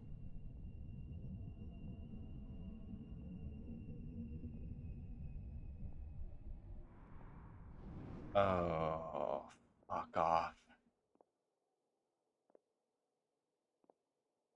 Huh? That sound. Traveler! Paimon! I've been waiting here far too long. But finally I have the chance to be alone with you. All the precious time I wasted has finally paid off. The doctor! What have you done? Just a type of sound wave that can quickly put defenseless people into a dream. As I expected, it doesn't have any effect on gods. This is the only thing of interest I found among the sage's research. I thought I'd take it for a little spin. Don't worry. I know you would never forgive me if I actually killed them. I'm here to negotiate with you. Naturally, I won't do anything dangerous that could potentially damage our relationship. Negotiate with me? I heard you had already left Sumeru. Why are you here again now? I left Sumeru, but I also stayed in Sumeru. Even the God of Wisdom is restricted by the habits of cognition. How disappointing. Fucking course. You mean there are many different versions of you in this world? An astute guess. Yeah, as a stand. Even the same individual will have different cognitions at different ages. A long time ago, I made a major decision in hopes of preserving all my perspectives of how I observed the world. Observation is the first step of any experiment, but observing the current world doesn't satisfy me. It lacks an important dimension, that of time. Oh, no. So I saved segments of all my ages and made them into independent individuals. That's all there is to it. Indulge me. How does the God of Wisdom find my method of seeking knowledge? It's an insult to the very concept of life. Life inherently has many rules and restrictions, each with its own significance and reason to exist. That's it can't be why broken on a whim. the guards were talking about how different he is. Amazing, even. Indeed, it's difficult for humans to make peace with themselves, not to mention oneself from a different period. Since you're in the academia, why wait until now to show up? You could very well have stopped us and helped that fake god. He doesn't Simple. give a shit. Let me ask you this. Would any staff member ever help the subject in the middle of an experiment? It was my experiment. So why should I interfere with the results? The academia saw the plan to create a god as their ultimate goal, yet you only saw it as an ordinary experiment. You really are crazy. If the experiment succeeded, you would have had a new god on your hands. How would you have faced your own god then? Would you still take the same stance? Would you still hold the same view of yourself? I'm first and foremost a scholar. These results should be left to the judgment of the hypothetical me confronted with that outcome. But you're right. And that's exactly why I'm disappointed with the conclusion of this experiment. As an individual, you don't have any sense of belonging. You seem to have even fewer convictions than a typical scholar. Oh no, I certainly have my own convictions. They just don't fit your standards, that's all. All right, that's enough conversation for today. The experiment is over, and it's time to tidy up the equipment and reclaim any useful materials. For example, the Gnosis. Yeah, of course. Lesser Lord Kusanali, you're an intelligent Archon. I'm sure you understand the disparity in our combat abilities at this time. Besides, you have no way to use that Electro-Gnosis in battle. Didn't you say you were here to negotiate with me? Okay. Somehow, it's starting to seem like you intend to take it by force now. I'm merely stating a fact. After all, I'm also a scholar. Naturally, I hope to show proper respect and dignity to the God of Wisdom. Your hypocrisy is built on absolute confidence. I understand your scheme, but... what if I were to destroy the Gnosis now and awaken the heavenly principles? Awaken the heavenly principles? Do you think that's really possible? The heavenly principles have been silent for many years, but the Gnosis are symbols of their control over Tevat and all the laws. Will the destruction of a Gnosis attract the attention of the heavenly principles? And if so, how do the Fatui plan to deal with the consequences? Do you dare to gamble such a possibility with me? Do it. Gamble? How surprising. I thought you would show evidence or use rigorous reasoning to prove your point. The word gamble is the last thing I expected to hear from the God of Wisdom. But this is a clever move. You must have seen through me when I first captured your consciousness. As a scholar, I respect all possibilities. This has always been my principle and is an essential trait as an experimenter. Indeed, I can't ignore this possibility. So tell me then, what are your conditions? This foreign gnosis will only lead to disaster if it stays in Sumeru. But this electro-gnosis is the prize I obtained after defeating one of your fellow Harbingers. Now, as the one who initiated this cascade of events, shouldn't you pay the corresponding price? Price? Interesting. What price would you have me pay? How about erasing all your other segments? So this is how you wish to restrict me, the most threatening opponent of the Nation of Wisdom. What you request of me is like plucking out the eyes I have placed in the dimension of time. Segments are extraordinarily difficult to make. They require extremely rare resources and enormous amounts of time and effort, requiring me to destroy them all here and now. Bravo. A suitably wise decision on your part. Yes, how very interesting. Can I assume that you have long been wary of me? Among all the versions of me, this segment you see now is the most selfish. If it weren't me, your idea wouldn't have worked. What did you see when you were imprisoned? You were observing me, and that's how you know I've long grown tired of their doubts and endless arguments. Like you said, it's difficult to make peace with yourself. Being as smart as you are, have you managed to do that? I see. If you think all those versions of me are worth a gnosis, then deal. You sure didn't hesitate much. Is the relationship between all the versions of you really that bad? I don't think there's any need to dwell on that. The surplus versions of me can be exchanged for a gnosis. Do you think anyone can offer themselves at a higher price? Besides, with my abilities, it's only a matter of time until I find better perspectives. Perhaps it's best to say, you're just temporarily ahead. But what I'd like to know is, how can you be sure that I've really erased them? I can see your remaining honesty.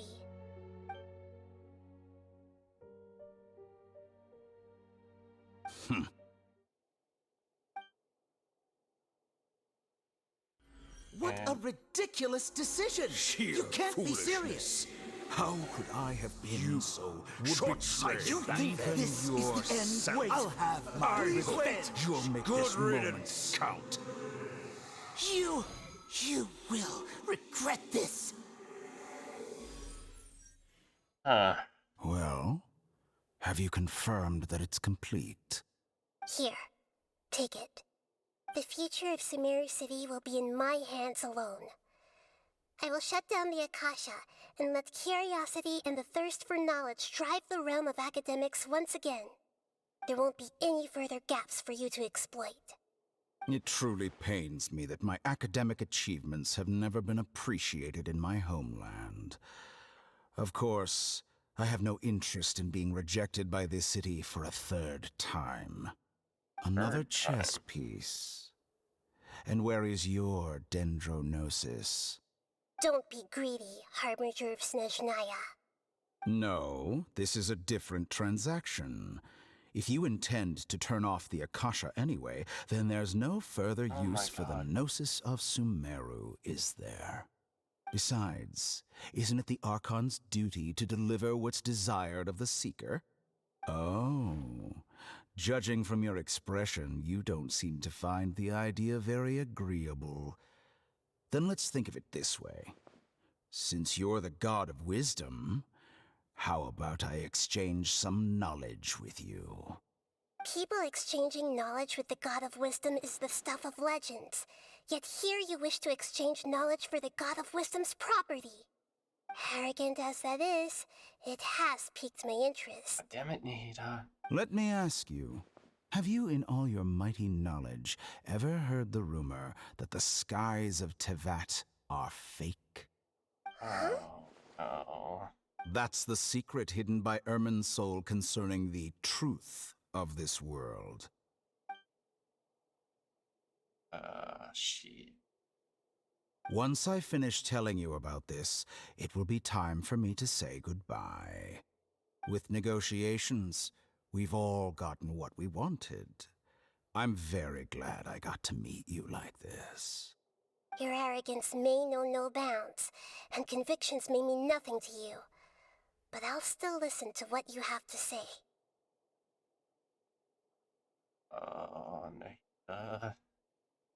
Nahida. Sacred.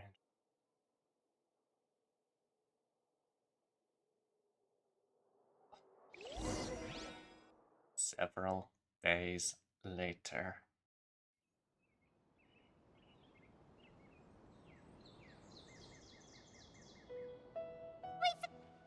Together!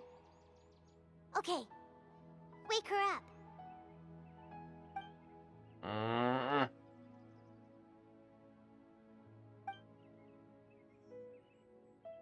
Are you awake?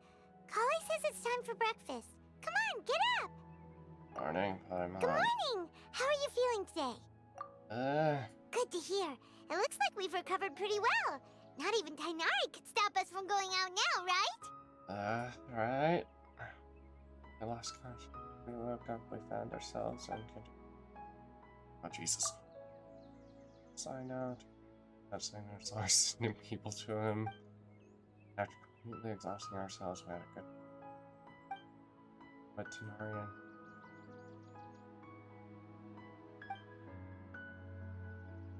Come on, Traveler, let's go!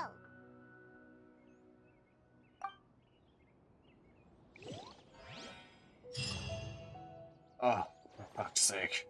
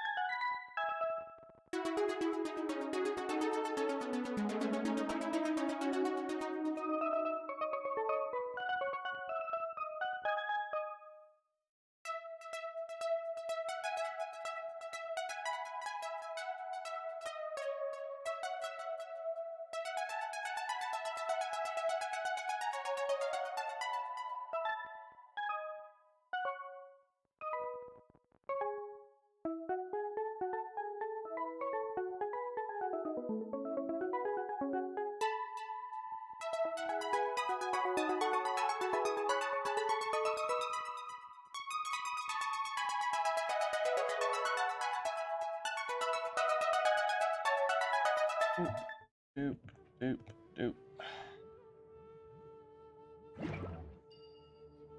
Surely that little girl must be leaving soon.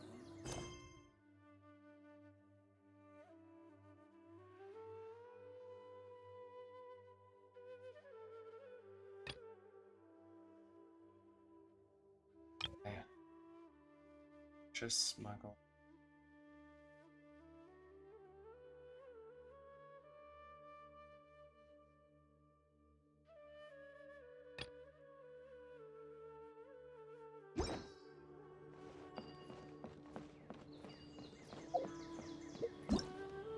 Oh.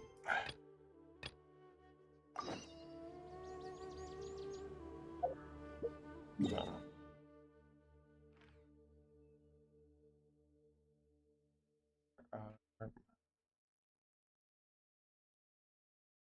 And yep.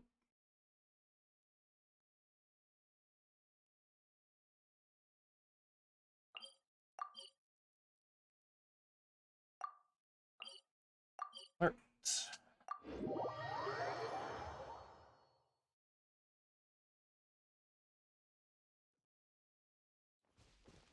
Okay.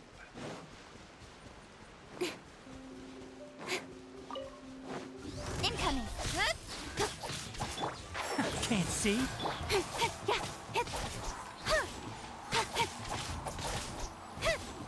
Hey!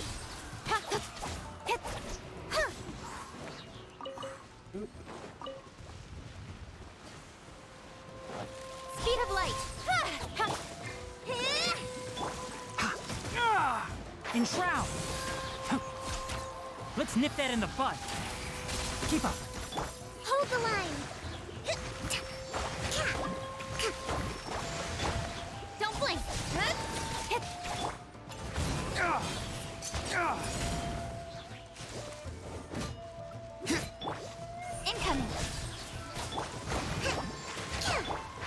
forest.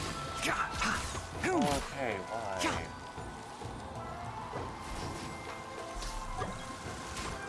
I'll bury you.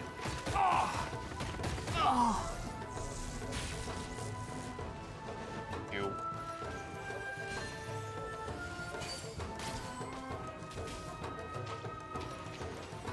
One thing after another. Flowers haven't bloomed yet. Okay, fuck off. Just fuck right off.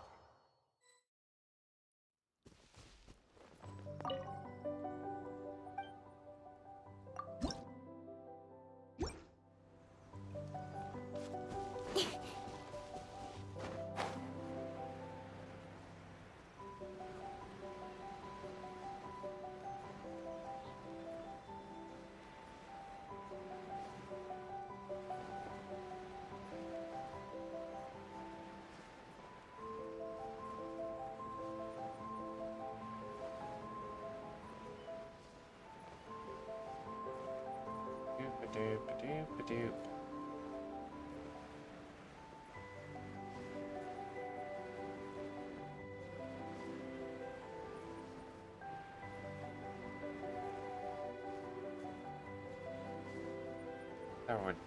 There are definitely better ways for me to have done this.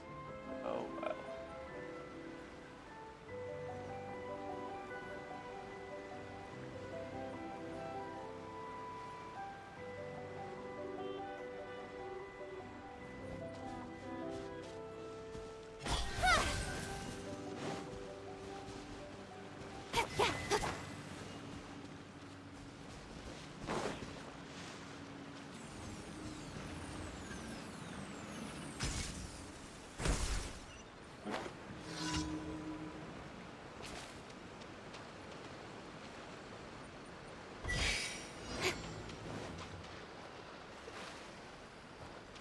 Don't blink! Hey!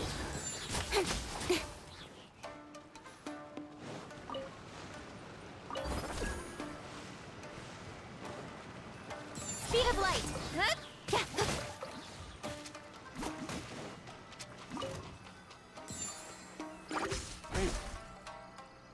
Fuck off. Oh, come on. And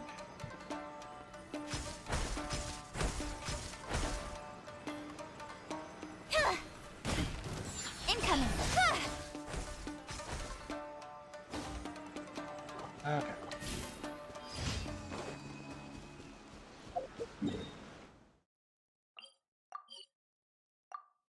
Meet the Archon. I'm saying.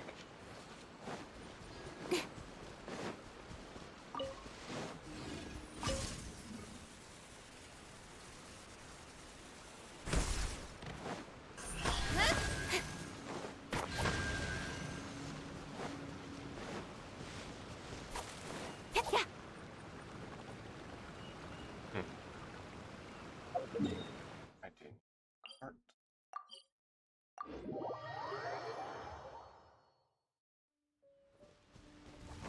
Fuck this. Oh, okay, yeah. You're back, of course you are.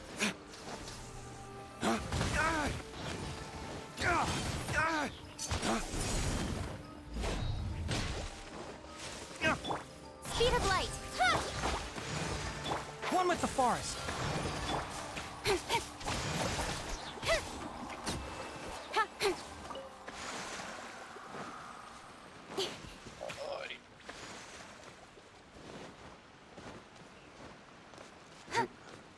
Doop. Doop.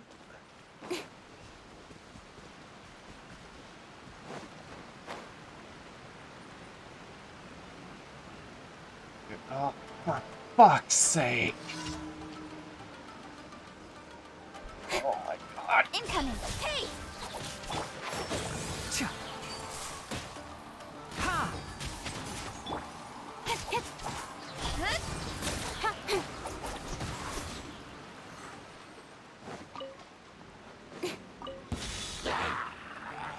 Speed of light! I'll uproot you. One thing in shroud. Billowing surge!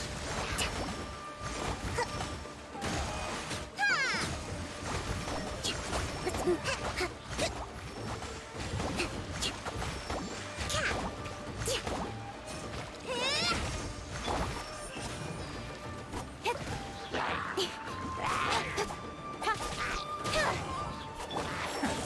bury you! Who do you think? Dawn, break forth! Don't blink! Hey! Nowhere to hide. Rest and rebuild! Enshroud! I hear everything! Incoming!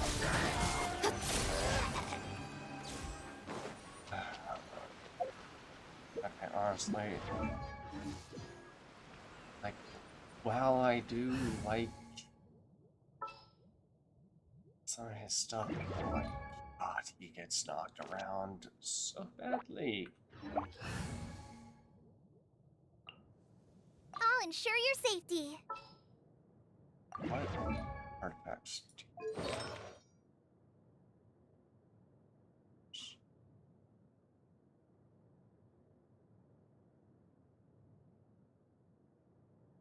And 8 seconds.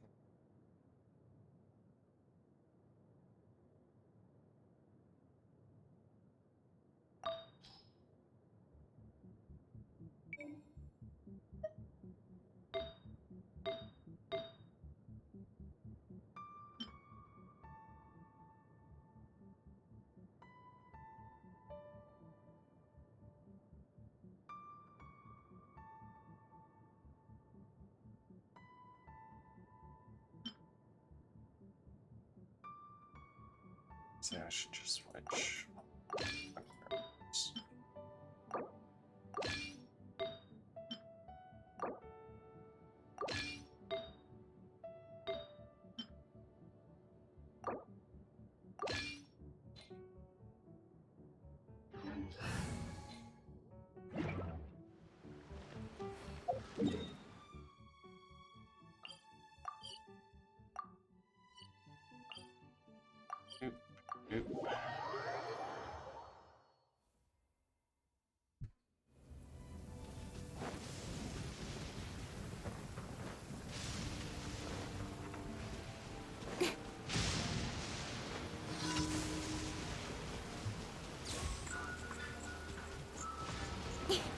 Speed of light! The inside shall be punished. This ought to stop! With sword comes shadow.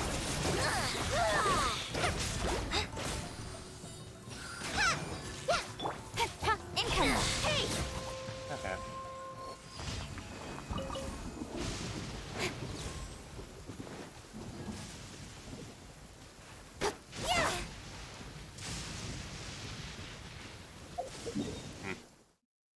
Okay. I better go. Da, da, da, da, da, da.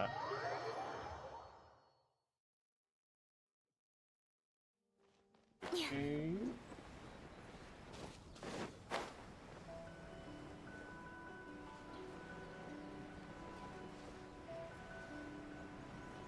Whee! Oop.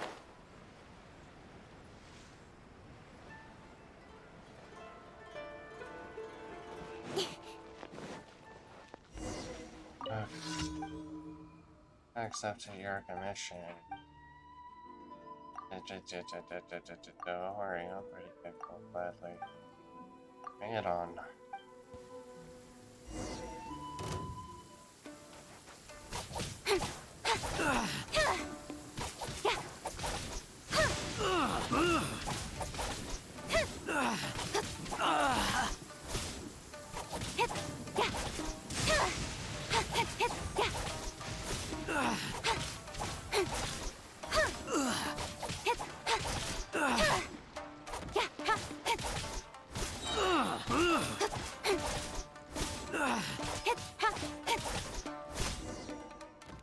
God.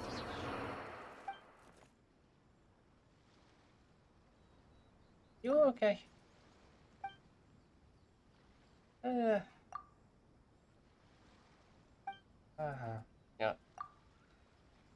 Okay, yeah, cool, whatever.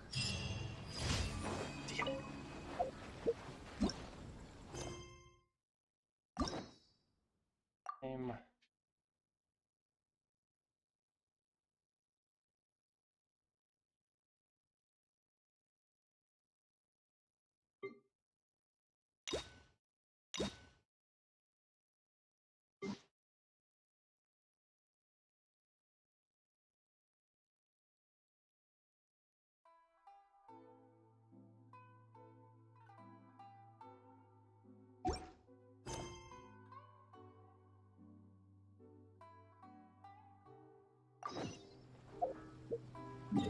So, back here. Grab these.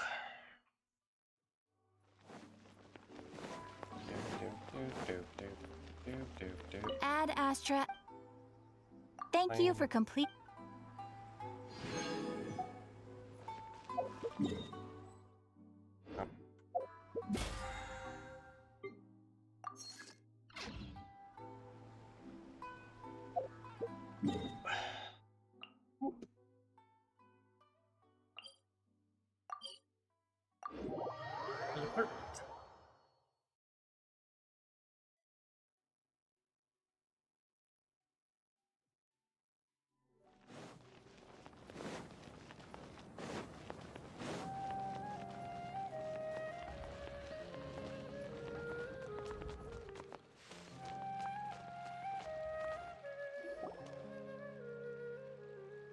Wait, you two!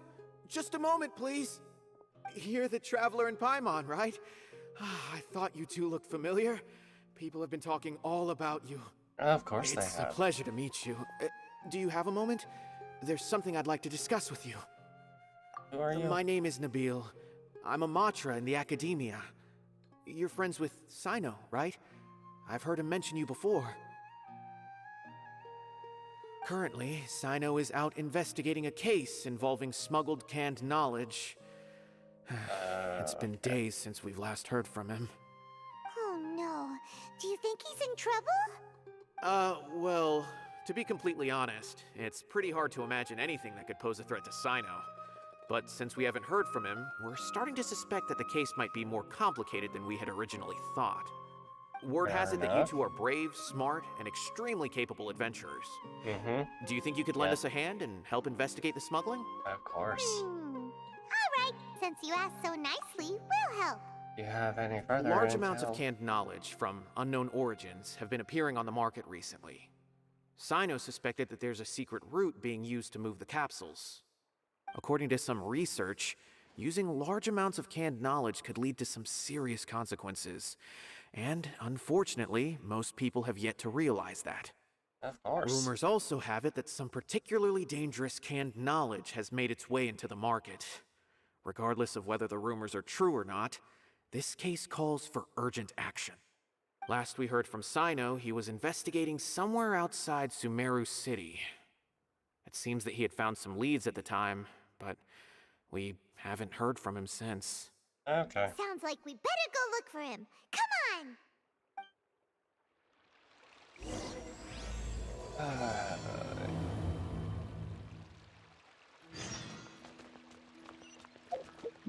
Okay, I should actually be able to do this one now.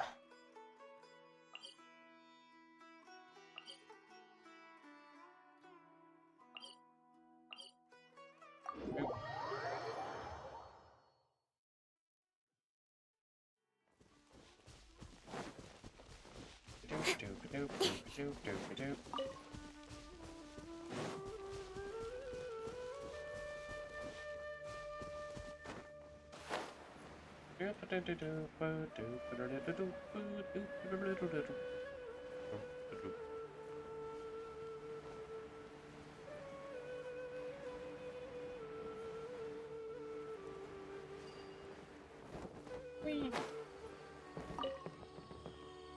Good morning.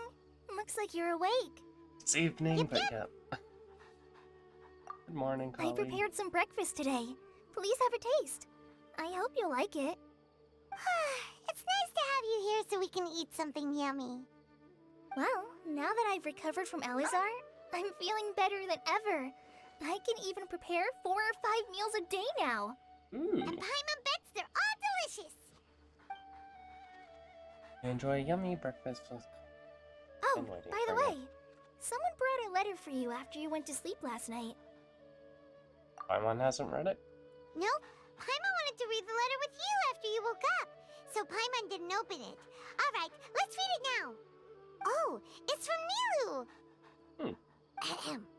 We're going to hold a feast at the Grand Bazaar and celebrate Cyano's reinstatement as the General Mahamatra. As heroes of Sumeru, please be sure to attend. I'll wait for you. The date of the banquet is written on the back. It's in 2 days. Oh, I've also heard that you've become heroes here as well. That's amazing. We're just doing our part.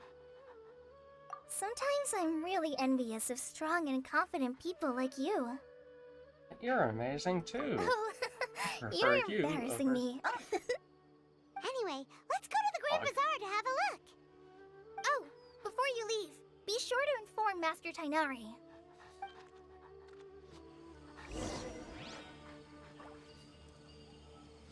Doggy, how are you?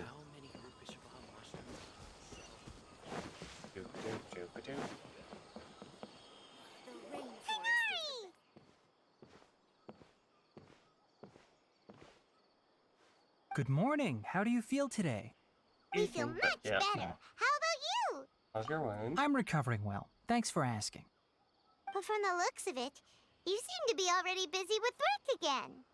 It's fine. I'm not that busy, really. The Elazar patients have recovered, as well as Hypatia. For now, I only need to tend to my Forest Watcher duties. It seems once Irminsul started getting better, everything else started to recover too. Yes, but there are still some residual effects. The withering is one example. Though it won't spread anymore, the existing zones won't just disappear. We forest rangers will still need to do the work. I appreciate that. I appreciate that. By the way, we have some good news. Sino got his position back. This news is hardly new. He had already mentioned it to me before. Huh? You mean he was already here? Why didn't he come to say hi to us? He visited once, but he was afraid of disturbing you while you were resting. He just asked me a few questions and left. Then you probably already know all about the celebration feast. Celebration feast? No, I haven't heard anything about that. Huh? But didn't Nilu say in her letter that they would celebrate Sino? He didn't tell you? Perhaps, or alternatively, he doesn't know about it either. Come to think of it, Sino doesn't seem like the type who'd enjoy a celebration feast. Sounds like something You Nilo and would Kale do. are both Sino's close friends. Why don't you come to the feast with us? Kala has taken over some of my tasks these days. I don't think she'll have time for it. Not to mention me. Ooh. You see, some VIPs have come to the forest recently. Huh? VIPs? Very important Paimons? Well, technically speaking, they are former VIPs. The sages involved in recent incidents have begun their training in the Avidya forest, and the people they had previously imprisoned have all been released. Huh? Is your master alright? Yes, he's a little weak, but he isn't injured and his condition is stable. Lesser Lord Kusanali, in her boundless mercy, has decided to spare Azar and the other wrongdoers. Supposedly, they were ashamed of their shallow ideologies and have decided to dedicate the rest of their lives to cultivating wisdom in the Avidya forest. When they learned that Lesser Lord Kusanali had defeated the Balladeer and saved Irminsul, they were shocked at first, but also became happy, feeling that the sacred light guiding them on the path of discovering wisdom had begun to shine once again. As a result, work has increased for the forest rangers. That sounds really exhausting. There's nothing we can do, really. But that's another topic. Back to the matter at hand. Are you two planning to head out? Ah, right! We're here to request permission to head out. Would that be okay? You've recovered well. You may go, but be careful. Yes, sir. Yay! Will do!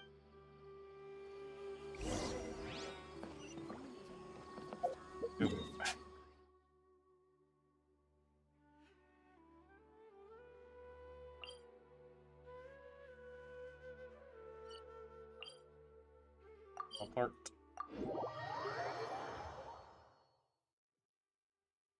What's this? Yeah, this main story.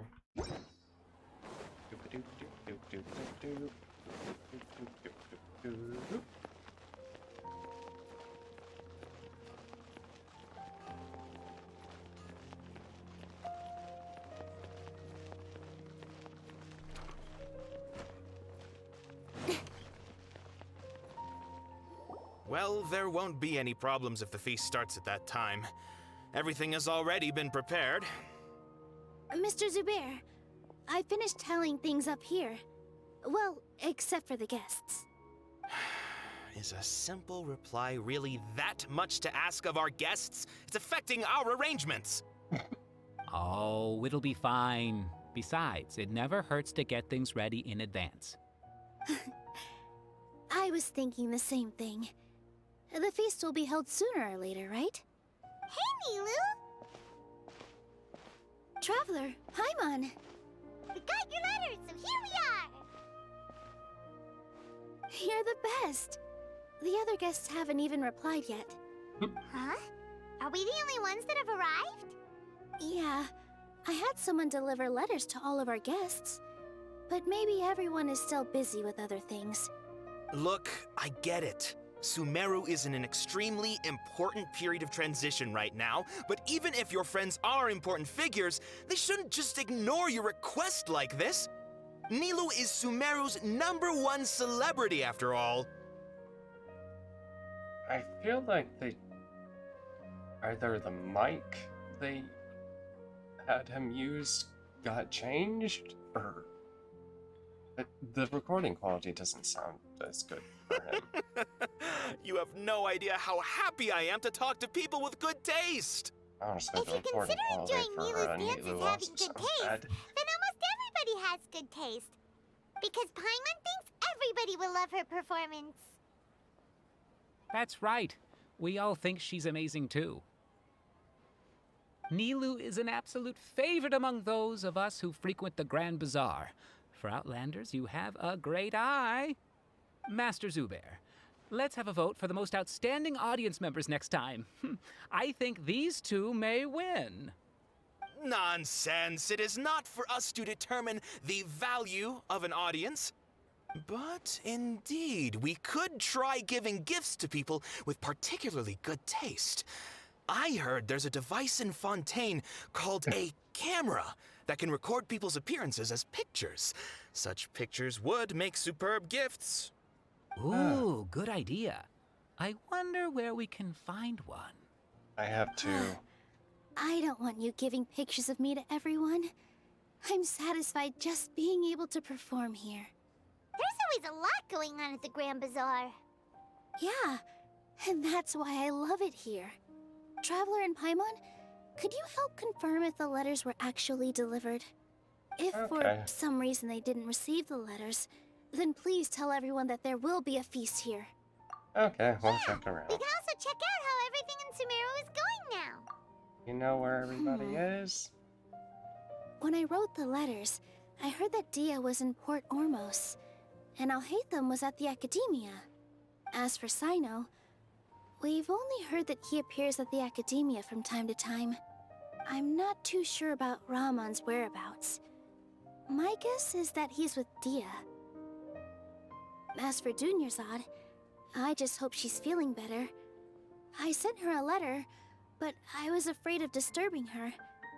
If you have time, please ask about her for me. Okay, got it. Let's go, Traveler.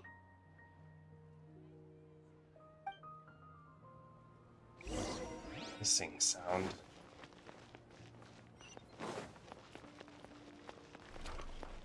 Worry about Alhaitham. It's gonna be faster for me to go here and then.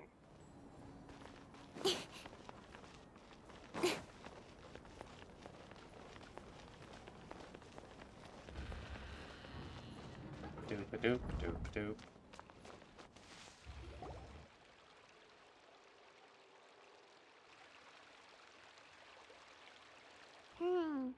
We haven't seen Alhaitham anywhere.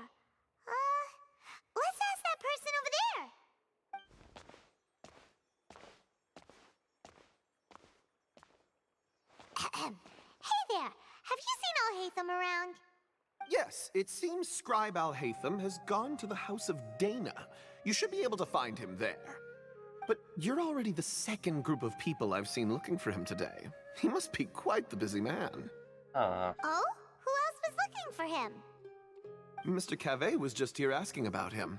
You wouldn't believe how terrible their relationship is. And now you two are here.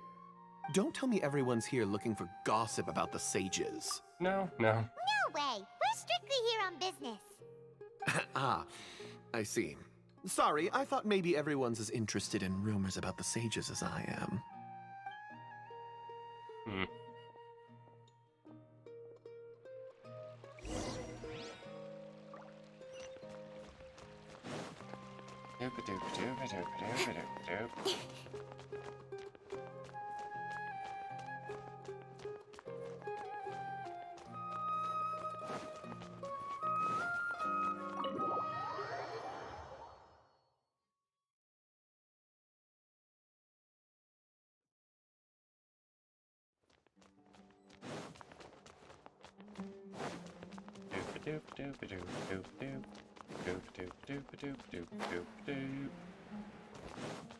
What's up? What? 3 books. Oh god.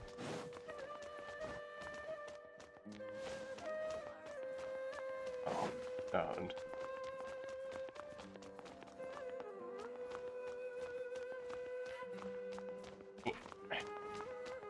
Oh, good stuff, please. Yeah, I can't find. Oh, god damn. I want to get the super high books.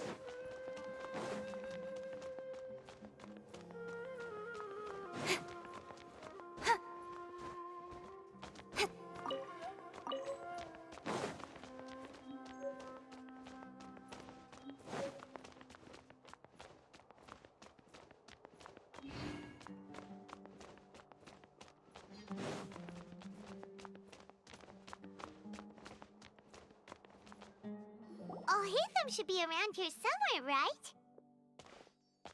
Who is that? Oh, he's over there! But it looks like he might not have time for us. It's already talking. Just put down that worthless book and tell me what happened in the academia. This is not just some worthless book.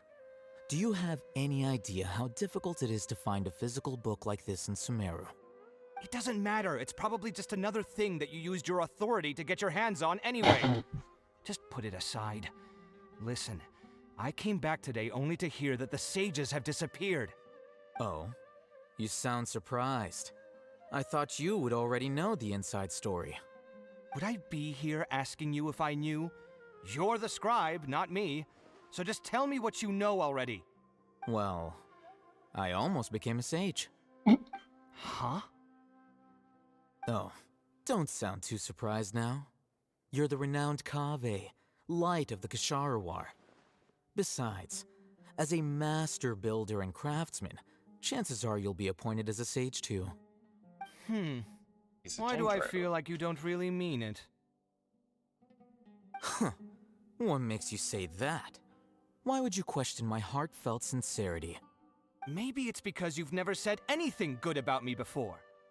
Yeah, well, I share a similar sentiment, and anyone who knows you as well as I do would surely do the same. You... See? This is why I hate discussing anything with you. Your ridiculous and arrogant attitude always gets in the way. It seems that you really can't stand my personality. Ha! What was your first clue? Well, then you might as well move out of my house. Are you threatening me? Stooping to a new low, I see. Roommates. And don't change the subject. You, a sage? What a joke. The academia might as well just close tomorrow. Are they having a fight? Let's see how this plays out. Forget what's going on with the academia. Haven't you been busy with your construction project? Tell me, when are you going to build yourself a mansion? Don't get me started. I get angry just thinking about it.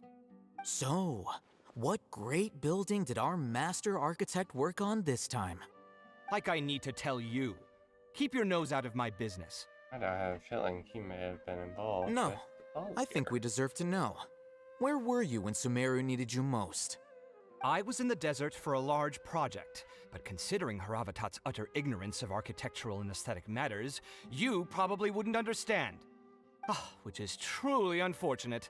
I can only pity the man who doesn't understand the first thing about beauty and romance. Unlike a true... hold on, wait a second. What do you mean by when Sumeru needed me most? Well, while you were out fiddling around in the desert, many people came together to save Sumeru from a crisis. Ha! And you think I'd believe that? Look, all you really need to know is that Azar and all his accomplices have all been overthrown. Huh? What nonsense are you talking about? It's no skin off my nose if you don't believe me. It's not like my Darshan was the one trying to apply for funding from the Grand Sage. Yours, though, on the other hand... You know what? I'll ask around. I'm sure someone knows what's going on here. You're dead if I find out you're lying to me.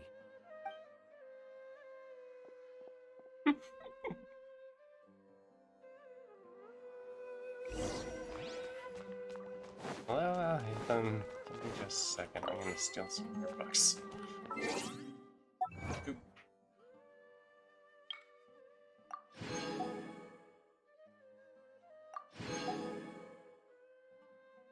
I'm sorry, Mr.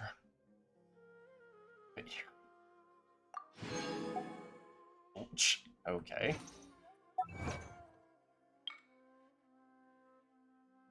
Like the entire scroll of storming.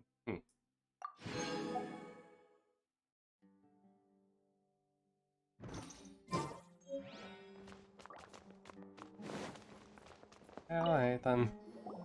Hey, Hatham. Oh, it's you two. What's the matter? We're running some errands for Nilu. Have you received her letter? Letter? Nope. Nilu said she sent out a letter inviting everyone to a celebration feast in 2 days at the Grand Bazaar. We'll also be celebrating Zaino's reinstatement as General Mahamatra.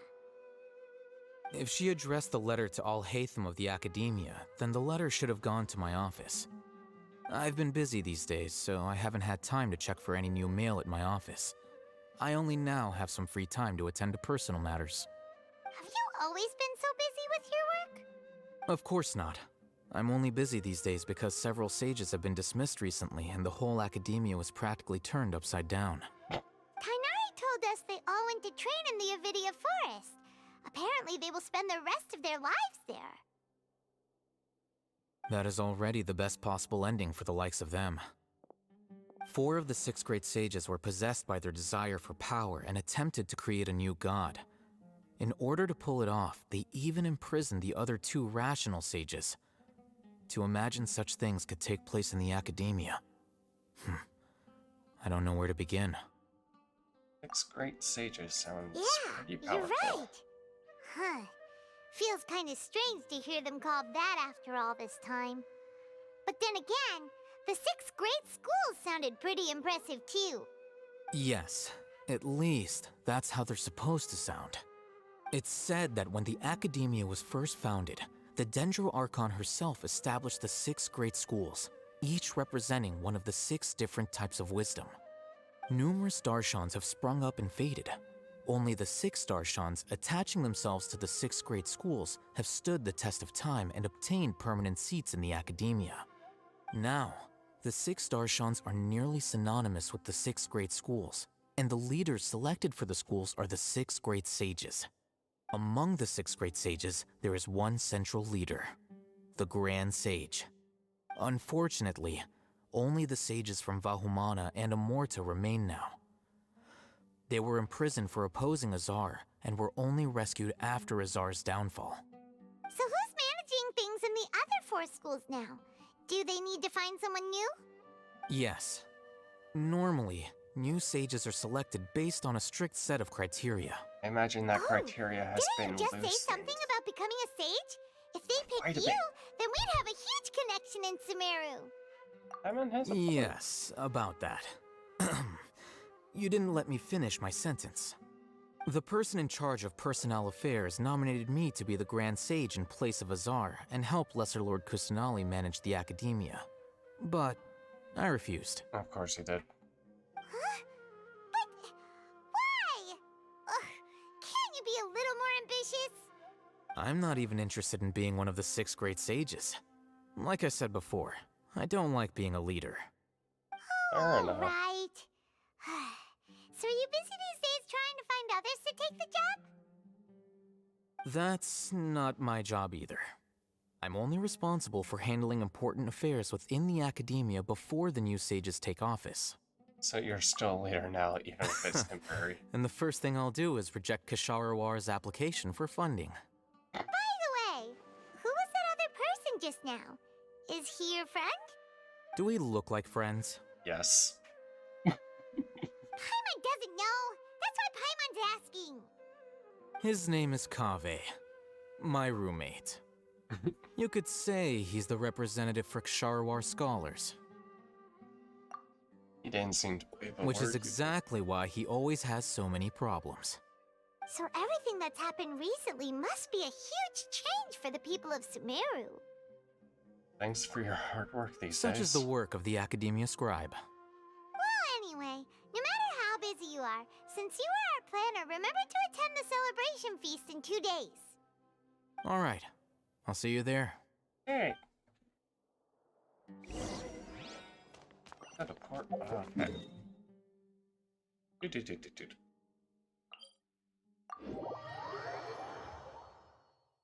It's only 2 teleports. I thought there was like 1 more teleporter. Like a little bit.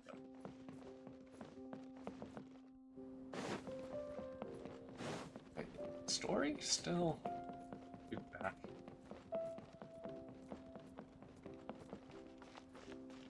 I swear she's gonna actually find her. Wait. Oh, that little bitch. You give, you receive. Huh. Thank you for choosing to stay with us. If you require any assistance, please let me know.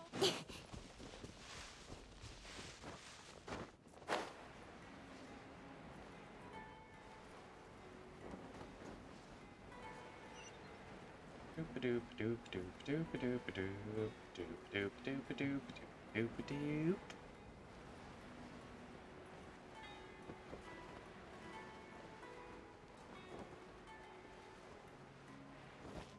Doop doop doop doop doop.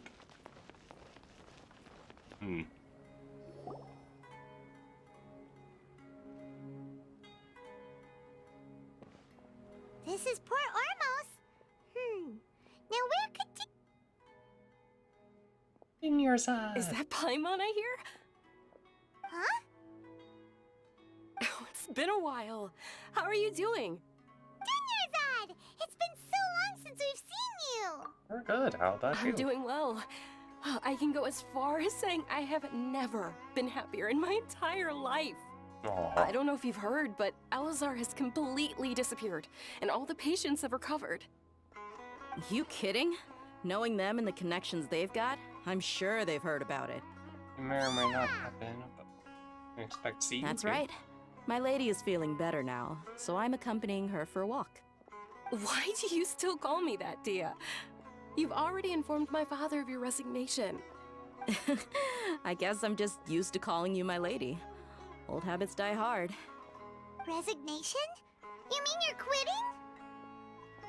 Yeah, I might start losing my edge if I keep being a bodyguard for the Homayanis. You know that my parents and I are fond of you, and that we appreciate you very much. It wouldn't be a problem if you wish to continue to be our bodyguard. I'm not a woman that's easily persuaded. You should know that by now, my lady. When I took this job, I had already decided that I'd quit as soon as you'd recovered. It's time for me to get back out there and chase that horizon. So what are you gonna do now if you're not gonna be a bodyguard anymore? Join us. I want to take a risky job and put my body to the test again. Huh? We literally just finished one of the most dangerous jobs ever! Are you getting bored already? I know. If I hadn't joined in that plan with you, I wouldn't have come up with this idea. I guess I still get fired up by that feeling of going all out in a fight. It made me realize that I'm still a mercenary through and through. Life is short, and I'm happy that I got to be a part of that operation. But the whole thing also made me realize that there are still many problems in Sumeru. And as a desert dweller, I'm still not completely ready to settle down on this side of the wall. Well, I remember a friend had someone bring you a message. You mean I'll hate them? I didn't expect him to still remember that. I thought he was joking. We just came from talking with Alhaitham at the Academia. Did he tell you that he suggested that I come work at the Academia? What? I heard that Azar and his cronies fell from power, and Alhaitham told me that now was a good time to find a job in the Academia, but only if I wanted to. Whoa. Paimon can't see you being anything other than a mercenary. Me neither. But I think Dia would look great dressed up as a scholar. Ugh, forget about it. I wouldn't last 10 seconds in there. Alhaitham probably just liked the way I worked and knew I'm good in a fight, so he suggested I find some work in the Academia. But you know, if you take him up on the offer, Sino might actually agree and let you become a Matra. Because you're super amazing! The Matra have all the talent they need as long as they have Sino. I prefer to be free to live however I choose. In fact, I chose this job from the very start because I knew it'd be right up my alley. Even if being a mercenary means facing all kinds of danger. A lion has to return to the wild sooner or later. If anything, being your bodyguard has been unfamiliar territory for me. I don't want to see you go, but I'll respect your decision. I'm glad to hear you say that. Come on, no need for the sad face. It's not like we'll never meet again. I guess being free is part of Paldea. Once the whole Dendro Archon thing is settled, everything in Sumeru will take a turn for the better. That makes me happy too. But a peaceful society will probably mean less demand for mercenaries like me. Before long, we'll be a dying breed. So I'd better get to work while I still can. Huh? But wait a second! You make it sound like you're leaving now! Well, no, not yet at least. I promised my lady I'd stick around until next week. So, have you been in Port Ormos this entire time? We were wondering if you had received a letter from Nilu. Oh, did Nilu write to us? She heard that you were seen in Port Ormos, so she sent the letter here. Huh. It was probably sent to the inn that we're staying at. My lady has been very energetic lately, and keeps taking me on hikes, staying out even into the night. By the time we get back, the receptionist is usually off napping on the job. Right, and we tend to leave quite early in the morning, so the old man on duty is also usually dozing off. Jeez. So what it really sounds like is that the person on duty is always asleep. I bet the letter's at the reception desk. I'll go check later. No wonder there wasn't a reply. You never received the letter. Good thing Nilu asked us to come and check on that. Sorry to make you two come all the way out here. Oh, it's It must be something important for Nilu to specifically write to us like that. Yes, she said they were preparing a victory feast in the Grand Bazaar, and will also be celebrating Sino's reinstatement as General Mahamatra. She was hoping you could come. Great! I'll be sure to attend. Count me in too. But is there some sort of dress code or anything for the feast? Can I just show up looking like this? Since it's being organized by Nilu, I don't think she'll be too picky about that. If anything, I think she wants to see us as our most natural selves. All right, then this is how I'll show up. The feast will be held in 2 days, so don't forget. Sure. Thank you so much for letting us know. We'll see you there. Oh, by the way, do you happen to know where Sino and Raman are? The General Mahamatra always comes and goes without a trace. Normally no one knows his whereabouts. Of course. Oh. But last time we met, he mentioned that he had something to do in Aru Village. You can try your luck there. Okay. As for Rahman, your guess is as good as mine. I only remember he said that he had something to discuss with Sino. You can ask Sino when you meet him. Thanks, dear. Don't mention it. You'd better get going. Alright, on to our next stop.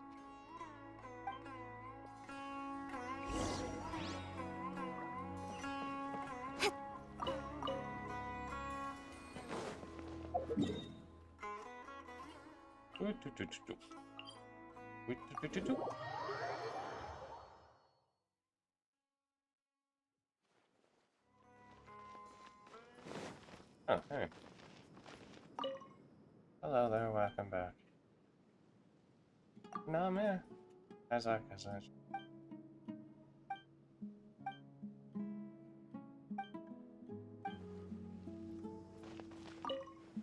I see Hey there, Miss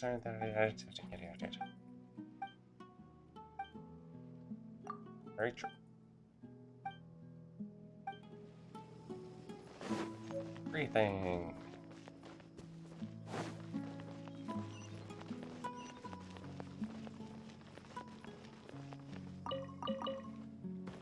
Eat.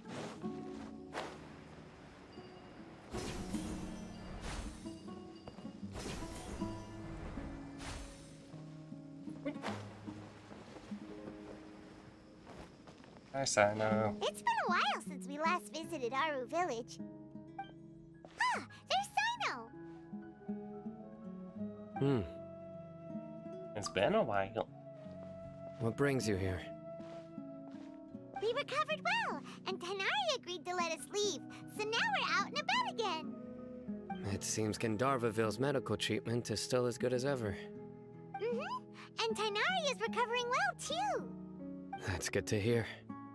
Thanks. Thank you for taking us to him. You're the one who brought us to him when we lost consciousness, right? Thanks for that. You're welcome. Tainari has excellent medical skills, and Kale is quite attentive. It was the best place for you. But why are you just standing here like a dead tree? I'm meeting some people. Oh, you mean Candace? I've already talked with Candace and the village chief. They're still at the usual place. You can go there if you'd like to see them. But you know one of the people I'm meeting as well. Oh, by King Deshret's blessing, my friend suddenly appears in the desert. Don't tell me you've run into trouble and need us to help now. Rahman! And... huh? Sataria? Oh, you know me? Oh, well, you're pretty famous in the Wait, academia. Don't worry, these are our friends. No need to be so guarded. I see. One we controlled. I'm doing well. Many good things have happened recently. Same here. Really, I feel that my whole life has started to shine after suddenly finding a new direction. Oh, tell us everything. Yeah, you go ahead. Alright, well, I suppose I should start by saying I've decided to leave the academia. What? You're not gonna be a It's scholar? not that I've given up on being a scholar. Instead, you could say I've found a new identity. I will no longer pursue research like a typical scholar, but I have not completely given up on my relationship to knowledge either. I can see what you're saying now. What do you mean? I plan to leave the academia and return to teach here in the desert. Wow, so you want to become a teacher? Sataria will return to support education here and teach people from the desert. She can't teach everyone on her own, but there are many of us Eremites all over Sumeru. She came to discuss a collaboration with me and hoped that I could bring her ideas to the Eremites. Yes, it's my hope that the Eremites can help me select a group of smart people with the best aptitude for teaching. I'll teach them, and after they've finished learning from me, they can go educate more people. That is the true meaning of education and the spreading of knowledge. The people of King Deshret suffer from sandstorms, exile, and ignorance. Miss Ataria is more than welcome to come teach here. Her arrival is like a star shining in the desert night. The stars have always guided caravans, thieves, soldiers, and travelers who get lost in the night. They lead those in the dark out of trouble and back to safety. Oh, please. Where's all of this coming from? I'm starting to feel a little embarrassed. You deserve these compliments.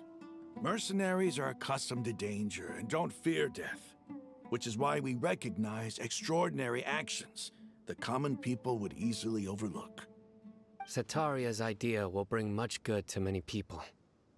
At first, I feared it was destined to fail. Everyone knows that the Academia doesn't allow scholars to teach in the desert without permission. As you know, all knowledge is under their surveillance and control, and very few desert dwellers are as lucky as me. But what I heard at that time has been haunting my heart, as if there were lightning bolts constantly bombarding my soul. Sataria, you tread a treacherous path, and the longer you ignore it, the tighter the Academia's grasp on you will become. Sataria, why haven't you gone home? Never forget that the desert that belongs to you lies elsewhere. Miss. These words sparked something in me, and I knew that I had to bring something back to my people after going home. I gathered up the courage to approach the Grand Sage, only to find that he was no longer at the Academia. Lord Sino told me that Azar didn't belong there anymore.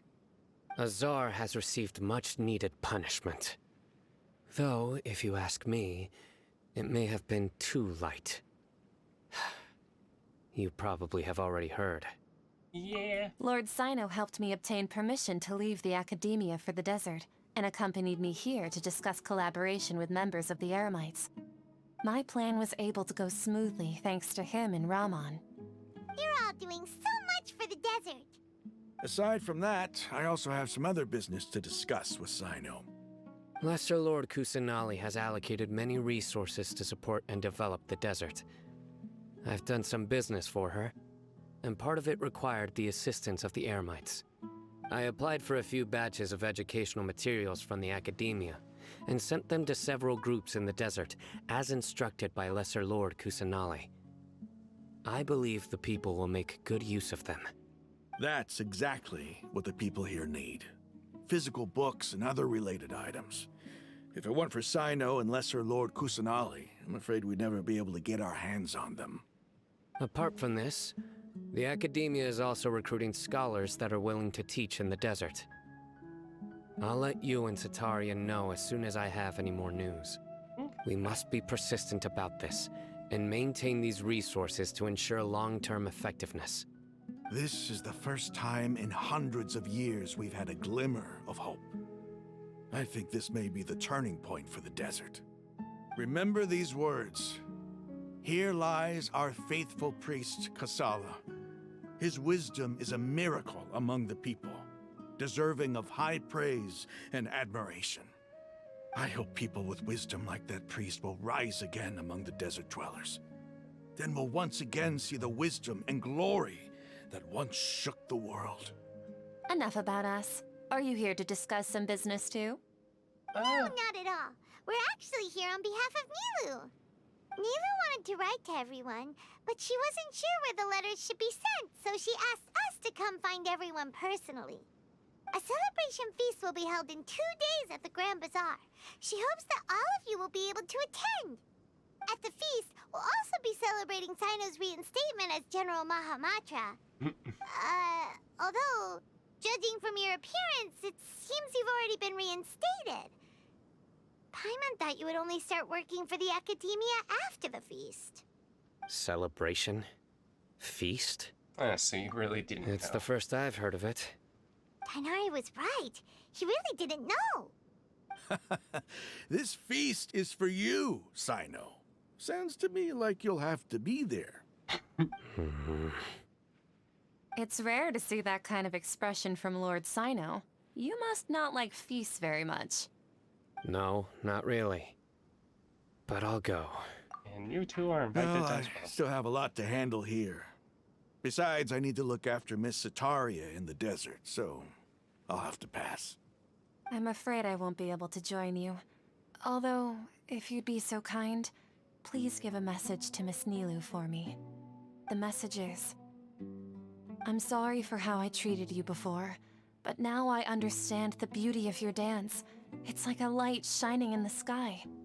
You and the art you symbolize are not only beautiful, but also lively and powerful, so much so that it was prohibited. Please keep dancing, and someday I'll be able to appreciate your art in person. Okay, we've got all that down. We'll be sure to get that Our message job to here is him. complete as well. Oh, Zainu, remember, party's in 2 days. Make sure you're there. Got it. Okay. Teleport to Grand Bazaar and then wait 2 days.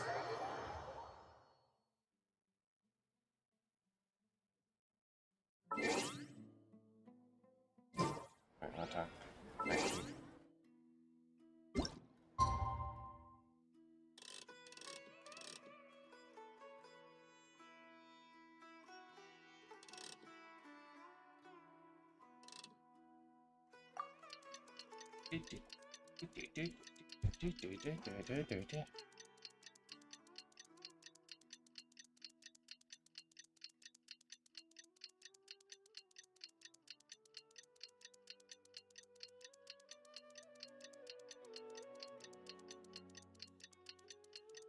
Ugh.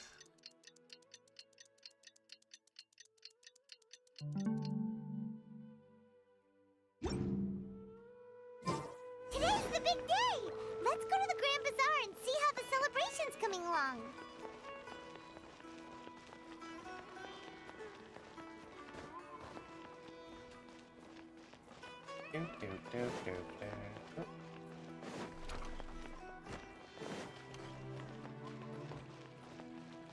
Yeah, but looks like pretty much everybody made it. That's what they would. Very nice. Everybody's already here. Looks like we're the last ones to arrive. You're here. Ah, there you are. Good evening. Well, look who finally decided to show up. You look like you came here immediately after finishing up some work. I'm very happy to see you here. But we're not late, are we? It's just that everyone else arrived ahead of time. I propose that the last one who arrived be put in charge of today's speeches. Oh, fuck you. Nah, there won't be any speeches today. Oh, really? Well, even better. Come join us over here. Let's share some great food and drinks, and chat about all sorts of fun things. Everything looks quite good. Wow, Paimon can't wait! Traveler, just look at all the delicious food here. Celebration pizza.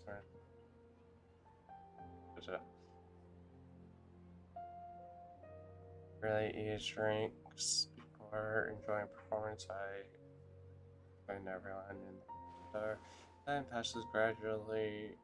One fun. Whoa, Okay. it's so delicious!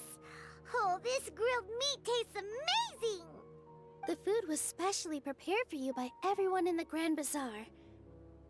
And we have gifts that were sent by the residents of Sumeru City when they heard we were holding a feast. Oh boy. Everyone that came said that you saved Sumeru and wanted me to thank you all on their behalf. Ah, feels kinda nice to be seen as a hero. I could get used to this. Being a bodyguard is also a hero's job. You've always been amazing, Dia. My lady sure has a way with words. Thanks. I'm glad to hear it. And I'm happy to meet everyone that participated in the great plan. Don't mention it. Come to think of it, we've really done something impressive together. It's unbelievable. Yeah. We owe it to our abilities. And luck. Really? Why do I remember everybody thinking that luck was against us and feeling like we hardly had a chance of succeeding? That's how I remember it too. It's luck that brought us together, and it was luck that let us form a team. Then, it took even more luck for us to formulate a plan and implement it successfully. Moreover, judging from the results, everything worked out well. Yeah. Everyone gave it their all when it mattered most. It was almost like a performance. We took the stage and put on our best show. Everyone played their part, and thanks to everyone's efforts, the performance was a great success. So, would you say we're good actors too? It's one more talent under It's such a our belt. blessing that Lesser Lord Kusanali was able to return to power at the Academia. Yes, even after being abandoned and neglected so many times, she's finally returned. Return to... oh boy. Lesser Lord Kusanali once used all her power in a great disaster, which resulted in her losing all her wisdom and memories of the past. The Academia basically abandoned her because of it. This should be something everybody should remember. Huh? You look surprised. I didn't say anything wrong, did I? No, everything you said is correct. That's good. Something wrong? Yeah, what's with that face? You knew all of this already.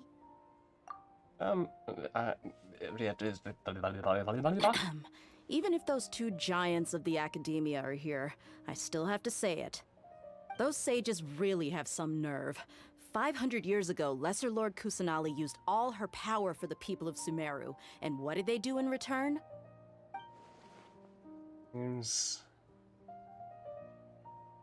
Of course it did. Everyone believes.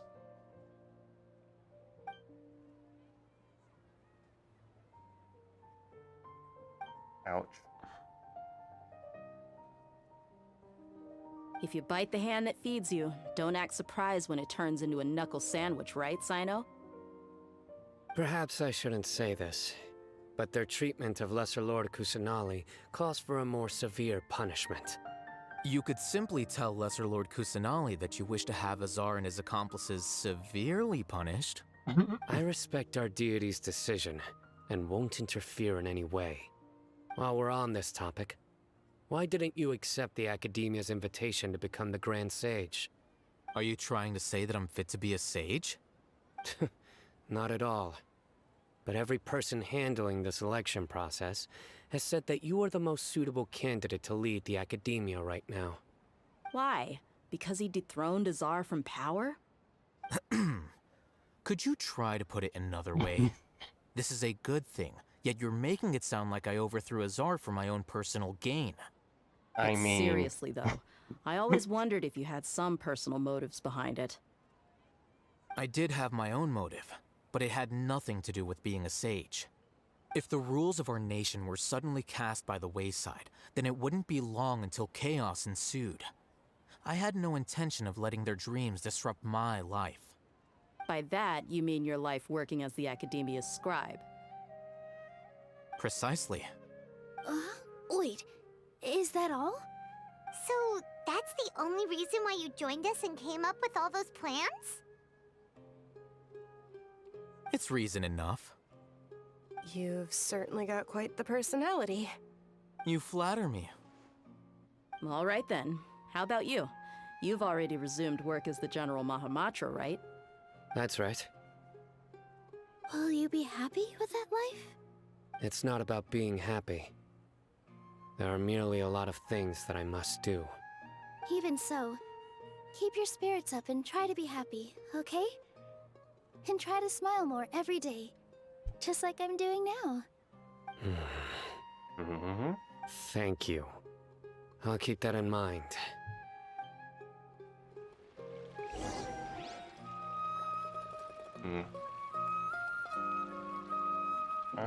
I seldom participate in such lively gatherings, but the atmosphere here is quite good. No, this gathering today has a unique meaning. The Grand Bazaar is lively because the people here feel happiness from the bottom of their hearts, unlike the farces at the Academia. That happiness is an emotion that'll be forever alien to those bookworms who have driven themselves insane by studying. I seem to have taken both keys when I left the house. Oh well. Oh no.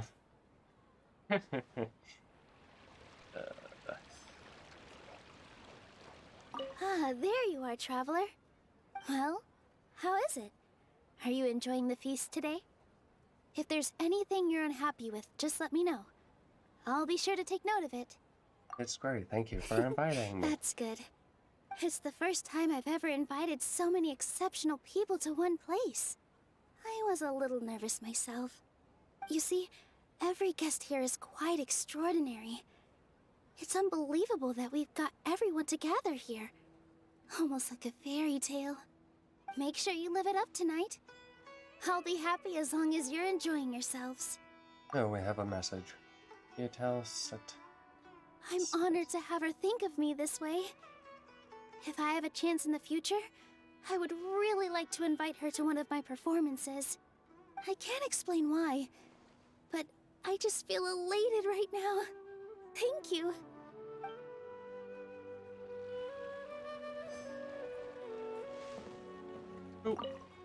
The atmosphere here is good, and everything is delicious.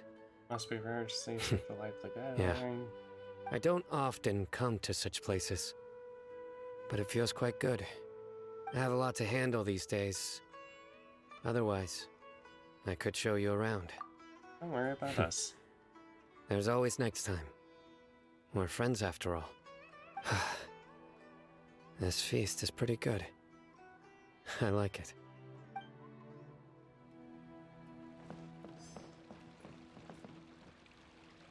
Right.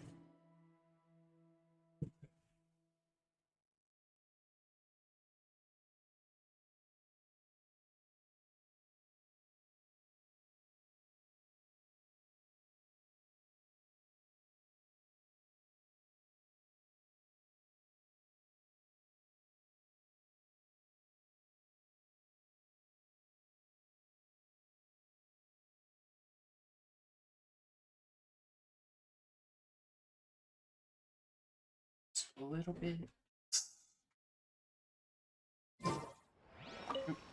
My lady, the grilled meat over there is delicious. Have you tried it? Yes, I also tried some fruit just now. Oh, they're very sweet.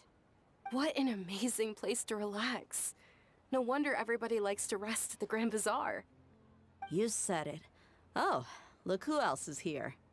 Hello! Oh, I'm so happy Nilu invited everybody. Oh, now I have the chance to meet all the heroes. My pleasure. Hey, less of that polite chit-chat and more eating and drinking. The feast is about having fun, not stuffy formalities.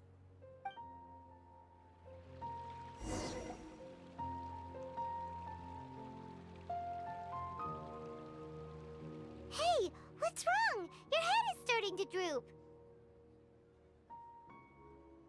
Feels like I'm about to nod off. You can't just fall asleep here. Paimon will go find something delicious for you to eat. You'll wake up once you've put something yummy in your tummy. Really? Of course. Just wait here for Paimon.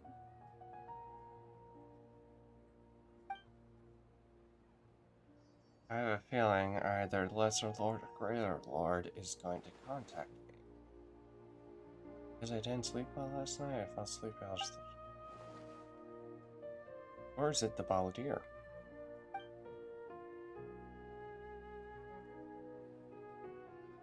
It's someone.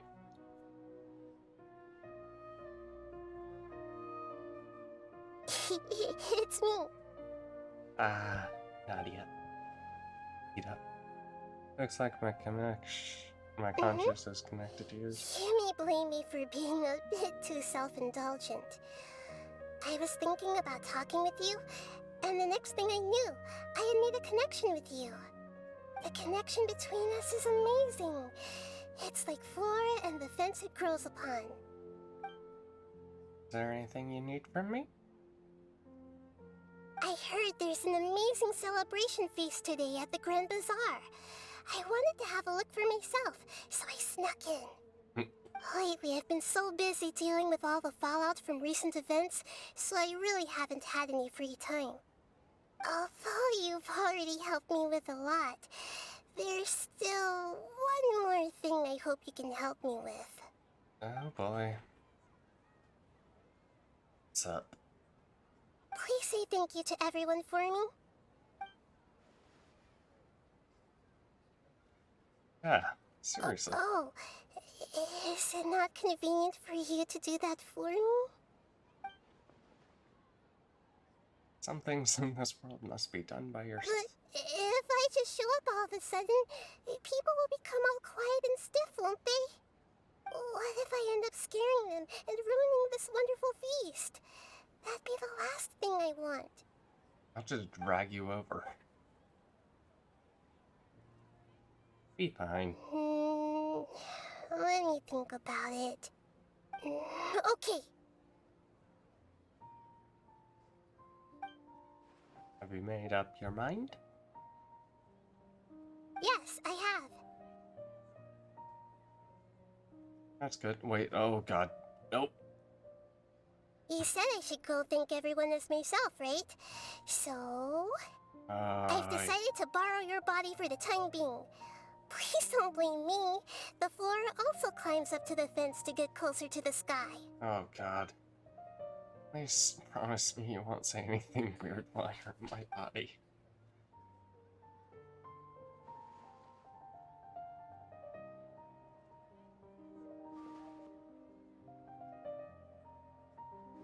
Everyone! Are you awake now? Paimon was just about to bring you the food. It's me. Huh? That voice. Nahida? Hold up, what's going on? I didn't expect to have a conversation with the consciousness of Lesser Lord Kusanali in the Grand Bazaar. Interesting. Is this also a part of the feast? No, of course not. Are you Lesser Lord Kusanali? Hello, Nilu. You know who I am? Yes, I already know every one of you. Nilu, Alhaitham, Sino, Dia, Paimon, and Dunyarzad.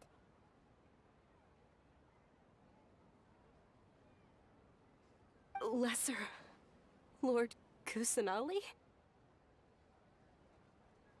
I took the liberty of occupying the traveler's body so that I could thank all of you in person. Thank you so much for rescuing me, even if that meant placing your own safety in peril and taking the risk of becoming enemies with the academia, the sages, the doctor, the balladeer, and even the entirety of Sumeru.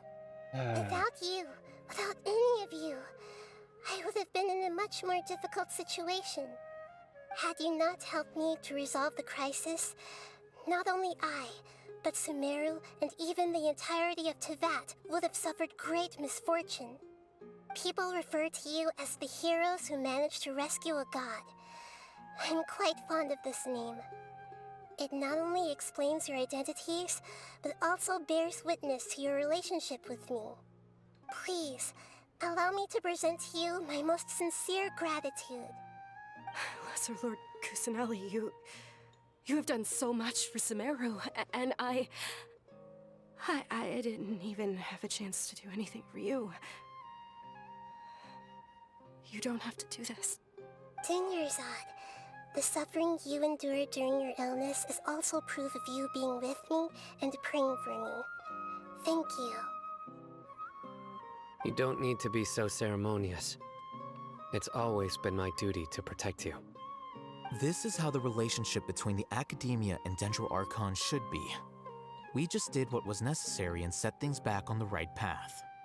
You're an Archon, but you act so humble. You really don't need to be so polite with us. I'm honored to have been able to take part in this plan. I hoped you liked the dance I dedicated to you. Thank you, all of you. Thank you so much.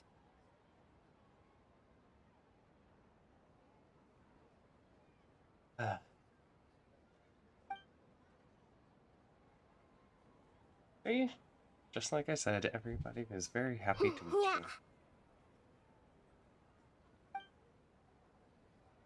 you. Yay! Warm atmosphere, talking, laughter, carry on into the night. Feast ends on a perfect note. Hey Nahida, do you want to tell me anything about how you made a deal for your Are gnosis? you awake? Did you rest well? Oh no. After Nahida left, you ate a lot of food. You've become a glutton. Still nothing compared to you. That just means you still have a lot to learn from Master Paimon, the Sage of Gluttony. All right, since you're awake now, should we go and have a chat with Nahida? Yeah. She should be in the academia right about now. If you have any questions, now's your chance to ask.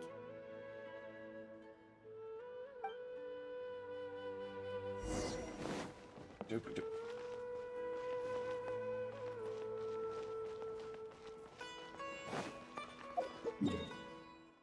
Okay. Marked up.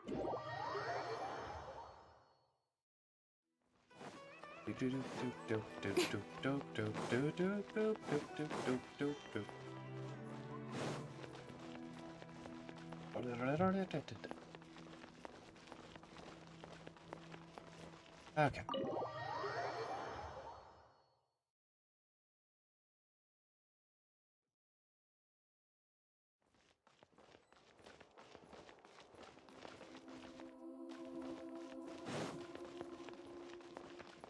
Hi, Nahida. Nahida! Hello, Traveler and Paimon. What a fantastic night.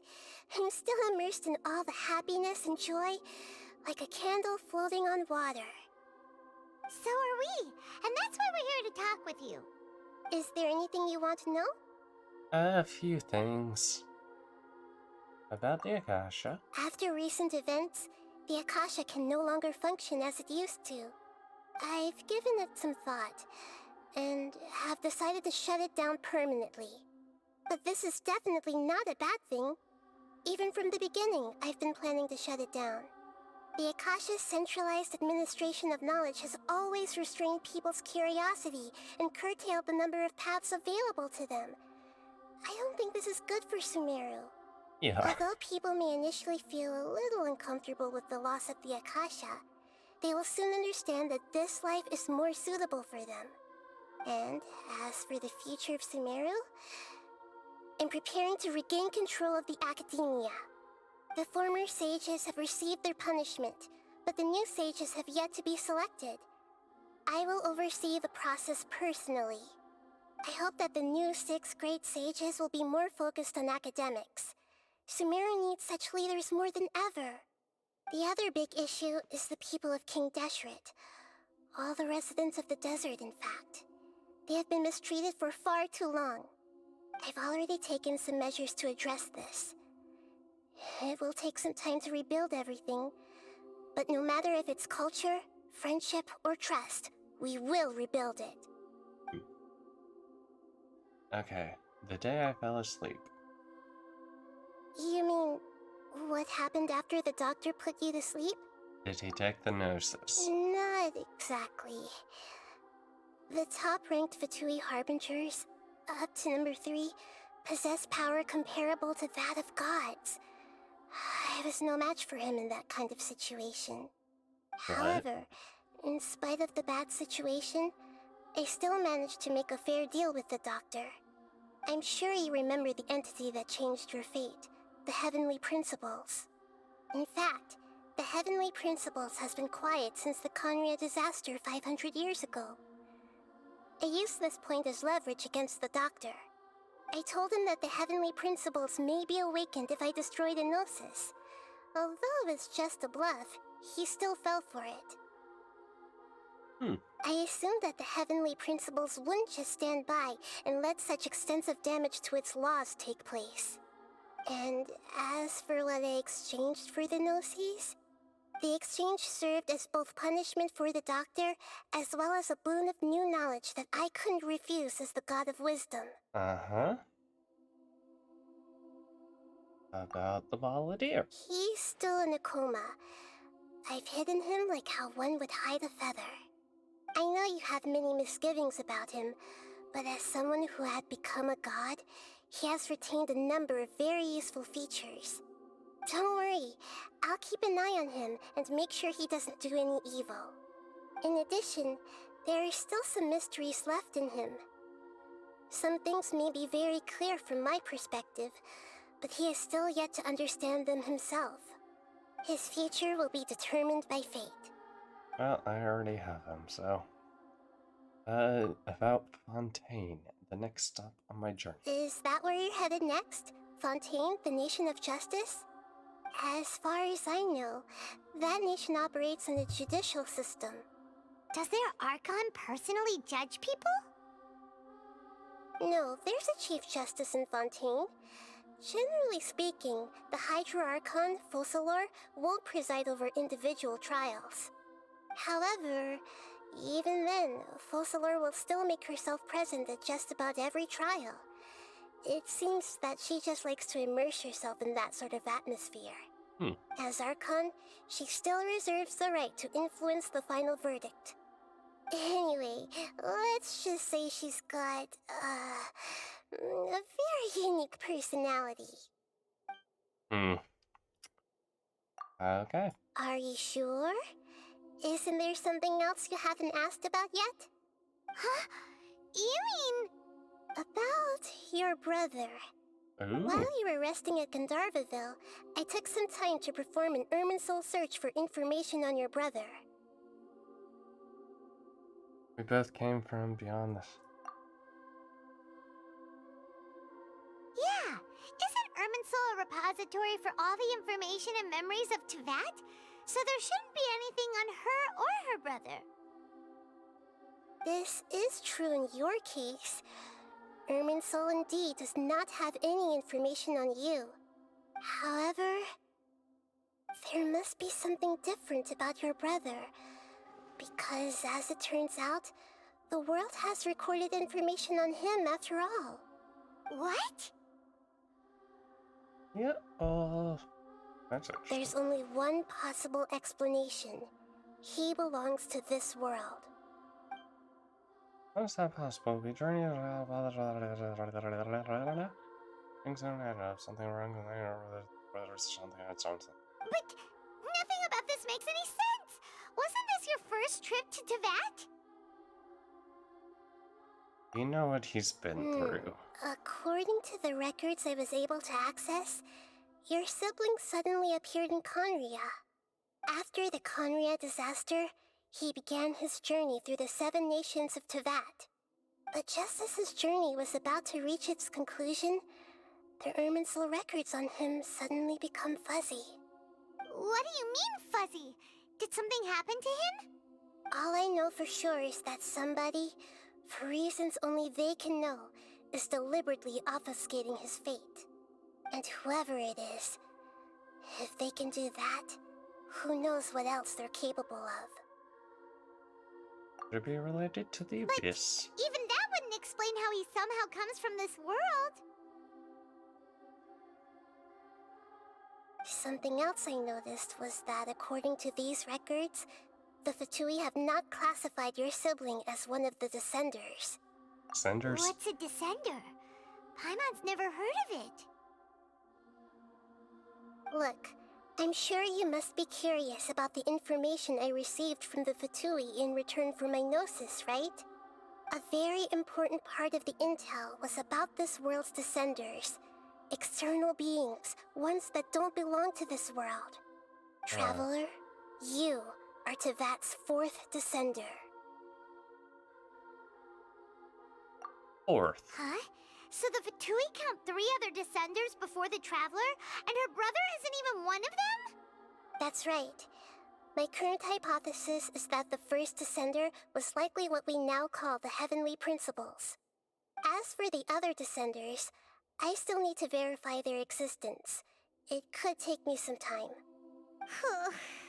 Paimon's head's about to burst from all this crazy new information.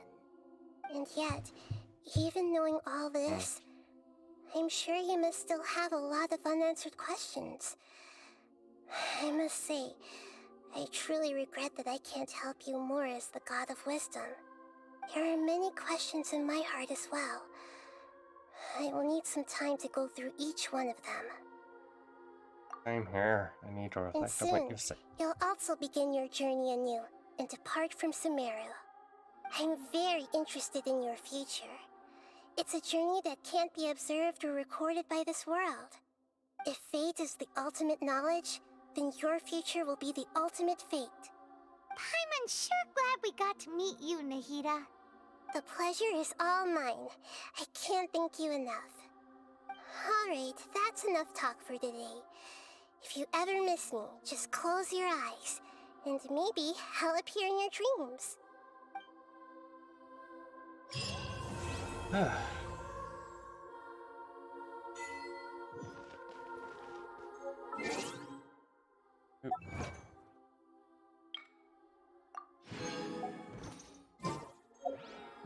Oop. Wait, other quest.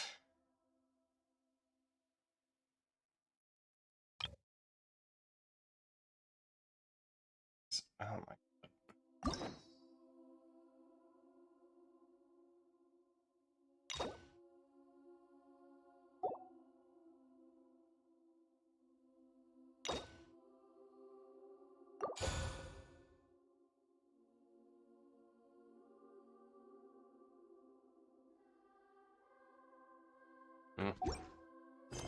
Nope. Shit ton of store quest.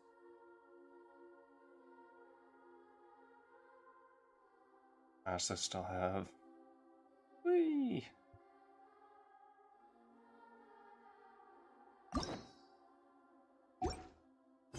Okay.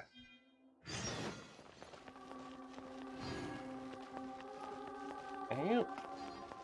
I think gonna call it here today. Bye bye.